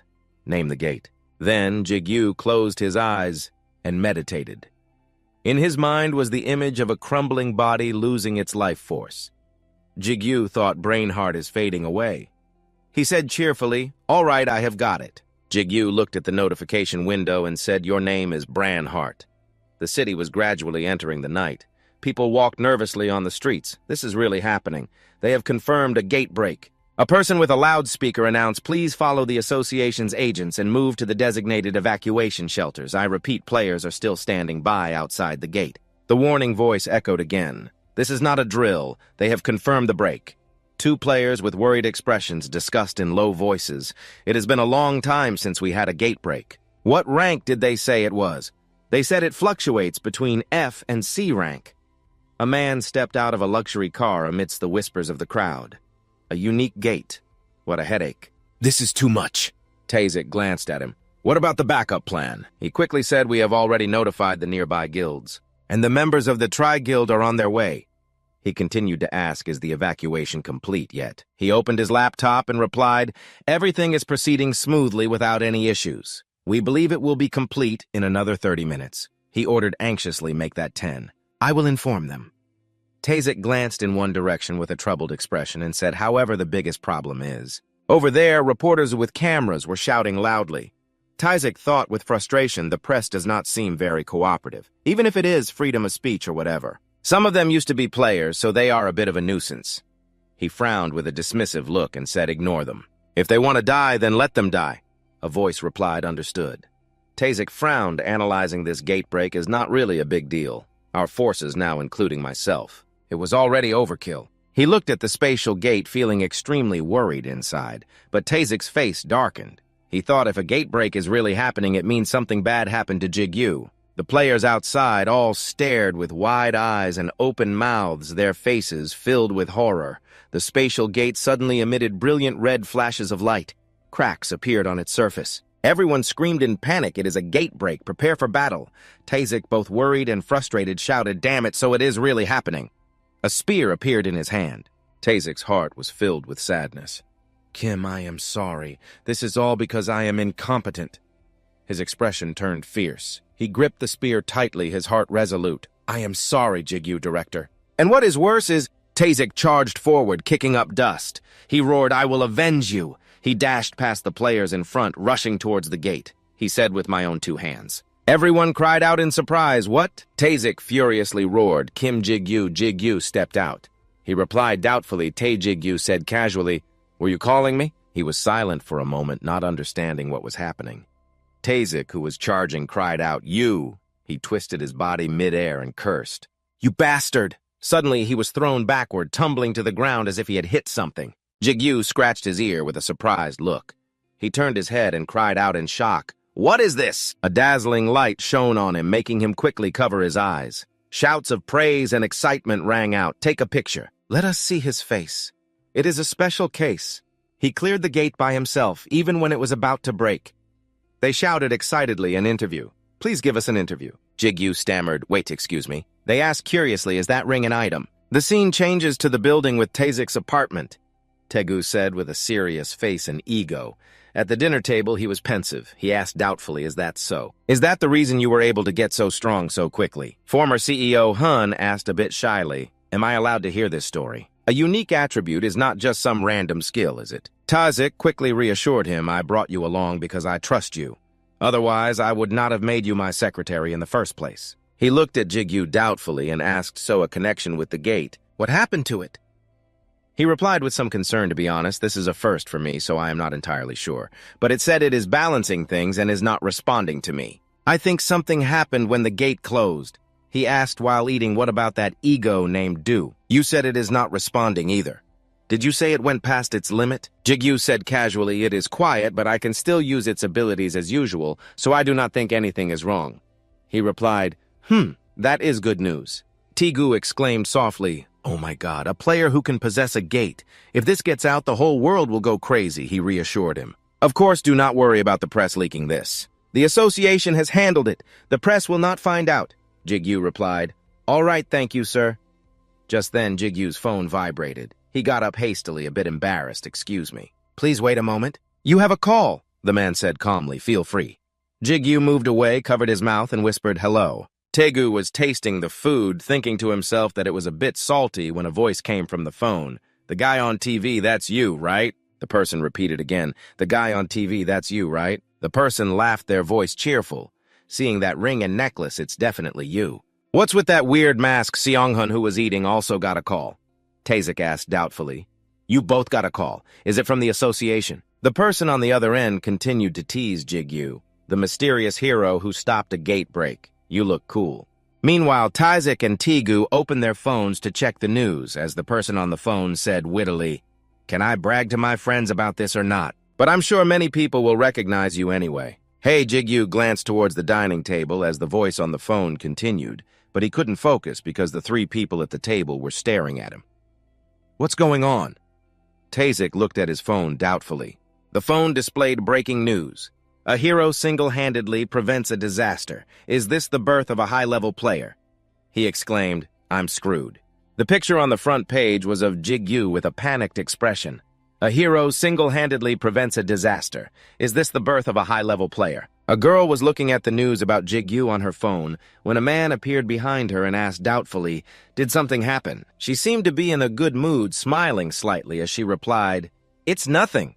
That girl was Sujung. Her eyes flashed with a hint of madness as she thought I've taught my student quite well. There's a type of player called player journalists. Most of them are retired players and they gather news about the tower, the gates, and other players. At that moment, the two of them were washing dishes together. Tazik spoke regretfully. I couldn't control them. I'm sorry. Jigyu shook his head. It's not like you did it on purpose. He closed his eyes and let out a sigh. We were just really unlucky. It seems a troublemaker snuck in with the reporters. Jigyu raised an eyebrow doubtfully and asked a troublemaker. Tazik nodded. He's quite famous. He was a ranker before he retired. His name is Go Hyung-jun.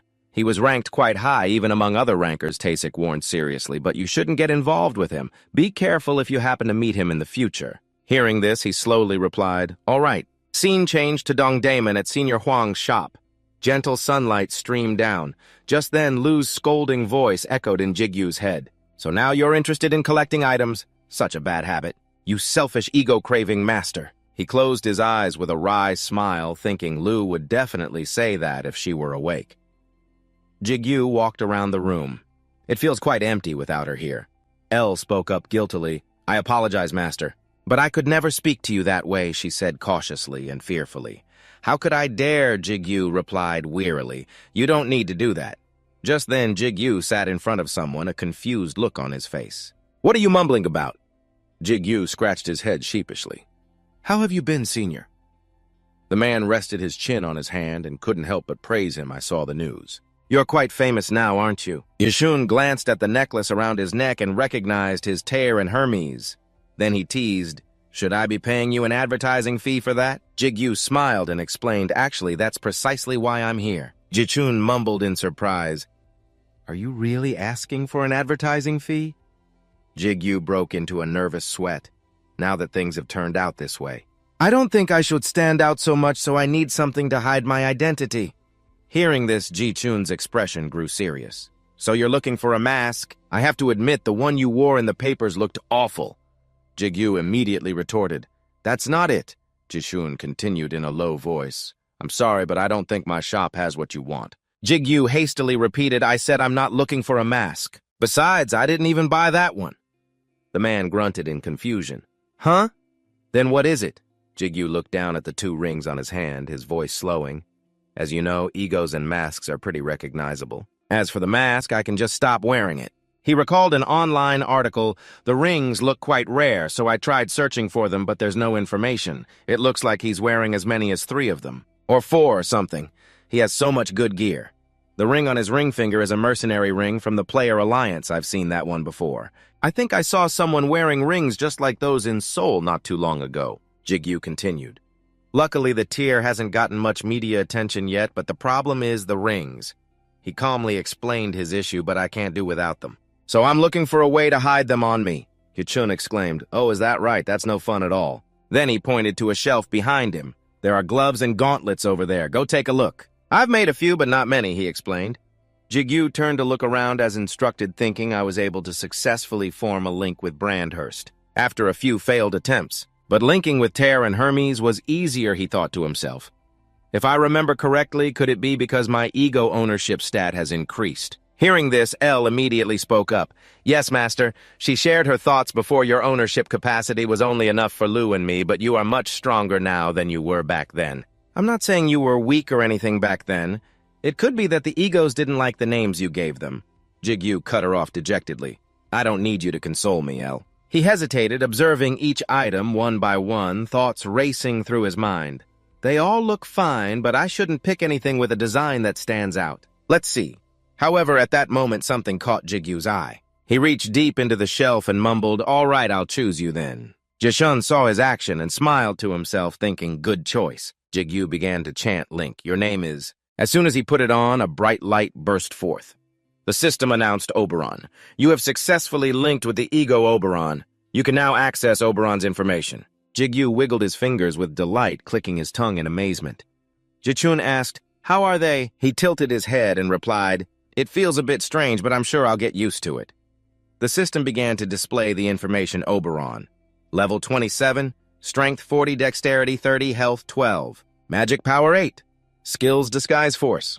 Jigyu thought to himself, it has the perfect options for a gauntlet. Force gives a temporary strength boost. Then he suddenly wondered. Can I summon Lu and Elle while wearing this, he wondered. Normal gloves always break when I summon them, so I can't use them. With that thought, Jigyu called out Lu-El. As he spoke, the 2 rings on his hand began to glow. Powerful electric sparks shot out and the air crackled fiercely. A moment later, 2 sharp swords materialized, covered in brilliant red and yellow electrical currents, looking as if they were alive in his hands. Witnessing this, Jichun couldn't help but gasp in admiration. Those are some nice weapons. Looking at the 2 familiar swords, Jigyu felt relieved. All right, the summoning works as usual, but the most important part is whether it can hide the rings. He then decisively shouted disguise. As expected upon his command, the Oberon gauntlet immediately expanded. It completely covered the 2 rings underneath. Jigyu was extremely satisfied with the result. I think I can use these every day, he praised enthusiastically. They're amazing, Senior. What's the price? However, Jichun suddenly shook his head in refusal. It's fine, you don't need to pay, he said, then continued. But in exchange, if I ever need your help. Jichun rested his chin on his hand, seriously looking at him with great anticipation. You'll help me out just once, right? The next day, in the blink of an eye. Jigyu was standing in the first-floor lobby of the Alliance building when a noisy, jostling crowd suddenly appeared up ahead. The atmosphere became chaotic. Is it true that they're secret agents of the Alliance? Please give us an answer. Jigyu wore a confused expression. What is this commotion about? Xianghun began to explain. These reporters have been a real nuisance lately. He closed his eyes and sighed in annoyance. After the news about that day broke, they've been coming here every single day. They're here for the masked rancor. The more Jigyu heard, the more shocked he became, his eyes widening in disbelief. Xiong-hun continued, the one who caused such a stir on his first mission. Jigyu silently gave his opinion. I think I should stop climbing the tower for a while. Maybe I'll go check out some gates. However, Xiong-hun immediately rejected the idea. There's no need for that, he explained with a smile. The reporters think that player Kim Jigyu is a high-class ranker, and they're waiting for you on the upper floors of the tower. At this, Xiong-hun suddenly burst into a gleeful laugh. But it's no problem for me, because all the reporters looking for the masked ranker are on the lower floors. The corner of Jigyu's mouth twitched. Are you making fun of me? He shook his head. Of course not. Morning at the tower's first floor, the harsh sunlight shone down on the space. Jigyu's gloved hand was covered in a sticky, blackish liquid. Behind him was the body of a goblin lying unconscious on the ground. As Jigyu walked, he recalled Ji-chun's words, if I ever need your help. Will you help me just once? Jigyu pursed his lips, thinking to himself, Senior Huang doesn't underestimate the value of the items he creates because he takes great pride in his products. He walked slowly, step by step. The request will probably be very difficult. At this very moment, suddenly from behind Jigyu, a deep voice spoke, Are you their master? Upon hearing that, he quickly turned his head to look around. However, nothing unusual appeared. Jigyu doubtfully called out, Elle, did you hear that? She asked, What are you talking about, master? He opened his mouth and muttered, I think I just heard someone say something about a master. That strange sound echoed again. You who claim to be their master, call my name, Jigyu repeated. Did you hear it this time? Elle didn't know what it was either. Could it be that Zhu has awakened? He shook his head and refuted. No, the voice is very different. It's telling me to call its name. Then right at that moment, Jigyu suddenly remembered something. Could it be? Just as he finished speaking, a shining sphere like a mirror suddenly appeared in front of him. Jigyu looked up in bewilderment, finding it quite familiar for some reason. The light from the strange object shone on his face, revealing his every expression. What is this now? The image of Jigyu falling into the sea once again appeared in his mind. Now Gigyu's face contorted. His eyes widened, filled with terror, and he hunched over. He clutched his coat and unconsciously screamed no. After he finished, the whole forest returned to a tranquil state where only the gentle rustling of leaves could be heard. Rustling in the wind, that strange sphere was still floating in mid-air. A few minutes later, Jigyu slowly dared to peek open an eye to observe. However, at this moment, absolutely nothing was happening. Confused, he heard the system's voice ring out, Branhart's form has not yet been determined. Please determine a form for Branhart. L asked worriedly, What's wrong, master? Jigyu hesitated and replied nothing. The system's reminder rang out again. Branhart's form has not been determined. Please determine a form for Branhart. At this moment, Gigyu's face showed hesitation. He mumbled to himself, It's a bit different from Zhu's time, isn't it, L? Do you know what I should do? L slowly instructed, Place your hand on the sphere and imagine the form you desire. He slowly moved forward, but still felt uncertain. Will this really work? Here I go. Jigyu gently placed his hand on the sphere high above. He pursed his lips tightly and silently imagined what he wanted. Then Jigyu slowly closed his eyes and began to share his thoughts. Branhart, we've only been together for a short time. Jigyu recalled the old moments, but you saved me time and time again until you perished. I only wish you could continue to protect me like before. Back then, Branhart had shielded and saved Jigyu from a fatal attack. He thought to himself, I want you to be by my side and protect me. The moment he finished speaking, the floating sphere suddenly shot out a strange stream of energy. Brilliant blue lightning bolts from within quickly snaked their way out. To Gigyu's astonishment, they shot straight towards his chest, forming a radiant sphere of light. The air was so quiet now that the crackling sound of electric sparks could be heard. Jigyu muttered in a daze, What is this then?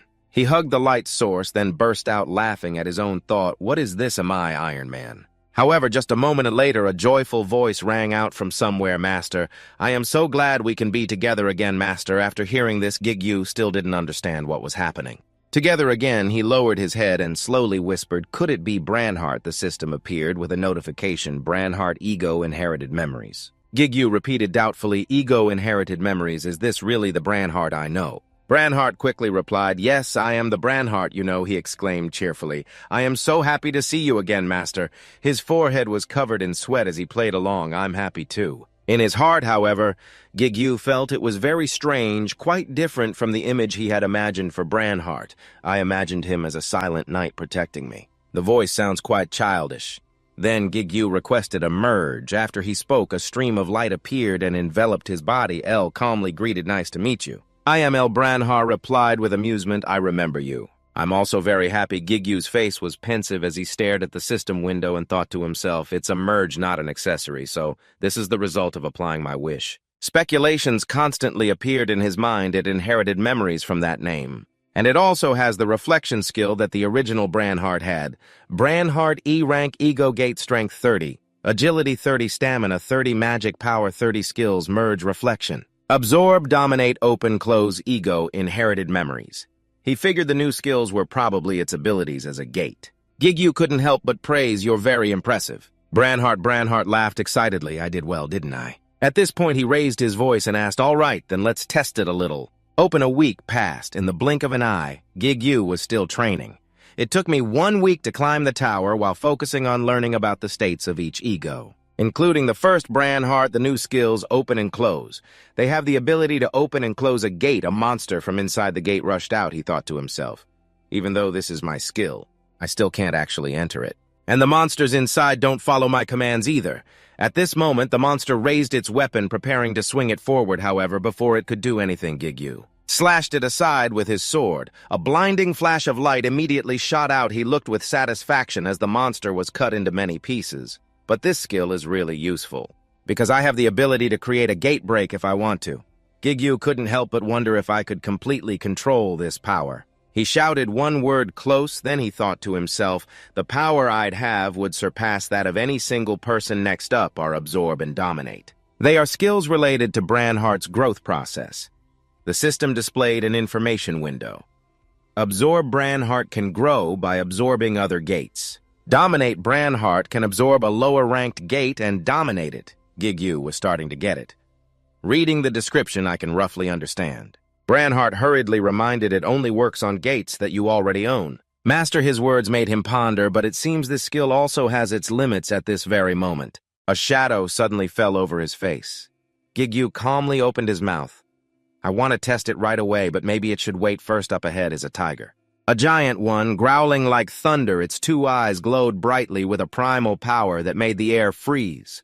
For a moment, his deep voice rang out. I need to take care of this guy first. This monster is the 28th floor's guardian, the saber-toothed great bear. Its enormous size was a complete contrast to Gigyu's small body. He couldn't help but exclaim, it's been a whole week, and I've only been hunting weak monsters, speaking of which. The great bear immediately swung its large, powerful arm towards Gigyu. He continued confidently, as if encouraging himself, I should at least challenge myself once in a while, right? As soon as he realized the great bear's razor-sharp claws were just inches from his body, Gigyu immediately shouted an order, increase stamina. A moment later, a violent explosion erupted from that spot. Shaking the entire space, thick dust swirled up as if something had just collided with destructive force. Gigyu planted his feet firmly on the ground that was trembling continuously. Grains of dust flew everywhere in the chaos. At this moment, he tightened his grip on L and Zu to block the great bear's giant hand. Then Gigyu looked up and smirked confidently. This is just enough for a warm-up. After speaking, he immediately spun around and unleashed a brutal slash. The gleam of the sword tore through the air and struck the great bear's arm, making it unable to resist immediately after taking this full blow. Its hand quickly began to tremble violently. A blackish liquid started to flow from the wound. Now the great bear went berserk. It opened its mouth wide, full of sharp fangs, and let out a deafening roar like thunder tearing through the sky. This expression on the monster's face immediately made Gigyu smirk with amusement. Interesting, the great bear punched the ground at the speed of light.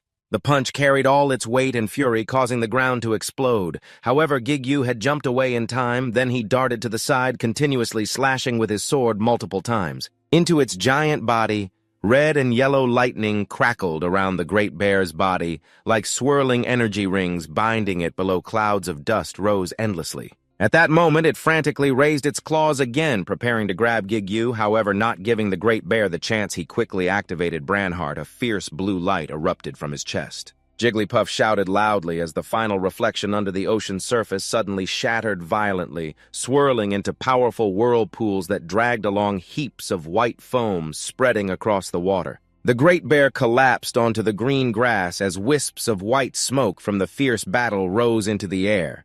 Gigyu slowly approached, remarking, these guards are pretty damn big. But once you get used to this size, fighting becomes easier. He clenched his fist and raised his hand high. This strengthened reflection skill is also a great help. Branhart proudly asked, did I do well? Jigyu smirked and praised, of course I'll feed you soon. As Branhart finished speaking, he slashed the sword fiercely into the great bear's body in front of him. The system quickly displayed a notification you are absorbing the great bear's bloodlust. After finishing up, Jigyu held a number 6 blue crystal in his hand. So only 1 6 crystal dropped, huh? It's a pity no equipment dropped. But he dazedly mumbled to himself, selling its corpse should fetch a decent amount. I wonder if the association can handle this. Should I return to base and report it? However, Jigyu still turned and summoned the gate, but I still need to keep my promise. Opening it, he decisively threw the 6 crystals straight inside. I learned one thing about Branhart's ability last week. The system's mechanical voice rang out, the gate has received a skill, the monsters inside the gate have been strengthened. Jigyu gradually understood the issue it can grow by absorbing crystals. Finally, he ordered the gate to close. Jigyu thought to himself, I've learned about Branhart's ability, and I've also gotten used to my skill combination for increasing stamina and speed. He continued to think about the 2 swords. Although RUU hasn't woken up yet, its power is being preserved and L is still leveling up steadily. In the end, Jigyu was still hesitant should I go straight to floor 30. No, I'll decide after reaching floor 29. Scene changed to floor 29 where a guild of tall people was angrily questioning a group of shabby-looking players. Don't you know who we are? A member of the Red Player Guild contemptuously replied, so what? We're pretty confident in our own reputation, you know. Hearing this, the leader became enraged and shouted, let's show these criminals what our guild is made of. Everyone attacked back to Jigyu, who looked up in confusion. I hear fighting or players fighting each other. L curiously urged, you should go check it out, master. However, Jigyu immediately refused. It's not a good idea to just go meddling in things like that. Meanwhile, the leader of the Red Players approached and slashed his opponent's arm. The man clutched the wound in pain, groaning incessantly as blood began to soak through his sleeve. He trembled violently, growling, you bastards dare to attack us, the Tree Guild. The man from the Red Player Guild smirked dismissively, this Tree Guild. The Tree Guild, the Tree Guild, that how annoying. I'm not interested in small fry like you. Bring your guildmaster here. You're all nothing but hostages. However, before he could finish his sentence, a dark shadow shot forward at the speed of light. I'll drag that Tsukugo guy over here. Jigyu leaped up from below to floor 29, slamming the man's head into the ground. Fragments of earth and stone flew everywhere, mixing with the howling wind to create a breathtakingly chaotic scene. His voice wasn't loud, but every enemy heard each word clearly. What did you just say you were going to do? At that moment, Jigyu's heart pounded suffocatingly as if it would burst out of his chest. His veins bulged as if ready to burst, trembling with his uncontrollably rapid heartbeat. Jigyu rushed forward and brutally slammed his opponent's head into the ground, sending dirt and sand flying. Amidst the flying dust, the bones in the man's body began to make painful cracking sounds. Jigyu's 2 eyes, sharp as blades, were fixed on his opponent as he ground his teeth, revealing the deep resentment in his heart. He recalled the feeling he had when he met the captain of the brother team. This was exactly like that time. Jigyu gripped the man's hair tightly and tried to calm himself down. Calm down. He remembered that he had seen this face that day. After that, Jigyu glanced at the man's teammates, wondering why the Ambush Guild was picking a fight with the Tree Guild.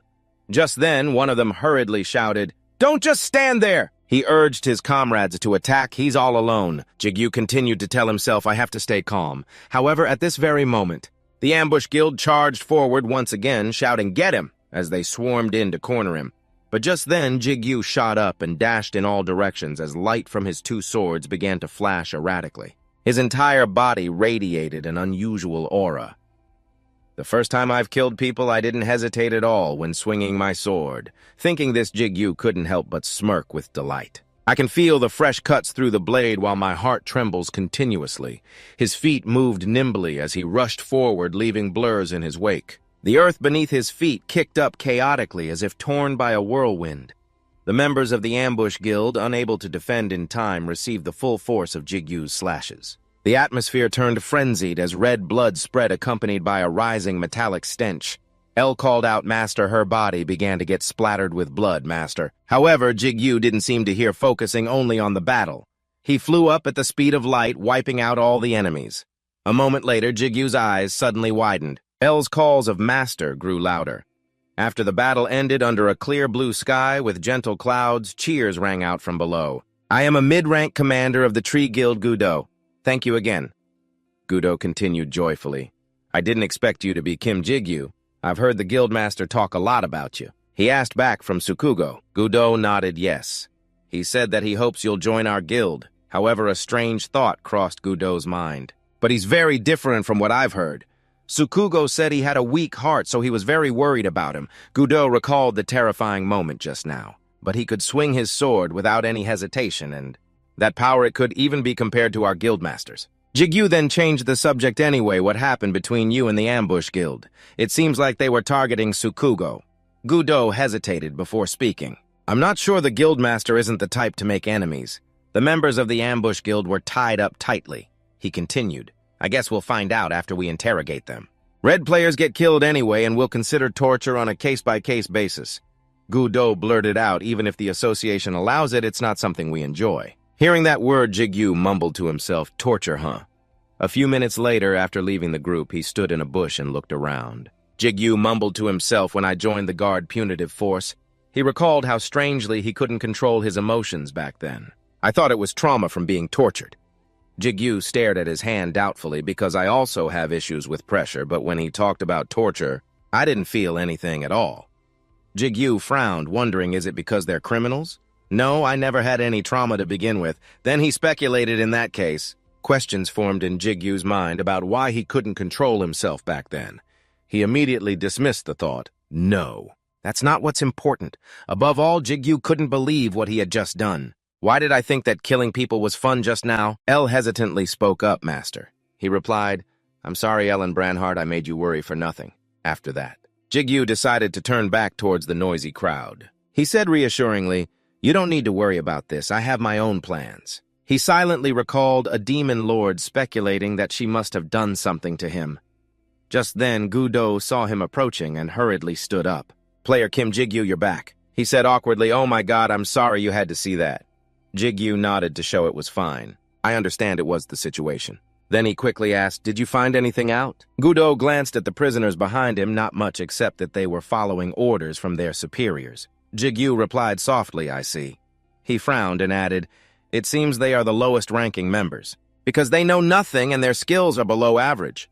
Gudo, sweating nervously, said it seems so. In his mind, he thought it's probably just because you're too strong. Gudo continued his report, we will start descending from here. Although it would be great if we could contact the guildmaster to meet you, we have many things to take care of.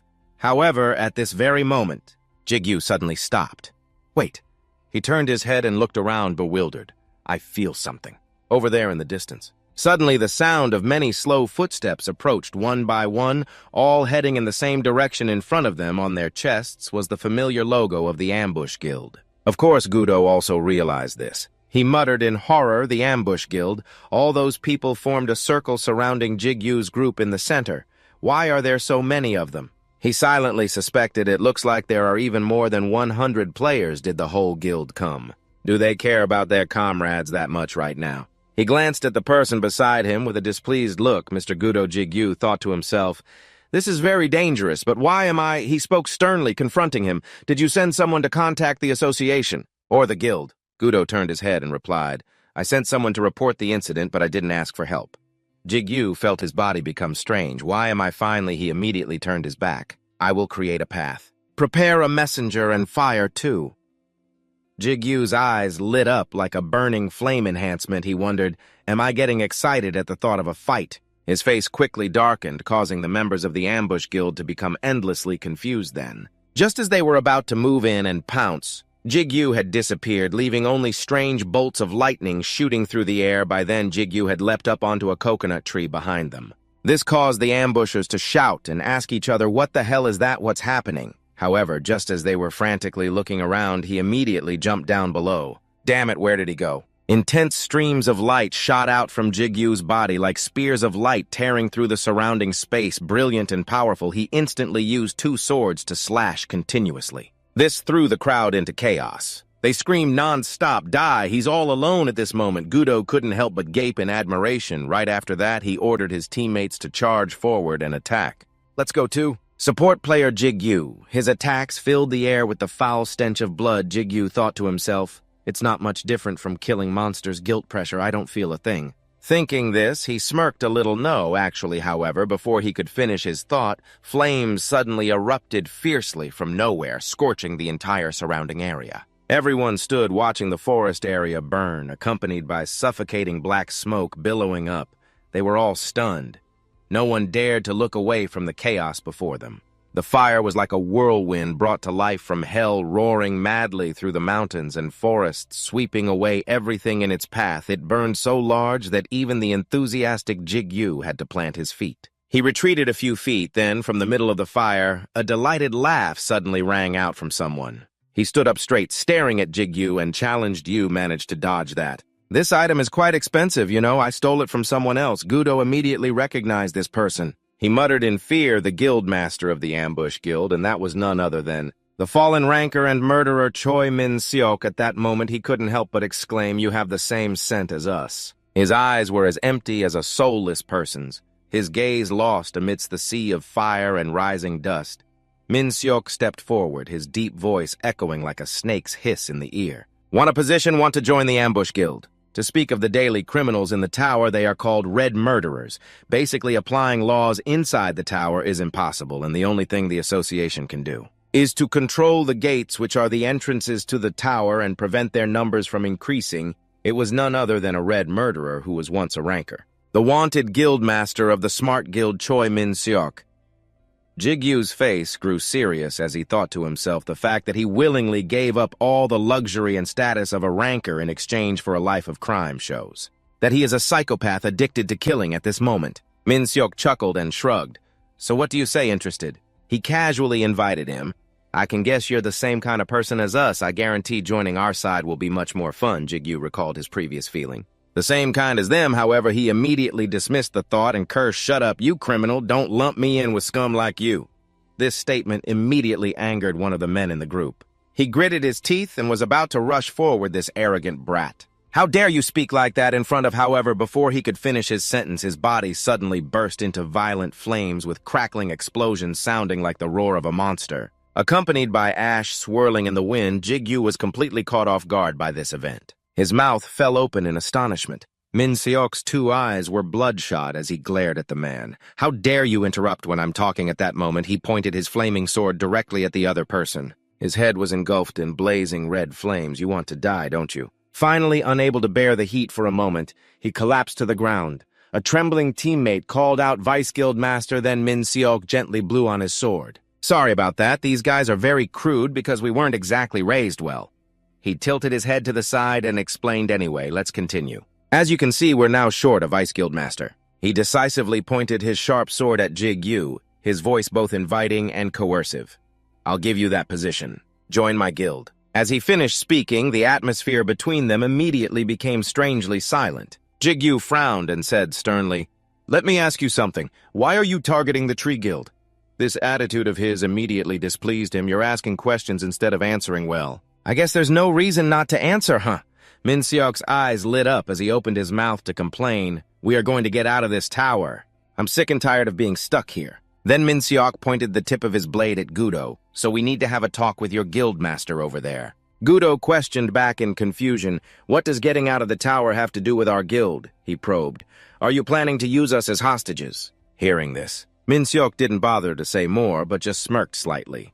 At this moment, Jigyu's face grew impatient. "How do you know about that?" "That is Sukwu's secret, his second unique attribute." Min-seok feigned surprise and let out an, "Oh, you know about it too, huh?" Then he grinned slyly. "You're interesting." At this point, Jigyu could no longer bear it. He quickly lunged forward while shouting, "Shut your mouth!" Jigyu's brow furrowed as he glared and commanded, "Answer me now," however, as soon as he saw his eyes. He immediately became excited. "Those are the eyes." Min-seok's hand clenched around the rising flames. Fiery red sparks passed through his fingers like burning silk threads wrapping around his flesh. He didn't hesitate to charge forward and slam them right into. "Jigyu, I told you you're the same kind of person as us." At this moment, a burn wound appeared on his face. Smoking Jigyu thought tensely he's already using dual blades. The air quickly became hotter than ever. The clash of weapons, the screams, and the sound of footsteps on the scorched earth mixed into a chaotic mess. Min-seok's eyes shone with oppression as he opened his mouth as if warning him, but there still has to be a pecking order. As he finished speaking, he swung his sword forward, creating a giant flame that spread like a hurricane, incinerating all obstacles in its path the members of the ambush guild were also stunned by this heat. Jigyu hastily planted his feet on the ground, trying to stand firm while thinking incessantly, "I've only skirmished with him a little. It doesn't even count as a real fight." He gritted his teeth tensely in the current situation. But this feels very different from past battles. I've faced dozens of high-level opponents like this, but this guy is fundamentally a master at hunting people by now. Min Seok was so excited he burst out laughing. He charged forward, relentlessly slashing at his opponent. The sound of metal clashing and screeching was incredibly ear-piercing. "Min Seok taunted you, think I'll let you rest, huh?" he thought to himself. "I'm a bit slower than him."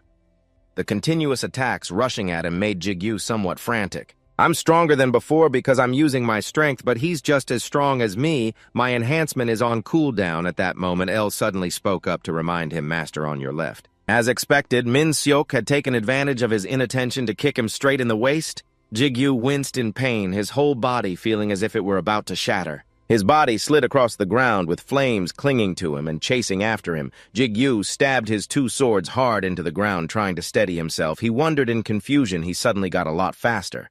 Is it a skill? El immediately refuted, "No, master," she hastily explained. "His movements haven't changed at all," he speculated with suspicion. "So that means—" Min Seok calmly spun the hilt of his sword in his hand. With great skill, he lifted his lips in a sneer. "Looks like it's working, huh? It seems my firepower has scared you. But that's not the full power of this fire ability, you know." Then Min Seok spoke provocatively. "It accumulates damage on the enemy you are fighting, which means the winner was already decided the moment this fight dragged on," he repeated in a threatening tone as if coercing him. "You can't beat me. If you surrender, I'll at least let you into the Jigyu guild." Jigyu mumbled to himself, accumulating damage. He gathered all his strength and angrily shouted, "You should have said that sooner!" As soon as he finished speaking, Jigyu seemed to go berserk, charging straight at his opponent. Min Seok was also surprised by this attitude. "Well, now are you hiding an ace up your sleeve?" Fierce flames erupted, swirling into a crimson vortex that engulfed the surrounding space. Sparks shot high into the sky, incinerating everything in their path. Min Seok raised his hand and shouted, "In that case, I will also use my full firepower infinite blaze." However, faced with this situation, Jigyu didn't flinch at all and continued to rush forward, his body soaked in sweat. "The heat is terrifying. Thanks to this, I can finish him off the moment I see Jigyu's silhouette." Min Seok's face immediately showed astonishment. He stubbornly struck his sword hard against Jigyu's blade. "It accumulates damage against the enemy you are dueling." The air blazed with red, but from within Jigyu, a strange green light suddenly began to radiate. Counterattack. The system announced, "Granth has reflected the accumulated damage back to the opponent." The blinding light left Min Seok unable to comprehend what was happening. "What the—" The fire vortex swirled higher and more violently. It gave off thick columns of searing heat that blurred the sky, burning the air until it became suffocating and utterly chaotic. At that very moment, a strange and powerful pillar of light suddenly shot out from within it. It made the ground tremble. The members of the ambush guild looked around in shock. "What was that?" A body hurtled forward, headfirst, its speed so intense that the ground cracked under its steps. Chunks of earth and rock were flung into the air as if torn apart by an uncontrollable force. A moment later, Min Seok lay completely unconscious on the ground, his eyes rolled back into his head, all his earlier power gone. Jigyu gripped his sword tightly, looking down at his body. He sneered, "Exposing your own weakness like that? Are you a newbie or something?" In the silence that followed, the mechanical sound of the system rang out. Time to activate it, I guess. Finally, a faint pink light emanated from Min Seok's body. Absorbing player Choi Min Seok. Absorption successful. Jigyu looked in surprise at his sword, which was emitting electric sparks, and wondered, "It can absorb people too. What are the conditions to activate it anyway?" By now his legs were trembling uncontrollably. "I guess my legs can't hold out any longer, just as expected from a ranker." It could have been much worse, Jigyu told himself, but I can't let them see me looking weak. Because there are still members of the SMAP guild here. But their guildmaster is dead. Maybe they'll surrender, however, at this very moment. The ground behind him suddenly began to shake violently. Jigyu glanced suspiciously as the members of the ambush guild kept whispering, "The guildmaster is dead. He killed the guildmaster." Their words were filled with absolute fury. "The vice master is dead now, too." Jigyu slowly turned around. The members of the ambush guild were muttering to each other, If we could just kill that bastard. But where is the leader's body? Elle urgently warned, "Master, you have to run." She called out to her master, her voice rushed and afraid, but Jigyu remained where he was. "It wasn't us. It must be because of some skill."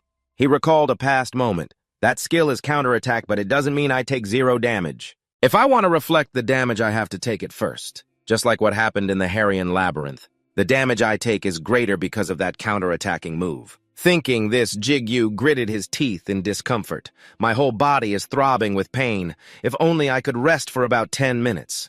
No, a few minutes would be more than enough." Seeing his expression, the ambush guild members suddenly grew timid. They slowly backed away. His eyes glowed a vibrant purple like 2 burning ghostly flames. The scar-faced man's lip twitched as he thought, "I see why the guildmaster took a liking to him now." In front of him, a hazy smoke rose from his opponent. He wondered in confusion, how can a player who isn't even a red rank be this terrifying? Who the hell is this kid? However, at this moment, the scar-faced man gave a slight smirk. He thought confidently, "Well, it doesn't matter. We have the advantage in numbers. It doesn't matter how many die. As long as I'm the one who lands the final blow," thinking this, all of them charged forward, madly bright flames enveloping their swords and radiating an overwhelming heat. The ambush team shouted to one another, "He's tired, let's get him together." Just like a regular hunt, Jigyu silently assessed the situation. But just then his expression froze and then he calmly smirked. "Too late," he said. A howling blizzard roared in, tearing up the ground and whipping through the air like 10,000 blades of ice, quickly freezing all the members of the ambush guild solid, leaving them unable to move. Jigyu breathed a sigh of relief. He smiled at the newcomer and said happily, "You're here." Suku, standing on a block of ice, calmly called out, "Jigyu." He smirked and replied gently, "Long time no see." A moment later, the mountain forest returned to its warm atmosphere. A terrified scream rang out. The Gudo guild members shouted in surprise, "Guildmaster!" The young man across from them was equally shocked.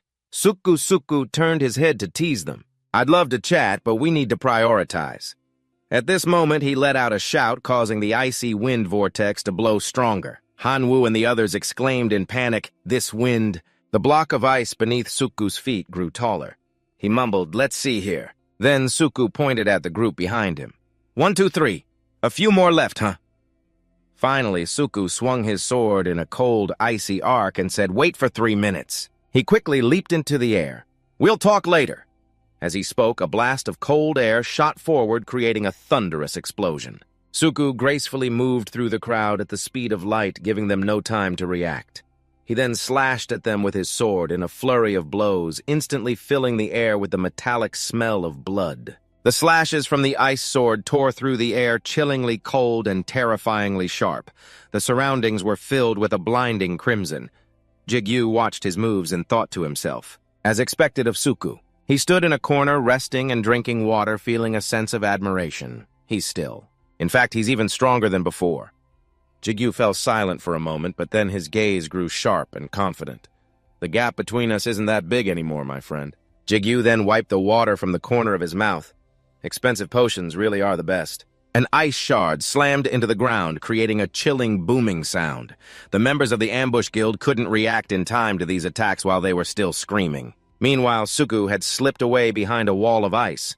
"What the hell is this?" He smirked, amused. Then the two of them coordinated perfectly. Suku shouted, "I take it back, 1 minute is more than enough." A moment later, all the members of the ambush guild were bound tightly. Suku slowly approached Jigyu. He couldn't help but exclaim, "You've changed a lot. I almost didn't recognize you." Suddenly, Suku asked curiously, "But what's wrong with your eye?" Jigyu was surprised and asked, "What's wrong with my eye?" Suku asked back, "You don't know. Your left eye is purple." These words immediately made him suspicious. I felt some heat, but how did it change color? Remembering what Sujung did, Jigyu had a vague idea. "This is probably because of a skill," he explained awkwardly. Suku slowly sat down, cleared his throat, and said, "Is that so?" "It seems it's not just your appearance that has changed. I heard you'd gotten stronger, but I didn't expect this much," Suku said in his even tone even after hearing Seongpi's story. I still couldn't believe it, but to think the masked ranker was actually you. Jigyu tilted his head and replied, "Seongpi said that. How would he know it was me? Seongpi is your cousin, you know." Suku gave a wry smile. "I'm the one who introduced him to you." He said he knew it the moment he saw you, but still. It's such a hassle, Jigyu sighed. At least I wear a mask, so it helps a bit.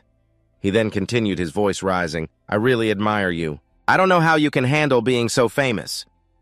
This made Suku laugh. He replied casually, I guess our personalities are just different. I guess so. Ahead, their teammates were treating the Gudo members' injuries. Jigyu suddenly remembered something.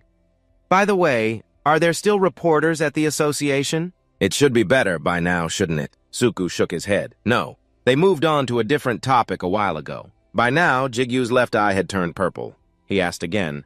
A different topic. Suku calmly replied, How long have you been away? You must have passed some checkpoints. You should have checked the news. He explained in a serious tone, the association's president has revealed his identity to the press. Jigyu mumbled, the president, as a suspicion began to form in his mind. At a time like this, did he do that because of me? In the end, Jigyu closed his eyes and accepted it. Perhaps I shouldn't think of this as a favor right now. Suku spoke up, It's really great to see you again. I wanted to ask you out for a drink too, but... Suku stood up regretfully, not forgetting to dust off his pants. This seems a bit difficult. Jigyu calmly reassured him, this case is big, so you'll be a bit busy. Suku hummed in agreement, but a cup of coffee is still possible. I don't want to say goodbye like this either. Then he suddenly held up a brightly shining ring with a hidden meaning. We have a lot to talk about.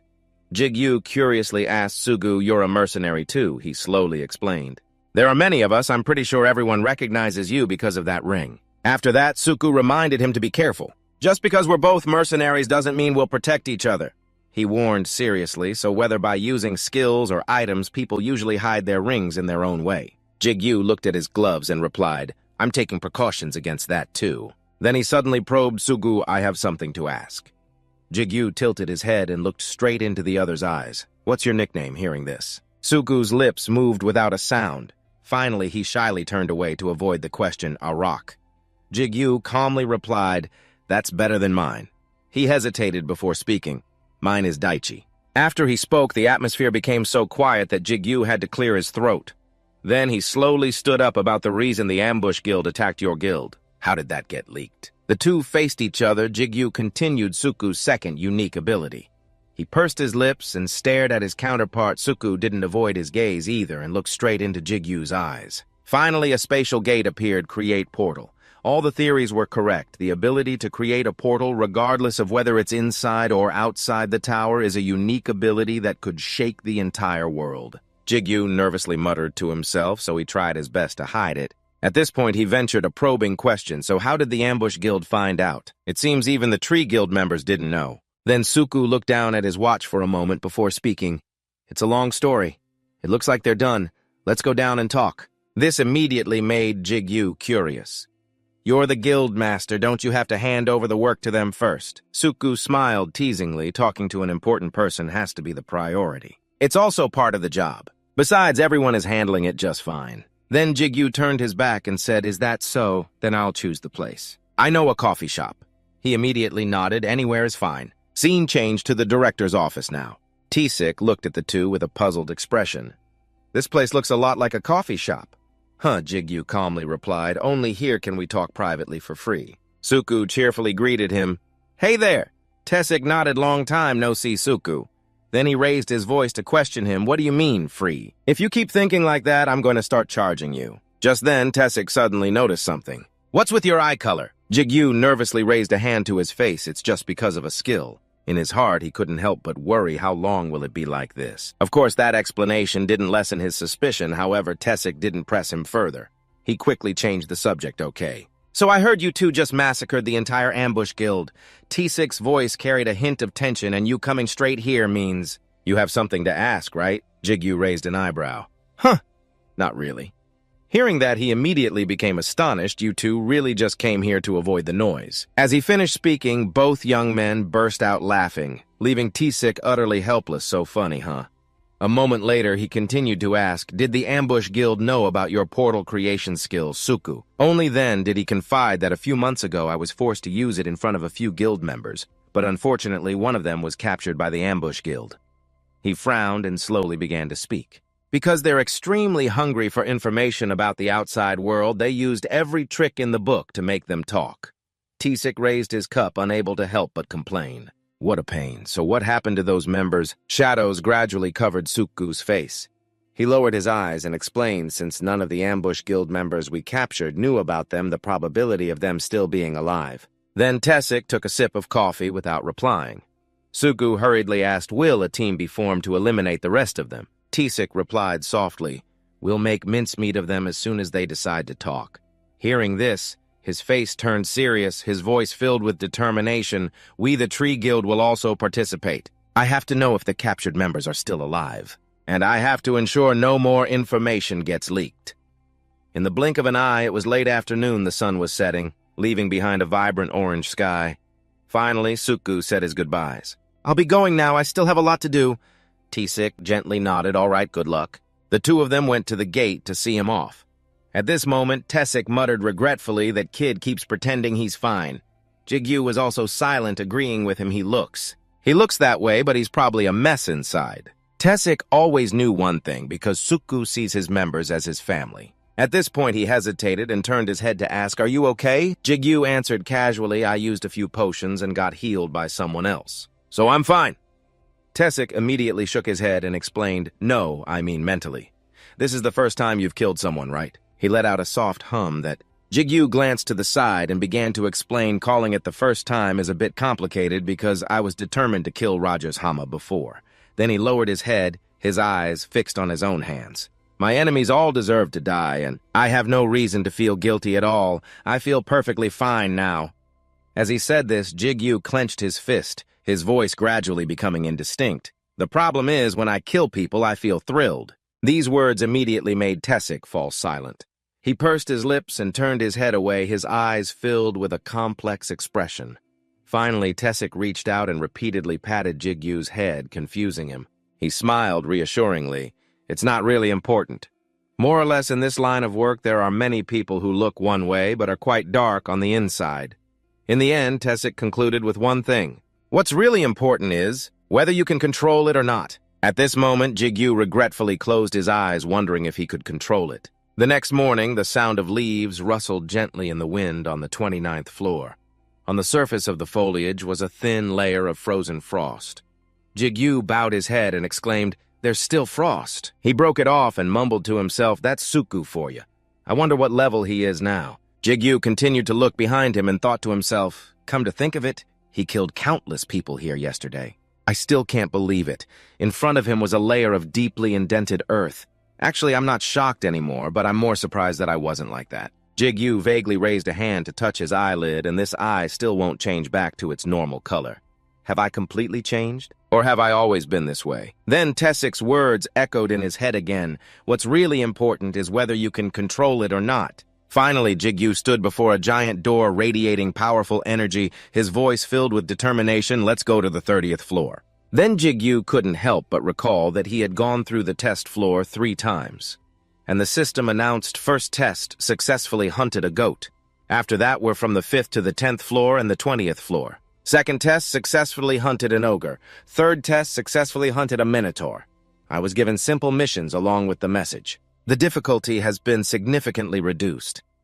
Thinking of this, Jigyu's hands immediately started to tremble. It had always been like this, but his fingers were shaking uncontrollably. As if something was draining his strength from within, Jigyu bowed his head, panting. My hands are shaking.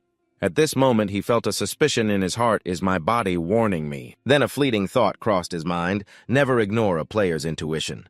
Jigyu thought to himself, confused, is you still silent? If only it could talk to me at times like this. And things were even worse because now my senses have been strengthened after drinking the elixir.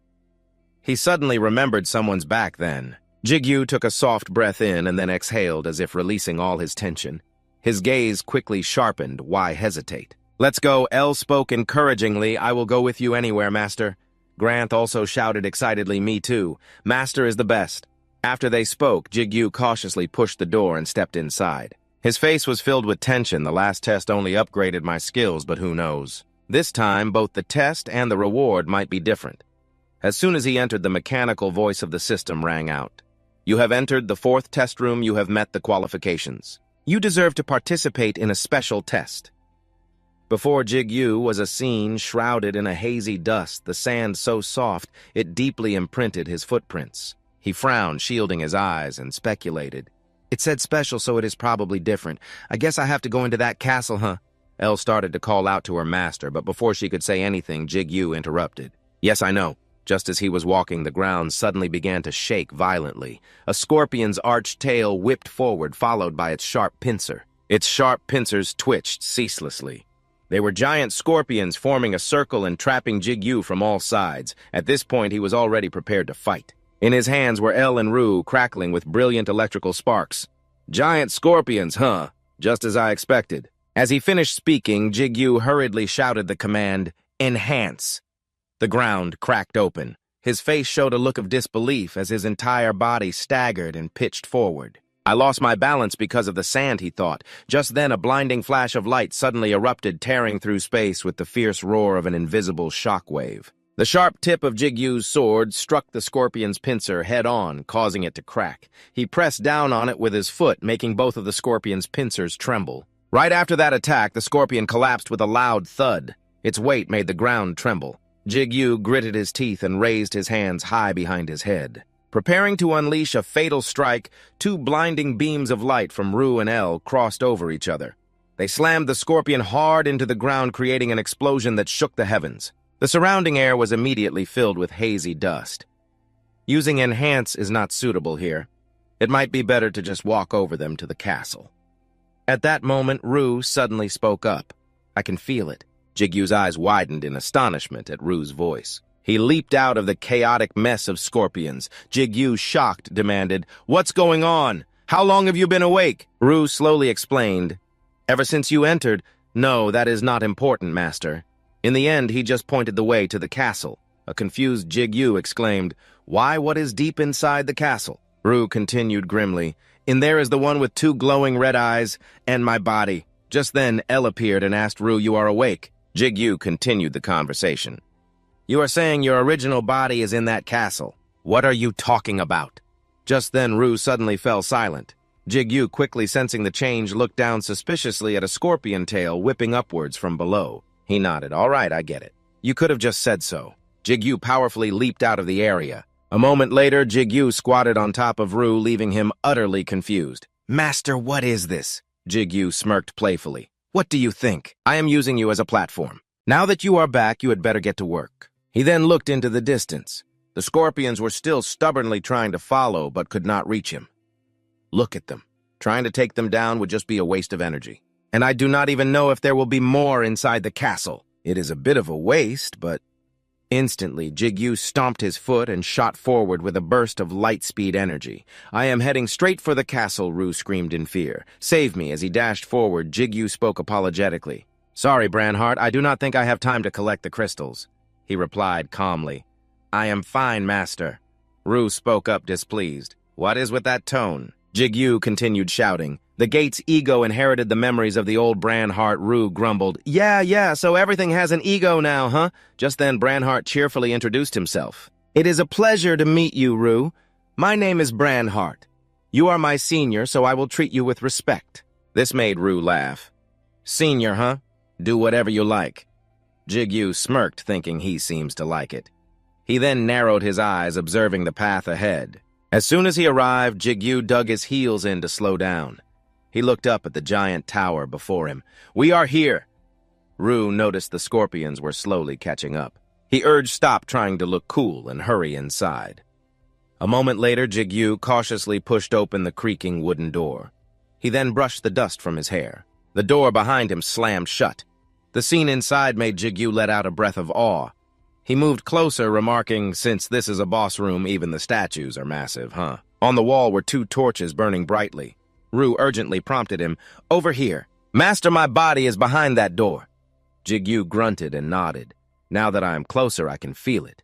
His eyes were fixed on the door in front of him, or at least, I am certain there is something behind that door. At that very moment, the ground suddenly began to shake violently. Dust from above danced with each tremor. The sight made Jigyu's eyes widen in surprise. The seemingly motionless guard suddenly moved, raising its sword toward him to attack. The one on the right was no exception. The two guards cornered Jigyu between them. Stone fragments flew through the air as the room shook, violently gray dust clouding the space. Jigyu quickly leaped backward to dodge. "Golems, huh?" Beads of nervous sweat formed on his face. "These guards are pretty impressive, huh?" At that moment, the guards stomped heavily on the stone floor, and then Jigyu gripped his sword tightly and slashed hard at their shins. However, he quickly realized this was not working. "They are pretty tough, huh?" Jigyu then glanced indecisively at the door behind him. "Should I just go inside?" He immediately dismissed the thought. "No, I do not know what is inside. I cannot leave enemies like these at my back. No matter how strong they are, they have to have a weak point." At that thought, a blue light shot forward from below. Jigyu leaped desperately in front of the guard and yelled, "Let's try the head first, shall I?" As he spoke, he used both swords to strike hard at the side of its face. The clash of metal on stone created a piercing sound. It was a decisive attack. So much so that smoke immediately started rising from the guard's mask. Jigyu jumped down, gritting his teeth to recover his strength. The guard seized this opening. It swiftly swung its axe at him. The blade cut through the air and slammed heavily into the ground, creating a deep echo and kicking up a thick cloud of dust. Jigyu's small frame was instantly thrown several yards away. He trembled violently as he struggled to get up. That was pretty strong. I tried to turn my body to reduce the damage, and it was still this powerful. Just then, Jigyu quickly spun around to dodge. He gritted his teeth, calculating. They are made of stone, so Ru's damage will not work. The difference in weight is too great. I have to find another way. As he thought, this L suddenly cried out in alarm. "Master, be careful." Jigyu did not answer, his eyes fixed on the two guards before him. She continued. Master Ru spoke up encouragingly. "Use it." "Master, use their own strength." As Ru spoke, Jigyu frowned and yelled, "Enhance!" A beam of light shot up from the ground, causing the two guards to jump back in alarm. Jigyu used his two swords to deflect their attacks relentlessly. He dug his feet into the ground, shattering the flagstones as their strikes whistled through the air with cracking explosions. Jigyu persistently brandished his swords in front of them. Finally, he leaped up to deliver the fatal blow. Instantly, both guards shattered into pieces. Countless stone fragments flew through the air, crashing onto the floor and filling the entire room with thick dust. Jigyu's small body rolled across the ground as well. He was on all fours, head down, both swords having slipped from his hands. The stone head of one guard was gone, and the other was no different. The two of them were now just two lifeless husks. Seeing this, Jigyu struggled to get up. Ru spoke slowly, impressive. His face, smudged with dirt, broke into a smile. It was nothing. But why? Do I feel like I have been knocked around more than usual today? Right after Jigyu picked up his two swords and confronted Ru, "We are going to have a talk after this." "What did you mean about your original body being in there?" Ru no longer held back. "Inside is my body from when I was alive," Jigyu repeated in surprise. "When you were alive?" He nodded in affirmation, yes. Then Ru began to boast. "Let me tell you, back when I was alive, I was so strong you could not defeat me even in your dreams." Jigyu's lip twitched. "I will ignore that arrogant attitude for now." Then he asked curiously, "So does that mean you cannot do that now?" Ru said impatiently, "I already told you that is my physical body." As Jigyu slowly approached the door, Ru continued to explain, "My soul is right here with you." He added, "What is inside is just the empty shell I used to inhabit. A being that can only move on muscle memory. A corrupted version of my former body." As he finished, Jigyu gently pushed the door and stepped inside, looking around with suspicion. "I have used potions to heal and have all my enhancement spells at maximum," he thought. However, as he was making his calculations, his eyes suddenly widened. With this much preparation, "I will—" A tall figure before him whispered in a deep, hoarse voice, "Are you the one who awakened me?" Half of his face was obscured by shadows, revealing only a single blazing red eye. Jigyu immediately gritted his teeth in frustration, his mind racing with questions. Such immense pressure, even from this distance. Is that the corrupted version? Jigyu fixed his gaze on the figure before him. What was Ru's past? Then he spoke up, questioning, "Are you really Ru?" Hearing this name, the other figure's lips twitched. Ru. He slowly descended the stairs, not forgetting to remark. An interesting name. The sound of his shoes striking the ground shattered the silence. He gently refuted, "That is not my name." Then the figure held out one of his skeletal hands. "I am the Demon Fist Master." His other hand was flesh and blood like a normal person's, and the Demon Sword Master. Witnessing this, Jigyu's face turned pale. He spread his arms wide and solemnly, declared, "I am the king of all demonic beasts." His eyes glowed like a laser beam. One half of his face was skeletal, the other half was flesh. You can call me by the name. Jigyu silently recalled the demon I first met, El. The demon will awaken from its seal. El is the master of that giant eye. Then he wondered doubtfully. But is Ru's true identity the Demon King? The Demon King's lips moved to speak, but the name was completely swallowed. You can call me. Jigyu swallowed, trying to hear the rest, but in the end he could only stare blankly at him. Something was preventing him from hearing its name. Then Jigyu sneered. Looks like our Ru has a lot of secrets, huh? Especially in battle, he probed. But will you be all right? Jigyu tightened his grip on the hilt. If I destroy your main body, Ru replied wearily. I already told you. It's just a trivial vessel. Then the eye on the sword's hilt suddenly blazed. I don't know who is behind this farce. Ru reminded him in a low voice, destroy it, so they can't play with my body anymore. Hearing this, Jigyu just uttered one sentence, just don't regret it. As he finished speaking, he shot forward his body, cutting through the air like an arrow loosed from a bow, leaving behind a sharp whistling wind. Accelerate. Immediately after, Jigyu's eyes lit up.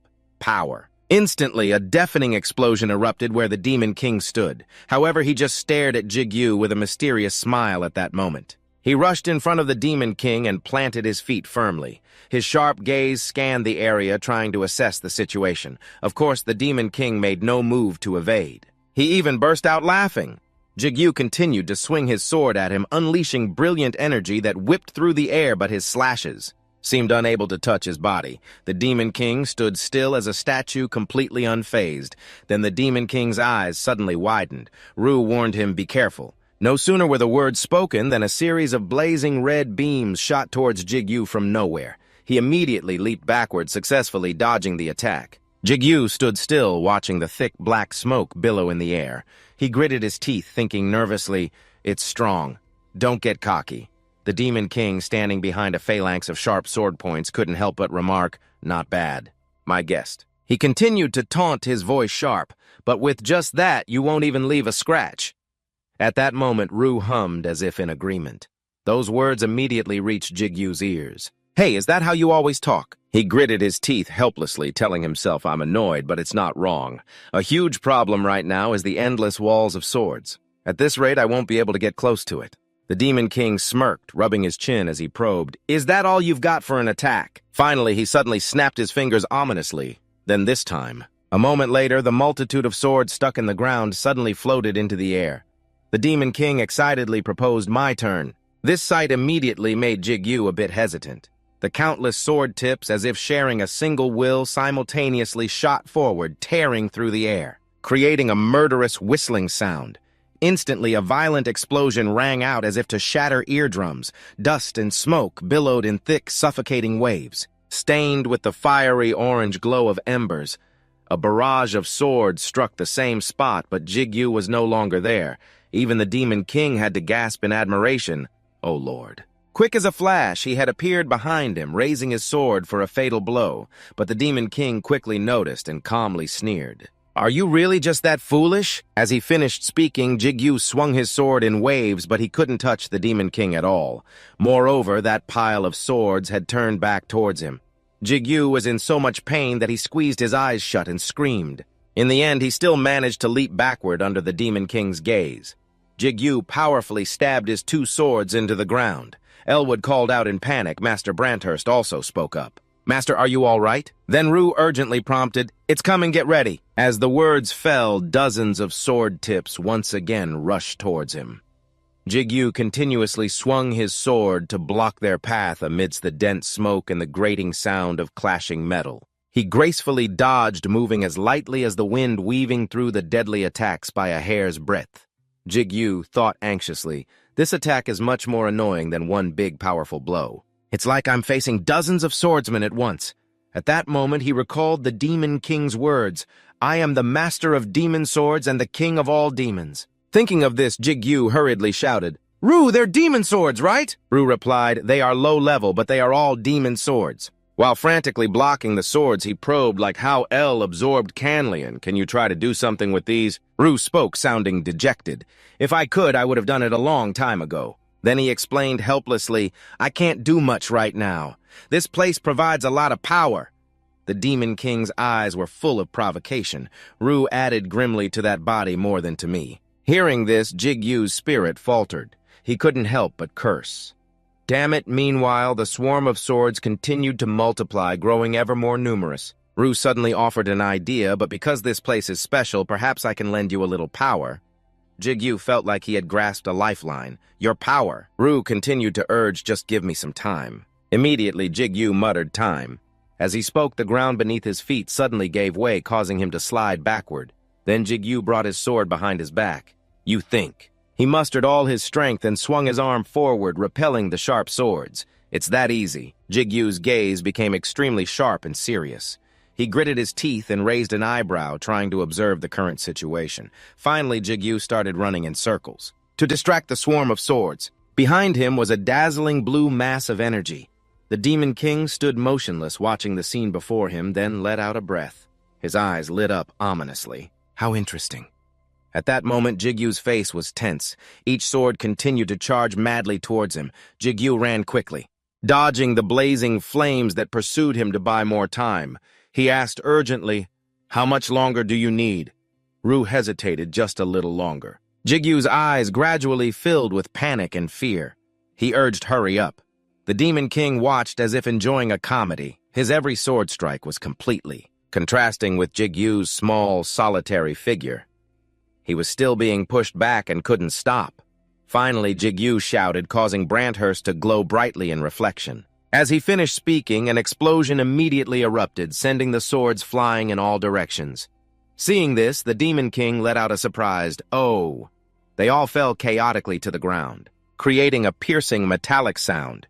Jigyu tightened his grip on L, which was embedded in the wall. He tried to hold on, thinking, is it working? At that moment, the swords began to regain their power. They continued to charge forward. Seeing them aimed straight at him, Jigyu cursed. Damn it, he impatiently pressed Ru. I don't think I can buy any more time. Are you done yet at this moment? Ru's deep voice spoke. Well done. A system notification appeared. Sensitivity to magic is increasing. Assimilation rate has reached Class C. Jigyu, as if grasping a lifeline, smiled brightly. Come on, I'm about to die here. However, the Demon King still didn't understand what was happening. He looked at the source of power above his head in amazement. The system continued. You can now use the ego ability more effectively. The Demon King's eyes widened and he stepped back a few paces.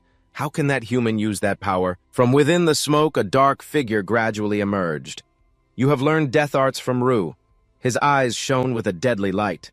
From now on, you can utilize death arts to a certain extent. Inside the vast space, a notification echoed, you have learned Death God from Ru. From now on, you can manipulate death to a certain extent. Swords gradually appeared from behind the mist. The Demon King below also looked at them with doubt. How could an ordinary human use that power? Impossible. Opposite him, Jigyu charged down, sword in hand. He looked up at him in panic. Jigyu gritted his teeth, looking towards him with his lips pressed tightly in anger. The Demon King stood trembling amidst the swords. No way. He roared with madness and indignation. Right after that, that's mine. The frenzied swords rushed forward like a vortex. They slashed through everything in their path, the blades cutting into flesh and mixing with blood. He stood in the vortex of swords, looked towards him, and screamed madly, "Tear me into 1,000 pieces!" Immediately after, the swords descended upon Jigyu. Seeing this, he calmly raised his sword, channeling power into it, his eyes filled with determination. Before him was a powerful vortex of swords. Rushing towards him, the energy emanating from it glowed crimson elsewhere. Red smoke also poured out from the hole and began to dissipate. Branhart asked doubtfully, "My lord, have you defeated him?" Hearing that he was a bit startled, Branhart behind you, the Demon King's figure was still slowly approaching. Jigyu, on the other hand, stood there in the smoke, wondering why he would say that. From behind, he raised his hand to summon a weapon. His hand, now just a dry skeleton, tried to squeeze out a final drop of blood. The Demon King raised his sword, energy radiating all around. "How dare you!" He stared and roared in anger. "A mere mortal like you dares!" The stream of energy was quickly slammed down, followed by a slash that struck straight into the ground. Causing the ground to crack and shatter, he immediately jumped up to dodge the slash. Jigyu dodged to the edge of a wall, but the slash didn't stop and cut it in two. Seeing the situation was not good, he also gritted his teeth. His eyebrows furrowed as he thought to himself, Even after taking a direct hit from the death blow, a strike containing immense magical power, it still has this much strength. Ru's voice rang out, reminding him, although it's just my shell, its original form is still very powerful. Jigyu quickly stood up, staring intently at the Demon King. He urged it, I don't need to hear you boast Ru do that thing from before again. Seeing this, it also grumbled with dissatisfaction as the Demon King on the other side raised his sword to strike. Do you think it's that easy? Although I am inside a special place, I can only do it one more time before you reach your limit. If you overdo it, your body won't be able to handle it. He gritted his teeth, his brow furrowed with vigilance, staring straight ahead. One more time, I think that's enough. Ru was confused. What do you mean? Immediately after, Jigyu leaped up his sword, slashing multiple paths in the air. Meanwhile, the Demon King was still standing and watching his hand gripping his sword, tightly murmuring, I suppose. Then he calmly raised his hand, the sword enlarging above his head. You don't learn, do you? After saying that, he matched Jigyu's rhythm, slashing straight down at his head. The ground quickly shook from the slash. Jigyu's feet sank into the earth dust, and smoke billowed around as he reached out, using his own sword to block the strike. His face strained, he gritted his teeth opposite him. The Demon King looked at the trembling Jigyu and calmly pressed his sword down. A bug is just a bug, nothing more, nothing less. No matter how high you jump, what do you plan to do next? His expression was ferocious, staring at him and laughing. Are you trying to test your limits with... Right after that, his eyes widened in shock as he stared at Jigyu's hand and sword, the one blocking his slash, that human. Only then did he notice the gauntlet emitting energy on his hand. Where did the sword in his right hand go? Suddenly, a sword rushed towards him from behind. He turned his head in shock to look at it. Ru looked at him with the eye on its body. Peekaboo. On the other side, seeing him distracted, he smiled smugly. Next, Jigyu knocked his sword upwards as energy erupted from behind. The Demon King looked back in panic as his body was ensnared by Ru. He dropped his sword, crying out in pain. The great sword was also quickly corroded. Jigyu watched him, struggling in vain. How can this be? His face filled with panic, he roared, I am the king of monsters. In the end, his body was quickly incinerated. Only Jigyu was left standing there. The space fell silent. Only his back was visible right after his body staggered. Grandheart called out, Master. Finally, Jigyu collapsed to the ground and she cried out urgently, Master, you can't die. He lay there fumbling for something in his clothes and explained with a smile, Don't worry, I'm just a little exhausted. Ru also commented, Because you manipulated that much power without holding back the consequences won't be light. Jigyu drank another vial of blood and suddenly the system window appeared. You have passed the special test. You will receive a reward for passing the special test. Seeing it, he sat up and sighed. The system added excellent completion. You will receive an additional reward. Jigyu closed his eyes, then opened them again. In front of him were 2 chests and a dark space. Where am I? This is probably the reward room. The system's voice rang out, new skill acquired. You have acquired the Combine skill. You have acquired the Incarnation skill. Jigyu was puzzled. Skills. The system added more. Your assimilation skill level has increased. Next, he commanded status window. The system panel displayed name Kim Jigyu, level 1, class companion of the ego. Abilities inherited. Link skills. Assimilation. B Deathblow Combine Incarnation egos possess Trong Kyung Choi. Min Seok. Number of ego fragments possessed 4. You can manipulate 60% of an ego's power. Deathblow. You can manipulate death. Combine. You can combine egos. I've gotten a lot of new skills. I can combine and incarnate egos, huh? Suddenly, Jigyu touched his chin, a serious expression on his face as he looked at it in amazement. So that means if I combine Ru and L, I'll get Elru or Ruel, is that right? Ru cursed in dissatisfaction. Are you an idiot? Did you fight so hard your brain fell out? Beside him, L was also dissatisfied, Master, although it's a pity I agree with Ru this time. Right after that, Jigyu approached the reward chests, waving his hand. I was just kidding, you know. I'll need to use those skills to see how they really work. His face was full of joy as he looked at the boxes in front of him, pointing, but I can't test them right now. So I'll open the reward boxes first. A gold box and a diamond one. Huh, Ru was confused. Why are you so happy? Jigyu touched the gold box and replied, Of course I am. Although a gold box is already good enough. But a diamond box is on the same level as the one that held the elixir before. Next, he picked it up, opened the box, a smile of anticipation on his face. You saved the best for last. Inside, 3 shining golden orbs appeared. What are these? I feel like I've seen these before. The system announced, you have collected a triple ego fragment. A stream of energy erupted from it, startling him. Golden light shone down from above. Is this an ego fragment? Then Jigyu thought of the ego he had received before. Isn't this what I got after clearing the Blue Wolf Gate?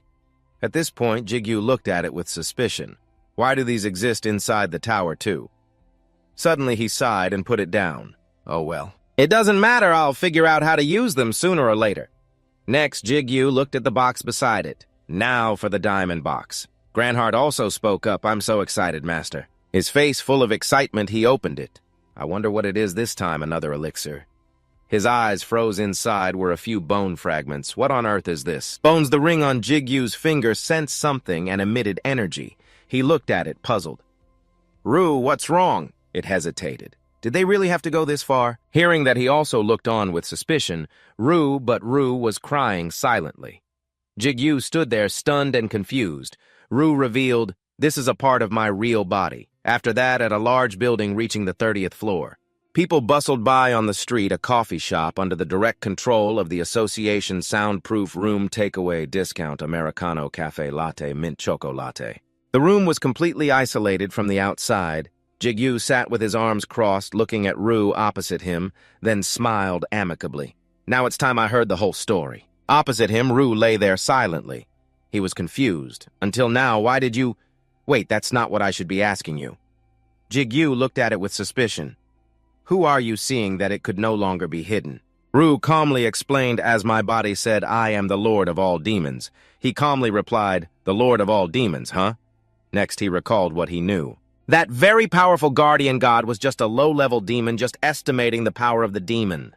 That L ceiling was already very difficult. Immediately after Jigyu crossed his arms again and questioned, then why is the Lord of all demons a sword now? Hearing that, L also exclaimed, the Lord so cool, this made Branhart feel helpless.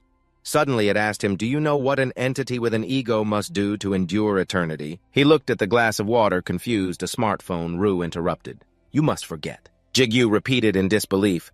Forget next. Rue remembered its past, full of cracks and suffering. That's right, I had to forget. To endure existing for such a long time. I needed to forget the times I had lived through. If I didn't, my very existence would fade with time. His hand reached for the noble crown. As I said, I am the Lord of all demons. However, I was imprisoned by rebels, lost my body, and was left to face eternity. I had to protect my own existence. In the present, Jigyu still stood silently watching it speak. Therefore, I forgot my emotions, my purpose, my name, and finally my own identity. That was the only way I could endure it. Next, Rue remembered using his power, however, when I awakened as the demon sword lord, the memories I had sealed away were also temporarily awakened. After that, Jigyu crossed his arms and leaned back in his chair, still listening to Rue ramble on. Even though it was only a small part, those memories were enough to confuse me, to the point where I did not know what to do. His gaze fell upon his reflection on the sword, his brow furrowed with some doubt, so I decided to forget everything again as the sun began to set outside. In the end, I did not get much information from my conversation with Rue. Jigyu stepped out of the gate while outside the crowd was still chattering. He was lost in thought because Rue had chosen to forget once more. He could not answer many of my questions, and because I did not want to see Rue suffer, I did not ask anything more. I chose to postpone it, deciding what to do with the fragments of Rue's body. Having said that, he looked up and gazed outside, thinking to himself that no matter what his past was, Rue was still his first ego. He was the one who gave me hope.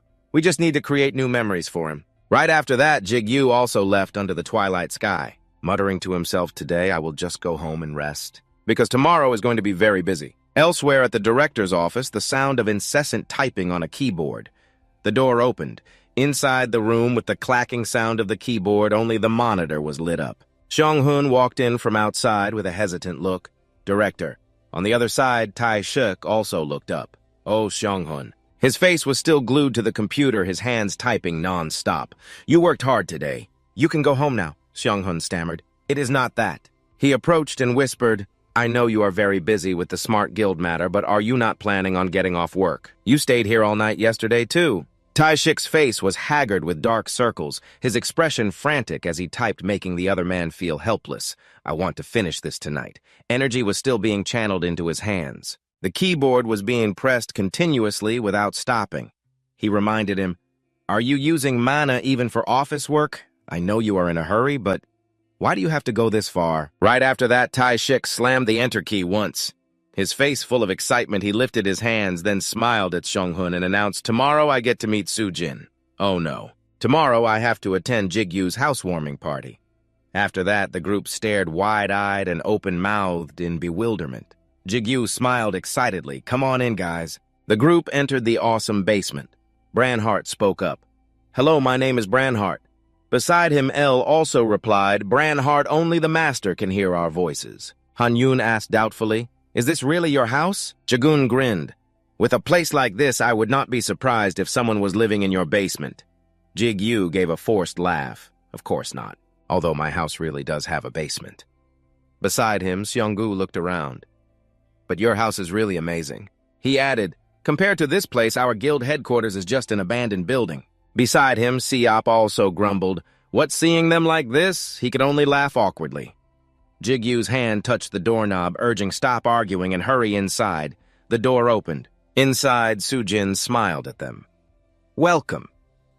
Beside her, Do-young also politely said, "Hello." The group of friends also entered and politely greeted, "Hello, everyone." Inside, the two women were preparing food. Next, Seop smiled politely and presented a gift. "I am Kim Seop from the Morning Star Guild."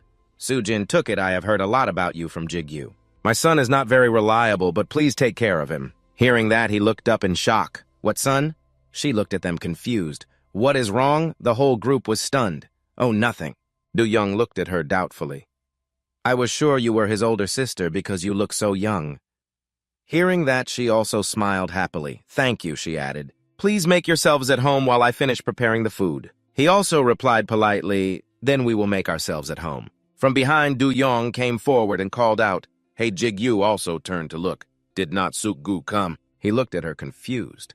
"Why did you want to see him?" Hearing that, her eyes widened in anger. "What are you talking about?" "I was just going to ask for his autograph for a friend." Right after, Jigyu leaned on his hand and smiled, explaining, "He said he is very busy. He has a lot of work recently. It depends on your attitude." "I will consider asking for an autograph for you." Hearing that, Do-young also smiled excitedly. "How about you take off your mask and become famous? I want to sell your autograph to my classmates." Hearing that, he also got angry. "You little brat. I already told you this is a secret." Jigyu turned his back to leave. "Stop talking nonsense and go help Mom." "I am going out for a bit," she asked, confused. "Where are you going?" He turned back to explain to pick up a guest. Outside the door, Seong-hun quickly approached, smiling. "Good evening." Player Kim Jigyu. Beside him, Tae-shik also waved a greeting. "You did not have to come out to greet us." On his side, he also stepped out to welcome them. "You are here." He explained, "I finished work faster than expected. I just arrived." Behind him, the other man could only scratch his head awkwardly. "I am sorry, player Kim Jigyu. We did not have time to prepare a gift because we were too busy." Jigyu just smiled at them warmly. "It is okay. I should be thanking you for finding us such a wonderful house." Suddenly, Tae-shik changed the subject. "I do not need to get you a gift, right?" He confirmed, "Well, you already bought new furniture for our house." Seeing that, Seong-hun also exclaimed, "Really, that is so generous." The three of them quickly went up the stairs. Jigyu remarked, "You did not have to do that. Our old stuff was good enough." He said excitedly, "A new house needs new furniture, you fool." He remained calm. "It is just a waste of money." Suddenly, his feet stopped. Could it be? Right after that, Jigyu turned and nudged him. "You bought all that furniture because you thought this would be your future home." Tae-shik's face was full of embarrassment as he looked away, sweating. Behind them, Seong-hun looked on in confusion. "What are you talking about?" "I have no idea what you are talking about." They entered the house. Jigyu asked, confused, "What is wrong, director?" But he dodged the question. "You do not need to know." Inside, Tae-shik's fawning expression made the other two feel helpless. "Here is the housewarming gift." "Oh my, you already bought us all this furniture." So he did not have a gift for me. The sun began to set. The dining table was also cleared. "Thank you for the meal." "Thank you for the meal." The guild members quickly moved to take the food trays. "Let me help." But he stopped them. "You are guests, just sit and relax." They looked at each other and greeted, "Are you Jigyu's assistant?" "Yes, although I cannot help him much." Suddenly, Tae-shik called from behind Jigyu, his hand holding a phone. "Come outside with me. Let us talk for a bit." Jigyu also looked at him doubtfully. "Right now, let me clear this up first. Right after that." Tae-shik put his phone back in his pocket and urged, "It will be quick, just a few minutes." Finally, he turned and told his mother, "Mom, I am stepping out for a bit. I will finish cleaning up later. You should rest." She confirmed, "Okay." Outside, the sky had darkened. The two of them stood in the yard. Jigyu asked, confused, "What did you want to talk about that required us to come outside?" He leaned on his hand and added, "The association will make an official announcement soon, but I thought it would be best to let you know first." Then he calmly announced, making him gasp in surprise, "The Iron Guild has opened a branch in South Korea." Jigyu's eyes widened. Taishik's face was grim as he explained the association opposed it. But the Angela Guild intervened. It seems they made some kind of deal with each other. Next, he recalled the battle and added, "As you know, the association cannot just ignore the Angela Guild. The value of the name of the nation's top guild is no joke, but we still said it." Taishik rubbed the back of his neck, troubled. "Anyway, that old man. The association's chairman has already faced the media about this." Next, he turned to look at his expression. Then Taishik turned to leave. "I will take care of the cleaning. Remember to cool down before you come back inside." Jigyu's body radiated an oppressive killing intent. He reminded him, "Do not release that kind of aura in front of your family." Jigyu's fist clenched and blood started to drip. El reminded Master. Ru was also helpless. That night at a certain building, in a large rehabilitation room, Rogers Han, 3 months. On a wooden board was a newspaper article, a furious scream. Above it was his face. "I can return to South Korea in another 3 months." The newspaper's content: the one-hit hero stops a gate break. The birth of a new high ranker. Suddenly a short sword flew straight at his face. He looked around frantically. "No matter how strong he has gotten, I will take him on." His face filled with madness smiled. Inside, a sword was sheathed in its scabbard. His eyes glinted coldly, for he now had the holy sword that he had bestowed. His gaze was filled with madness. "Just you wait, Kim Jigyu." After dinner, everyone said their goodbyes. "Thank you for the meal." "Goodbye, get home safe." Back at Jigyu's house, the 8 pairs of chopsticks were all cleaned. He then quietly went down to the basement alone. The Iron Guild will open a branch in Korea. The quiet space echoed only with Jigyu's footsteps as thoughts continuously surfaced in his mind. This will happen in 3 months, and the branch manager will be Rajarshan.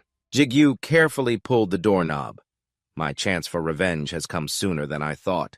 He slowly stepped into the pitch-black room where not a single ray of light could enter. There was only a single chair in the middle. Jigyu then gently turned on the light, and the room was instantly flooded with brightness. Branhart exclaimed with delight, "This place is always so comfortable." He explained that the basement is perfect for a training ground. Ru voiced his thoughts, but isn't it a bit inconvenient that the entrance is outside? Jigyu paused for a moment and then disagreed. No. He stretched his body, rotating his elbow, and replied, "I'll constantly check for gate openings, and I want to be sure that monsters won't climb up if anything happens." Jigyu thought of Seong-hun and muttered in satisfaction, "I didn't expect him to find such a perfect house for me. Anyway, my opponent is a branch office of the Iron Guild." He sat on the chair, resting his chin in his hand to organize his thoughts. Even though it's just a branch office, its power is considered to be on par with a guild. The Channel Guild, one of the 10 largest guilds in Korea. 3 months isn't a long time. I need to get stronger, of course, and to do that, the first thing I must do is understand my new skills. He began to wonder, first synchronization and containment, the skills I got on the 20th floor. How do I use them? Thinking this, Jigyu immediately called upon the system synchronization. The mechanical voice of the system rang out, "Please select your main ego." Jigyu repeated doubtfully. Main ego, does it mean the ego that will serve as the primary component for synchronization? He then frowned before making his final decision. It's Ru. As soon as he spoke, the system announced loudly, "Now main ego Ru and sub-ego Changkyun will synchronize." The moment the voice resounded, a blazing red electric current shot out from the ring on Jigyu's hand and from Ru. They then merged, swirling together before suddenly taking the form of a fiery crimson wolf. Bolts of lightning continuously erupted around it, enveloping it like an electric net. The system quickly announced synchronization successful. "Ego Ru has become Fenrir," Ru hastily shouted, "You little monkey." Seeing his attitude, Jigyu burst into laughter. "Sorry, I was just joking." Ru angrily complained, "Why is it always me?" Afterwards, Jigyu lowered his head in contemplation. "This is still a power I don't fully understand." Ru called out urgently, "Hey." He continued, "I can't use it carelessly." He kept asking, "Are you listening to me?" Furthermore, sentient egos like Ruel and Branhart face a higher risk when using this skill. And Oberon, Ren, and Hemet are all very important to my current fighting style, so I can't use them either. His eyes filled with a complex expression. This means I have to use the egos for Minseok Changkyun, or use ego fragments as the material. Just then, Branhart suddenly spoke up. Master, let me try it. Jigyu replied in surprise, Branhart. He continued to plead, I want to become stronger like Ru and El and be more useful to you. Jigyu asked doubtfully, are you sure? I don't know what the result will be. The worst-case scenario is that I won't be able to use the ego or it will change completely. Branhart paused for a moment but still spoke with confident reassurance. I'm a little worried, but I still feel it will be fine. After all, haven't I already died and come back once? Hearing this, Jigyu gave a small smile. Thank you, Branhart. He then immediately activated synchronization. The system promptly displayed, please select your main ego. Jigyu answered without hesitation, Branhart. The system continued, please select your sub-ego. He clenched his fist. Ego fragment. As he spoke, the system began the process. Synchronization in progress. A moment later, Jigyu's entire body was suddenly wreathed in a blazing golden smoke, startling him. His eyes were glued to the source of light inside his chest. This light? Is it the ego fragment? It's been inside me this whole time. The light grew increasingly blinding. A few minutes later, as the light faded, Branhart finally spoke, Master. Jigyu replied, Branhart. He repeated, Master. Sensing that something was wrong, Jigyu quickly shouted, Branhart, wait, cancel synchronization. However, at that exact moment, a system notification appeared. You will now be transported to a gate. Before Jigyu could even process what was happening, he was transported elsewhere. Scene change.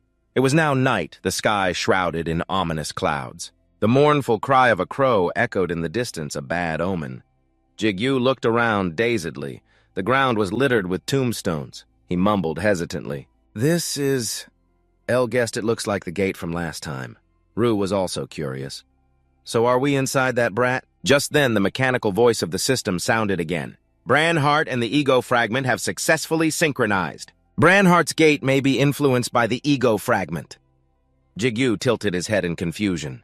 Influenced how so? Ru quickly pointed out, looks like the answer is over there. As he spoke, a reflection flashed in Jigyu's eyes. In front of him was a coffin radiating a strange aura. It was placed right in the middle of the path. Curious, Jigyu slowly approached it. That's the coffin from which a corpse appeared last time, right? Ru hummed in response. Jigyu reached out as if to touch it, then hesitated and pulled his hand back. Finally, he bravely reached out and touched it. The moment his hand made contact, a system notification appeared.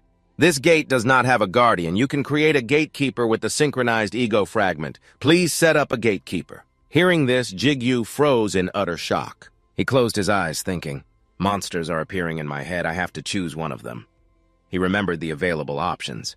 Goblin, zombie, skeleton, night vampire. It seems they are all undead. Perhaps this reflects the nature of this gate. Then Jigyu suddenly remembered something. A higher-level monster is... As the coffin lid slowly opened, he calmly exhaled. As expected, a corpse. As he spoke, a body slowly rose from inside, surrounded by a swirling golden light. The system continued. You have selected a corpse to be the gatekeeper. The synchronized ego fragment has been consumed. Finally, it concluded, from now on, the gate will be managed by the corpse. Then the corpse slowly stepped out from inside and knelt. It bowed its head low respectfully, and a deep, quiet voice sounded out. Greetings, my great master.